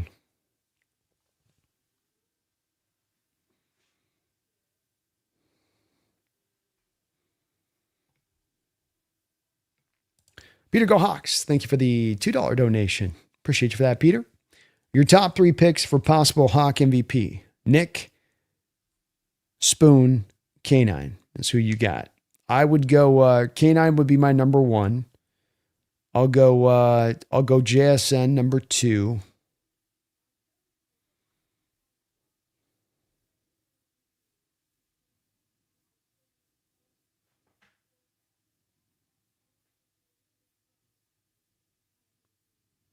I'm going to go Ernest Jones as my number 3, Peter. Watching some of the tape with New England, Drake is a little bit more comfortable throwing to the outside of the numbers, outside of the hash marks. And when you get him on in breaking routes at times, you can catch him a little bit errant. 55% completion percentage this year. And we've seen with Ernest in the middle of the football field, if you're off on some of those throws, he can be Johnny on the spot. We know he's going to eat up a ton of tackles in the run game. Or do you think they plan to play Demon in more of a traditional strong safety role next year, or leave him on the nickel safety role? I think you leave him in the nickel safety role. He can have more impact in that role than he can be being moved out to safety, in my opinion. You want to keep him around the line of scrimmage. That's where he's at his best.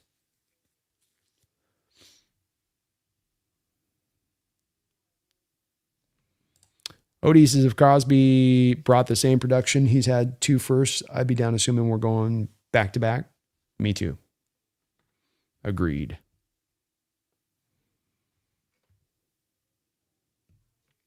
Yeah, that's what they should do, but do we ever trust the Raiders to get anything right? I mean, I don't. But eventually you got to figure that they're going to smarten up somehow or another, right? I mean, even a broken clock, right? Twice a day is right. At some point or another, you almost got to fall into it, unless you're just sabotaging yourself. Yeah, Wilbur, he'd be a game wrecker here, man.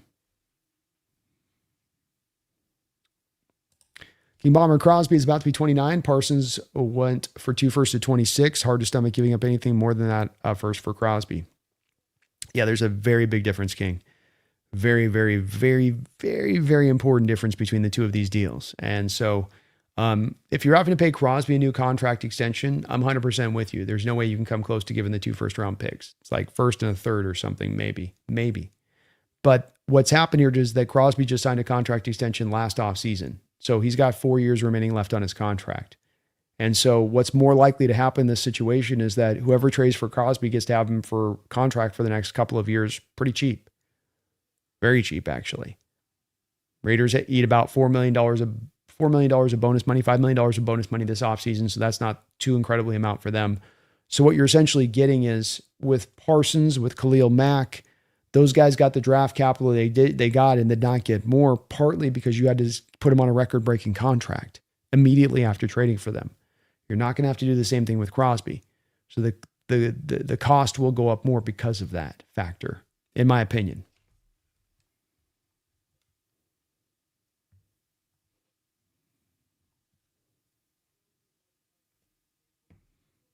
Henry, are the Seahawks overconfident? I haven't gotten that sense from them, no.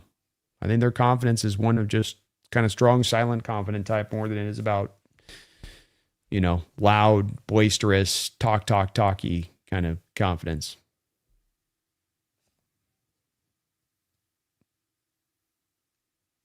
I'd love to see Garrett on the defense. That'd be awesome. Chris, if we got Garrett, think of all the bribes paid out to the refs to stop us. Frank Wright would be awesome as an offensive coordinator, Henry. Sign me up.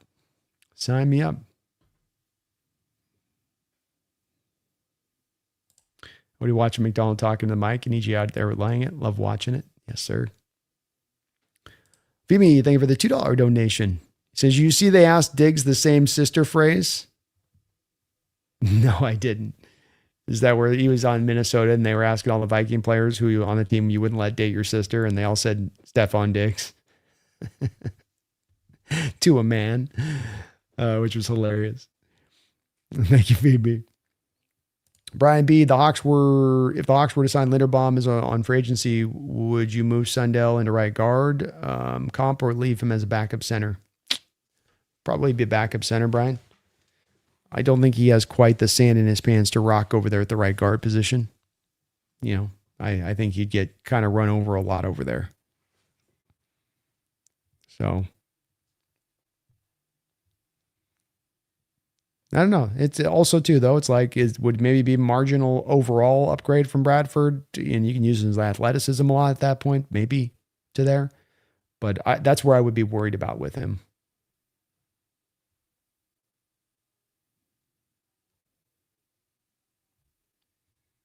Have a good night, Peter. Thank you for all of your support today, man. Very kind of you. Appreciate you for all that. I missed your dono here. Hold on. I got a dono here. Peter says, well, thank you for the $5 donation. He says, well, he's effing getting the whole dark side. Don't diss their quarterback. We learned that in the Jones interview. May is a dead man. Dark side is F. Let's go. Appreciate you, Peter. And I love your confidence, man. They're gonna get after it. This is a defense with guys after this that have been chomping at the bit for this opportunity their whole career. Leonard Williams and DeMarcus Lawrence and Julian Love, and guys that have been at the depth of losing and who understand, what it takes to get here, how much work they put in to get to this spot, and what it's going to take to finish it. And you better believe they're going to be leading these young pups in this game. And you're going to see a feisty, turned up bunch that's going to be running a million miles an hour out there on that football field. But thank you, man, for all of your support throughout this year as well. And I love your confidence, buddy. Let's get it. Let's get it, Peter. Appreciate you, man. Sorry I missed that donation there. I get a little bit yammering sometimes. And I lose a few of these donos in the mix here on that. But you're very kind. Catalyst, thank you for the $2 donation. Says, thanks for the amazing Hawks coverage, B. Go Hawks. Well, go Hawks there, Catalyst. Appreciate you too as well. Long time watcher on the channel, long time member of this community. Very, very, very kind of you on that front of it. Really do appreciate you. Chris says 2 firsts and throw in JPJ, but they won't do it. But hey, maybe a way you could find a creative way to make it work, though. I like how you're thinking on it. I like how you're thinking. BBS says, I think Drew Lock would be a better fit for Kubiak than Mendoza. I agree. The Mendoza connection to Kubiak has not made any sense to me. but seems the way that the Raiders are leaning right now, but I don't get it either. Not Vexo Brando, do you think Mark Cuban would be interested in buying the team? He did good work on the Mavs. Potentially. I don't know if he'd interest me here a lot. He kind of is a guy who seems to almost want to draw the attention to him a little bit as more of being an owner that can kind of be in the background of things. I also will say I don't like the owner that he sold to there. He sold it to an owner that was trying to essentially, see if they could, maybe move that Cavs team if they couldn't get what they wanted. I didn't like that. So I wouldn't be interested in him.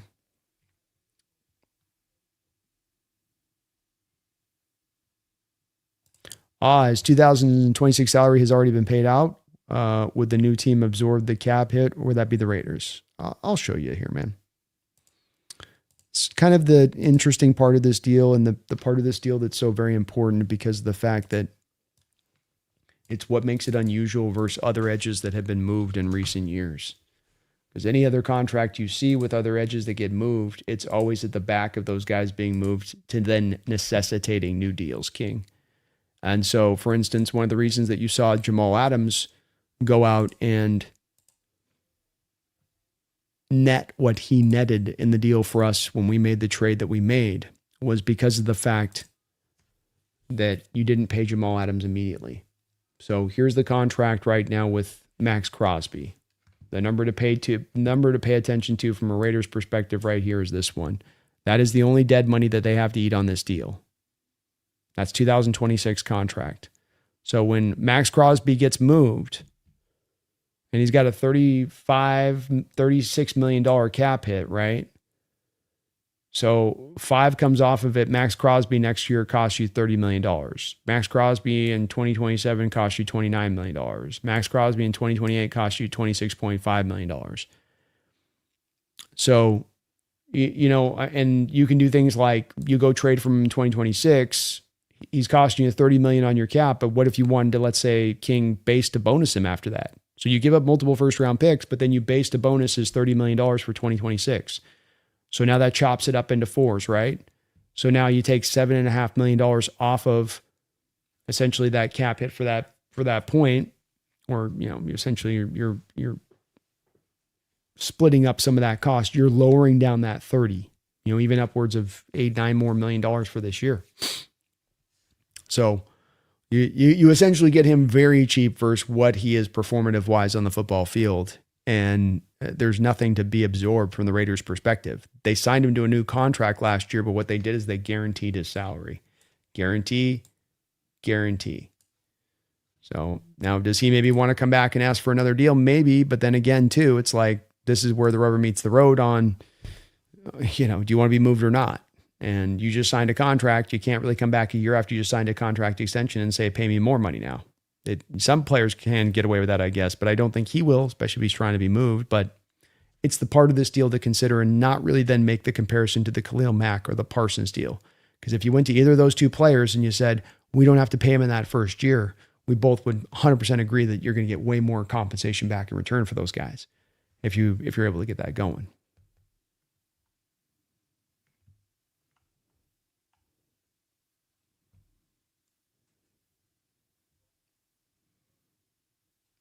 Allen, Romello might replace Uchenna, but definitely not Boye Mafe.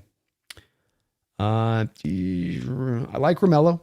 I've comped him out to kind of the guy with the Broncos. They're a good edge rusher whose name I'm spacing on right now. But he's also a little bit light and lean for Mike McDonald's edges and what he looks for in his ideal edges. Remembering with Boye Mafe and Uchenna that those are two guys that are, essentially inherited in this system from the prior.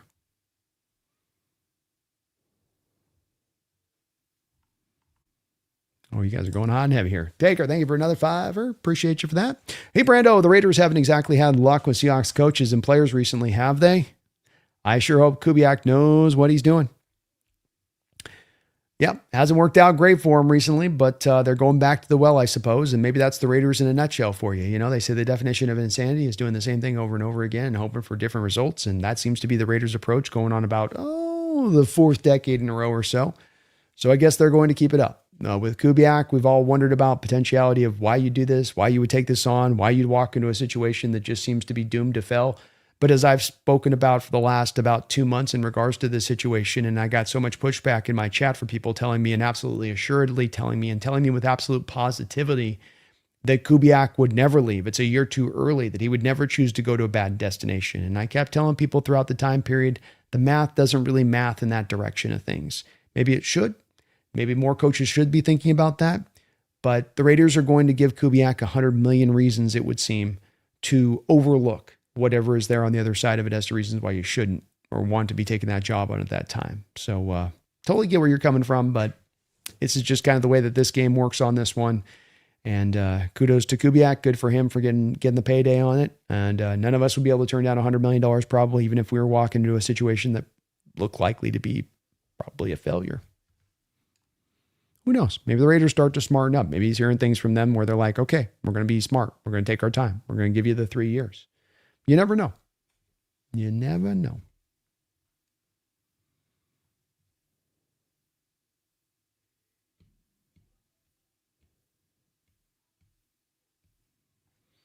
King says, I sort of understand. Is the advantage here you get him without the initial guarantees the Raiders have already paid out, and you're paying him at $30 million a year compared to the 46 Parsons got? Yes. And again, you can kind of manipulate the contract where, okay, you got paid last year, King, right? But I can base it's also that it's not signing bonus. It's not an optional bonus that hits into year 3, King, right?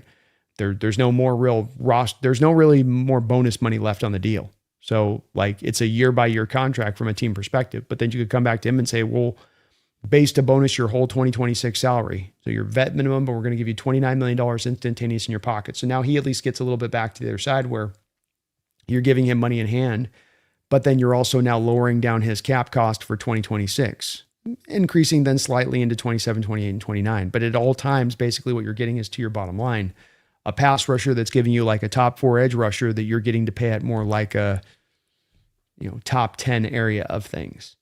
And so there's a little bit of a better bang for buck on that one, you could say. Chris is the M's traded away Ben Davidson, the Rays, and got Donovan from the Cards. Oh, they finally pulled it off. Okay. Been dancing around on that one. Cardinals been trying to draw a line in the sand, say this is what we'll take. So good to see that they finally got it done there.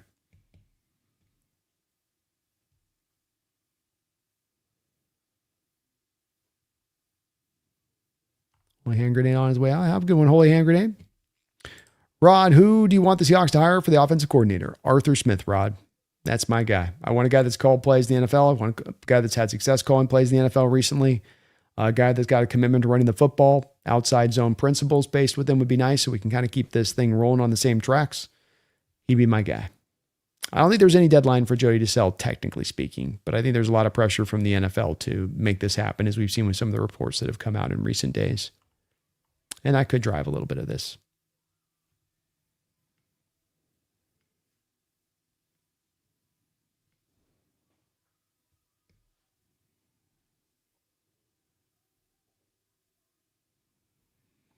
So we traded for an all-star second baseman, but now we open up a whole third base. Makes sense. It's the Mariners way, I guess. Still dealing with some limitations as the Mariners. Kind of is what it is with that a bit. I'm guessing maybe Eugenio is the one they go make a run at now. Samuel says, B, can you explain how converting base to bonus works and how that affects the salary cap? I've heard it a few times, but I still don't understand how it works. Sure.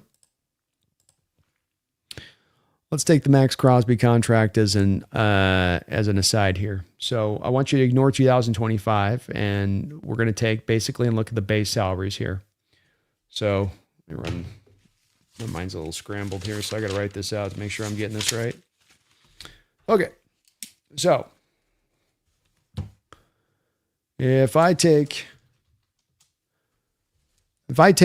a contract and I take an individual year of a contract and I take what's going to be the base salary, which is going to be this amount I'm highlighting right here, Samuel, $30 million, and I'm going to base to bonus it. That means I'm turning that year's contract into bonus and I'm taking him down to a veteran minimum. So veteran minimum for him would be about $2 million. So I'm going to give him $28 million of bonus cash in hand that goes to Max Crosby. So I've got $28 million now that I need to divvy up over essentially the 4-year period, because it spreads out over the rest of the contract. So because we have 26, 27, 28, 29, the $28 million goes to bonus each of those years, split up evenly. So 28 divided by 4 is $7 million per year. Okay. Let me try this a little bit too, like this. Maybe I can show you on this. Okay. So first, just take a look at this for a second. We're going to get back to this here in a second, but look at this with the 30 million. You got 4 years remaining. So 7, 7, 7, 7. Okay. So I take the $7 million of bonus. I add it to 2030. So let's try this like this. I'm trying to think of the way I can kind of show this without it not getting too convoluted. So sorry if I'm, okay. Let's try it like this.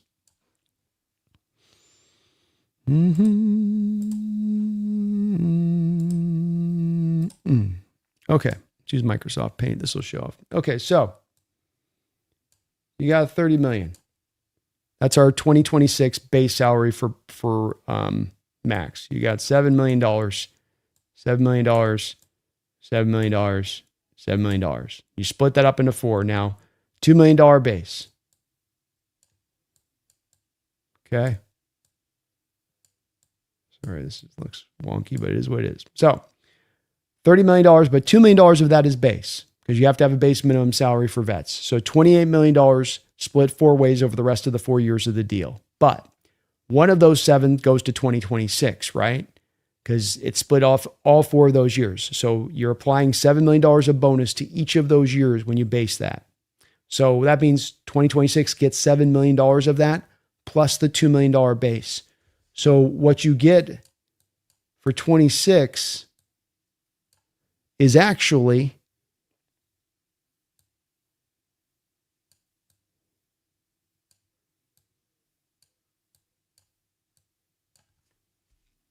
$9 million. That's what it costs. Okay. Now these $7 million are going to add on to the base salary that you have set up for Max Crosby in 27, 28, 29, right? So I'll show you what this means in a second. So for 2026, you've got the $2 million base.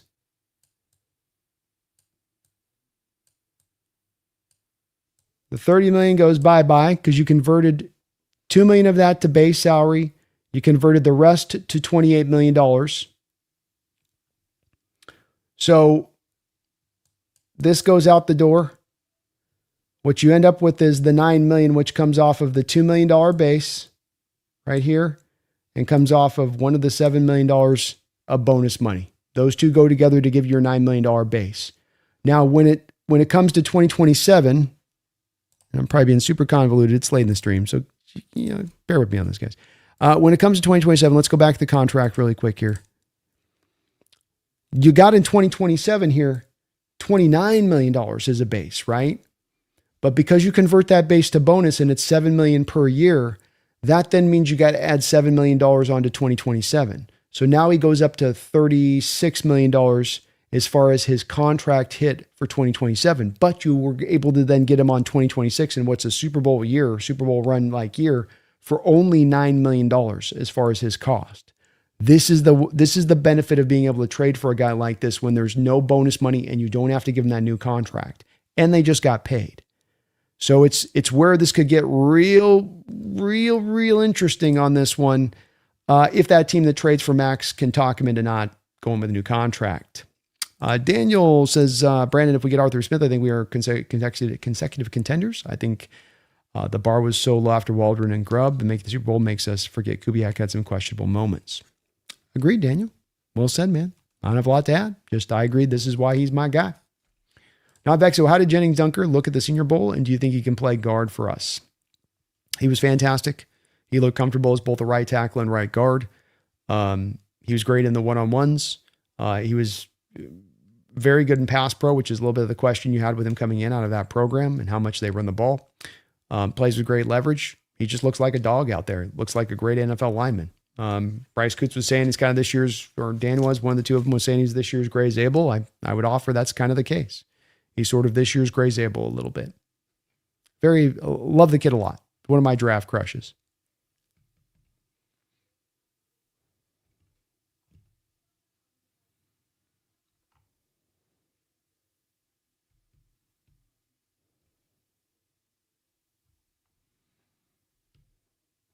Yeah, love me some Dunker's. A lot of people are going to love themselves Dunker, man. And it's not just the mullet. He's a really good player.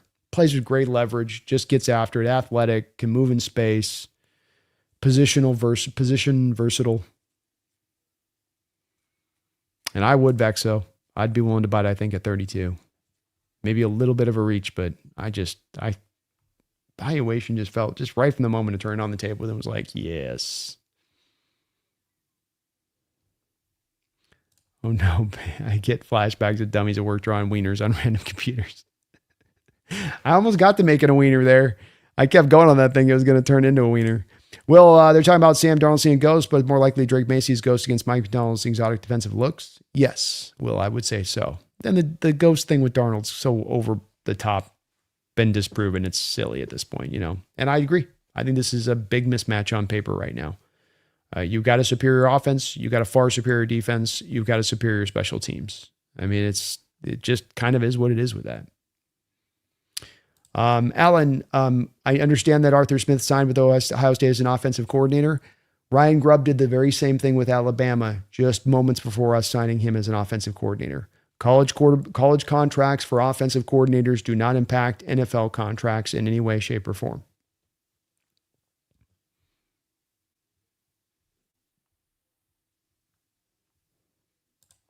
I thought Brandon was putting a pin in this live, and I'm glad he's still going. We're almost there here. We had a couple other great questions.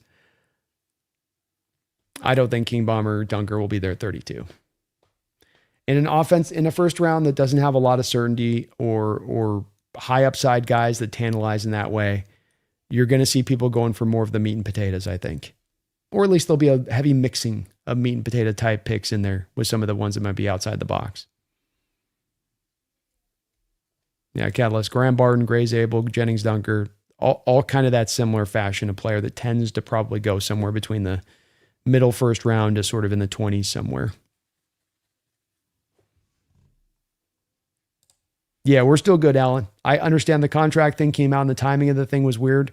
I think the reason you heard the contract timing come out with Arthur Smith and the why that was announced by Ohio State as much as anything else is they don't want, you've always got to be worried in college football a little bit with like trying to set the stage on guys transferring or not wanting to transfer, or you're in the process of scouting guys and you don't want to have something look like you don't have something in place there, So it's as much as I felt like just they knew there were so many unease with him potentially transferring away, and they want to kind of make sure they don't have any guys getting jumpy there if he happens to move on quickly suddenly, Since Arthur Smith's worth like $10 billion, his dad, founder of FedEx. I heard that. It's kind of interesting. Mitch has just watched a scheme versus scheme breakdown video. Can't sleep on these Pats. They're very well coached. Explosive plays show up, and we'll be fine. Agreed. They're not going to make things easy for you. They're not going to shoot themselves in the foot. So one of the reasons that they're here is that they're a very technically sound team in how they play. That's part of what you get with Vrabel. He knows how to coach guys up in that way. Chris says, I see less O-line guys going in the first, but I'd love to see a double dip in 2 years in a row. I wouldn't mind it, man. Investment in offensive line. You'll always get me signing up. Seahawks edits. Brandon, does Stenovich have experience calling plays? Not that I'm aware of. Not really. Not a rich history of it. Currently just, you've got LaFleur calling the plays out there with Packers. So, he's kind of just, there's that a bit. You don't know what you're going to kind of quite get there.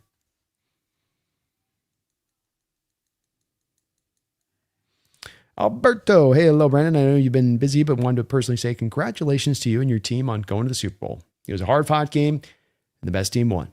We will be back. Well, there's no doubt about that. You guys aren't going anywhere anytime soon. It was a great game, another classic out there. Alberto, as a Rams fan, really was a fun one. Sorry there had to be a loser in that type of way. I think it was the really true Super Bowl, and I think it played out like that. Alberto. You could see why we thought that kind of coming into this game. So appreciate you being a very cool part of this community too as well. We got more than a variety of Ram fans like yourself that'll come in here and just come and have a good discussion and talk while still loving your team. And just, I love that about this place, and that we can hopefully foster that as being the case, because it widens perspectives and gives us different, outlooks of things than we might see in sometimes our own little closed-in world here as Seattle fans. But hell of a season, man, for us. You guys had a great year too.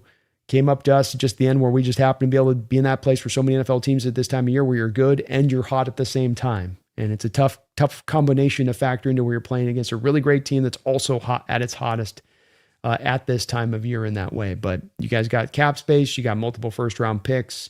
This is going to be a battle, I have a feeling, for years to come. Also, didn't watch your live stream, so I wanted to know, how nervous were you as we were driving on our last drive in the fourth quarter?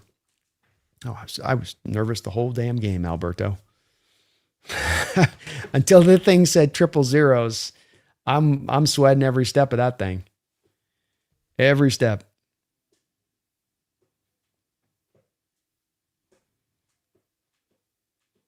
Yeah, if Stafford's back next year, stays healthy, Rams will be a contender. Again, yeah, they'll be just as strong, if not stronger, next year. So, they're still in right position to be just fine, when it all's said and done there. No doubt about that. No doubt. All right, we'll put a bit of a button on that when we just crossed 4 hours in. If you guys can do me this favor and hit that like button, I would really appreciate it.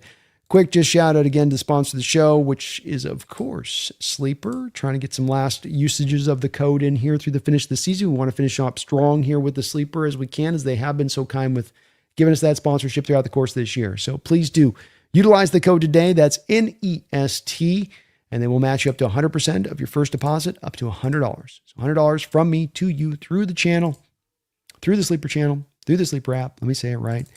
And but wait, of course, there's more. As if you just do a login, just simply create a login. They'll put $20 into your account for just creating a login. So $120 for me to you through the Sleeper app. And all you got to do is use the code and create a login there. My picks are over here on the right side of the screen, with Myers over a field goal and a half, Cooper Kupp over 3.5 receptions, Walker over 21.5 receiving yards, and Hunter Henry over 3.5 receptions. Take advantage of those days. See if you can go make some money. You think you know your football? Think you know the sport? We'll go put that to the test this Super Bowl. I know there are some limitations still within the state of Washington, but if you are in a casino in the state of Washington, for which we have many of those, you can use the app in full on their network. But terms and conditions do apply. Please see their site for details. All right, last couple questions here. Lord's Disciple, it's good to see you in the house. Brando Hawksnest, do you think the big week could be a distraction for such a young team in our Seahawks? I think it would be if you just didn't have such a great intermixing of vets in the way you do. Offensively, Cooper Kupp, Sam Darnold, guys that I think are going to keep this very steady as far as that goes, and I don't think you got any worry from that. Defensively, you got guys all over the place. Julian Love, DeMarcus Lawrence, Ernest Jones, who's been to a Super Bowl before and will know how to guide this team, Jaron Reed, Uchenna Nwosu. I just think these are guys that are not going to allow these youngsters to get out of fray. They haven't all year long. Why would you start now? I think there was a lot of other opportunity up until this point this year if this was going to happen, that you would have seen that hitch in this team from a giddy-up standpoint, but they haven't showed that. So I think they're going to maintain their resolve and maintain their sense of purpose, and that you're going to see this team close this off this season in the way that they've maintained for so long now. And it's a special spirit they've captured. It's one that's hard to keep year to year, but I think that they've captured at least for this season. Kakai, there are way too many patches on the uniform. I feel like I'm looking at NASCAR right now. Like, can we dial it back a little bit? A little bit? They got a calm demeanor, man. It's not a bravado that's even like the Legion of Boom, which could sometimes be, hyper yappy and very like, I'm going to let you know every which way of what I'm going to do. This is just a team that's like, mission over BS. We do not care. We're going about what we're doing. I mean, and it's a bit of an extension of the head coach. That's what it is with these teams at times. They can be personalities that are extensions of how their coaches operate. And this team is very much that of Mike. They follow the lead that he has shown. Part of what makes him such a great leader is that he can get that kind of connection for him. And it's so hard to do with this generation of players in a lot of ways. But they've been able to accomplish it. So I think they're going to keep that. Seahawks added, who's my favorite player on the Hawks right now?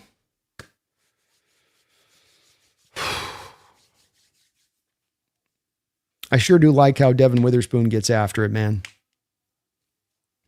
He is a lot of fun to watch for me as a football player. I mean, just the way he goes. Probably not him. Jackson Smith would probably be the guy.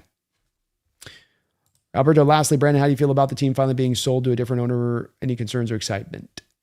I feel pretty kind of neutral about it. I've expected it's coming down the path sooner than later. And I think that Jody's going to do a great job of whoever she sells to. I don't think she's just going to sell it to somebody who's going to do something bad with the team. It seems weird to me that she would carry on her brother's legacy for this many years since he'd passed, and doing so, making so many tough decisions and doing things so right, that this is the place that she'd get upended on. I don't think that's going to be the case. So I'm pretty confident she's going to sell us to a great owner. And I think there's nothing that's going to really change anybody that comes in if it is sold this offseason.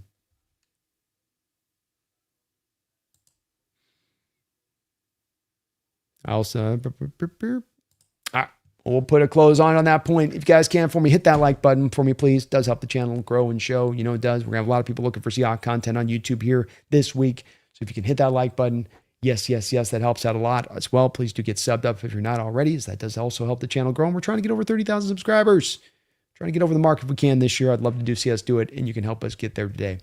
Thank you guys, as always, for some amazing discussion today, but you guys bring that in every way, every single time I go live, so I never got that in question. You guys are always rocking in that fashion. And we will be back. So we'll be back tomorrow. We'll get the roundtable at 6. We'll probably get another show in tomorrow at some point. I'm trying to get former Seahawk Brian Walters on the channel here in the morning time, so you might see me back on that side of it. But I do appreciate you guys watching today, feeling confident about this team, feeling absolutely phenomenal about this season. I've been riding on cloud 9 for the past week, just in disbelief at times by how magical a run this has been. It's been like, just like a carpet ride, something. Just like, I can't believe how amazing every turn of this season has been and how many things have just turned in a way that's been so cool to see from this team and the organization. And now that you just got to finish the process here at the end of this week and bring it home and brings another Lombardi here. That'd be awesome to see here, and a hell of a start to this Mike McDonald beginning of a head coach and a re-injection for John Schneider, and new owner gets to come on in potentially with the team that's won a Super Bowl. It's got still a very bright future ahead. Almost $100 million of salary cap to spend this offseason alone. My goodness, we could have a monster in our midst. Now, thank you for watching. I appreciate hitting that like button. Appreciate you subbing on up. But beyond all else, I shouldn't have to remind you during Super Bowl week. I shouldn't have to let you know about this team as they're this hot. And you know what? I think I don't have to, but that don't mean I'm not going to anyway. Don't you ever forget. Don't you dare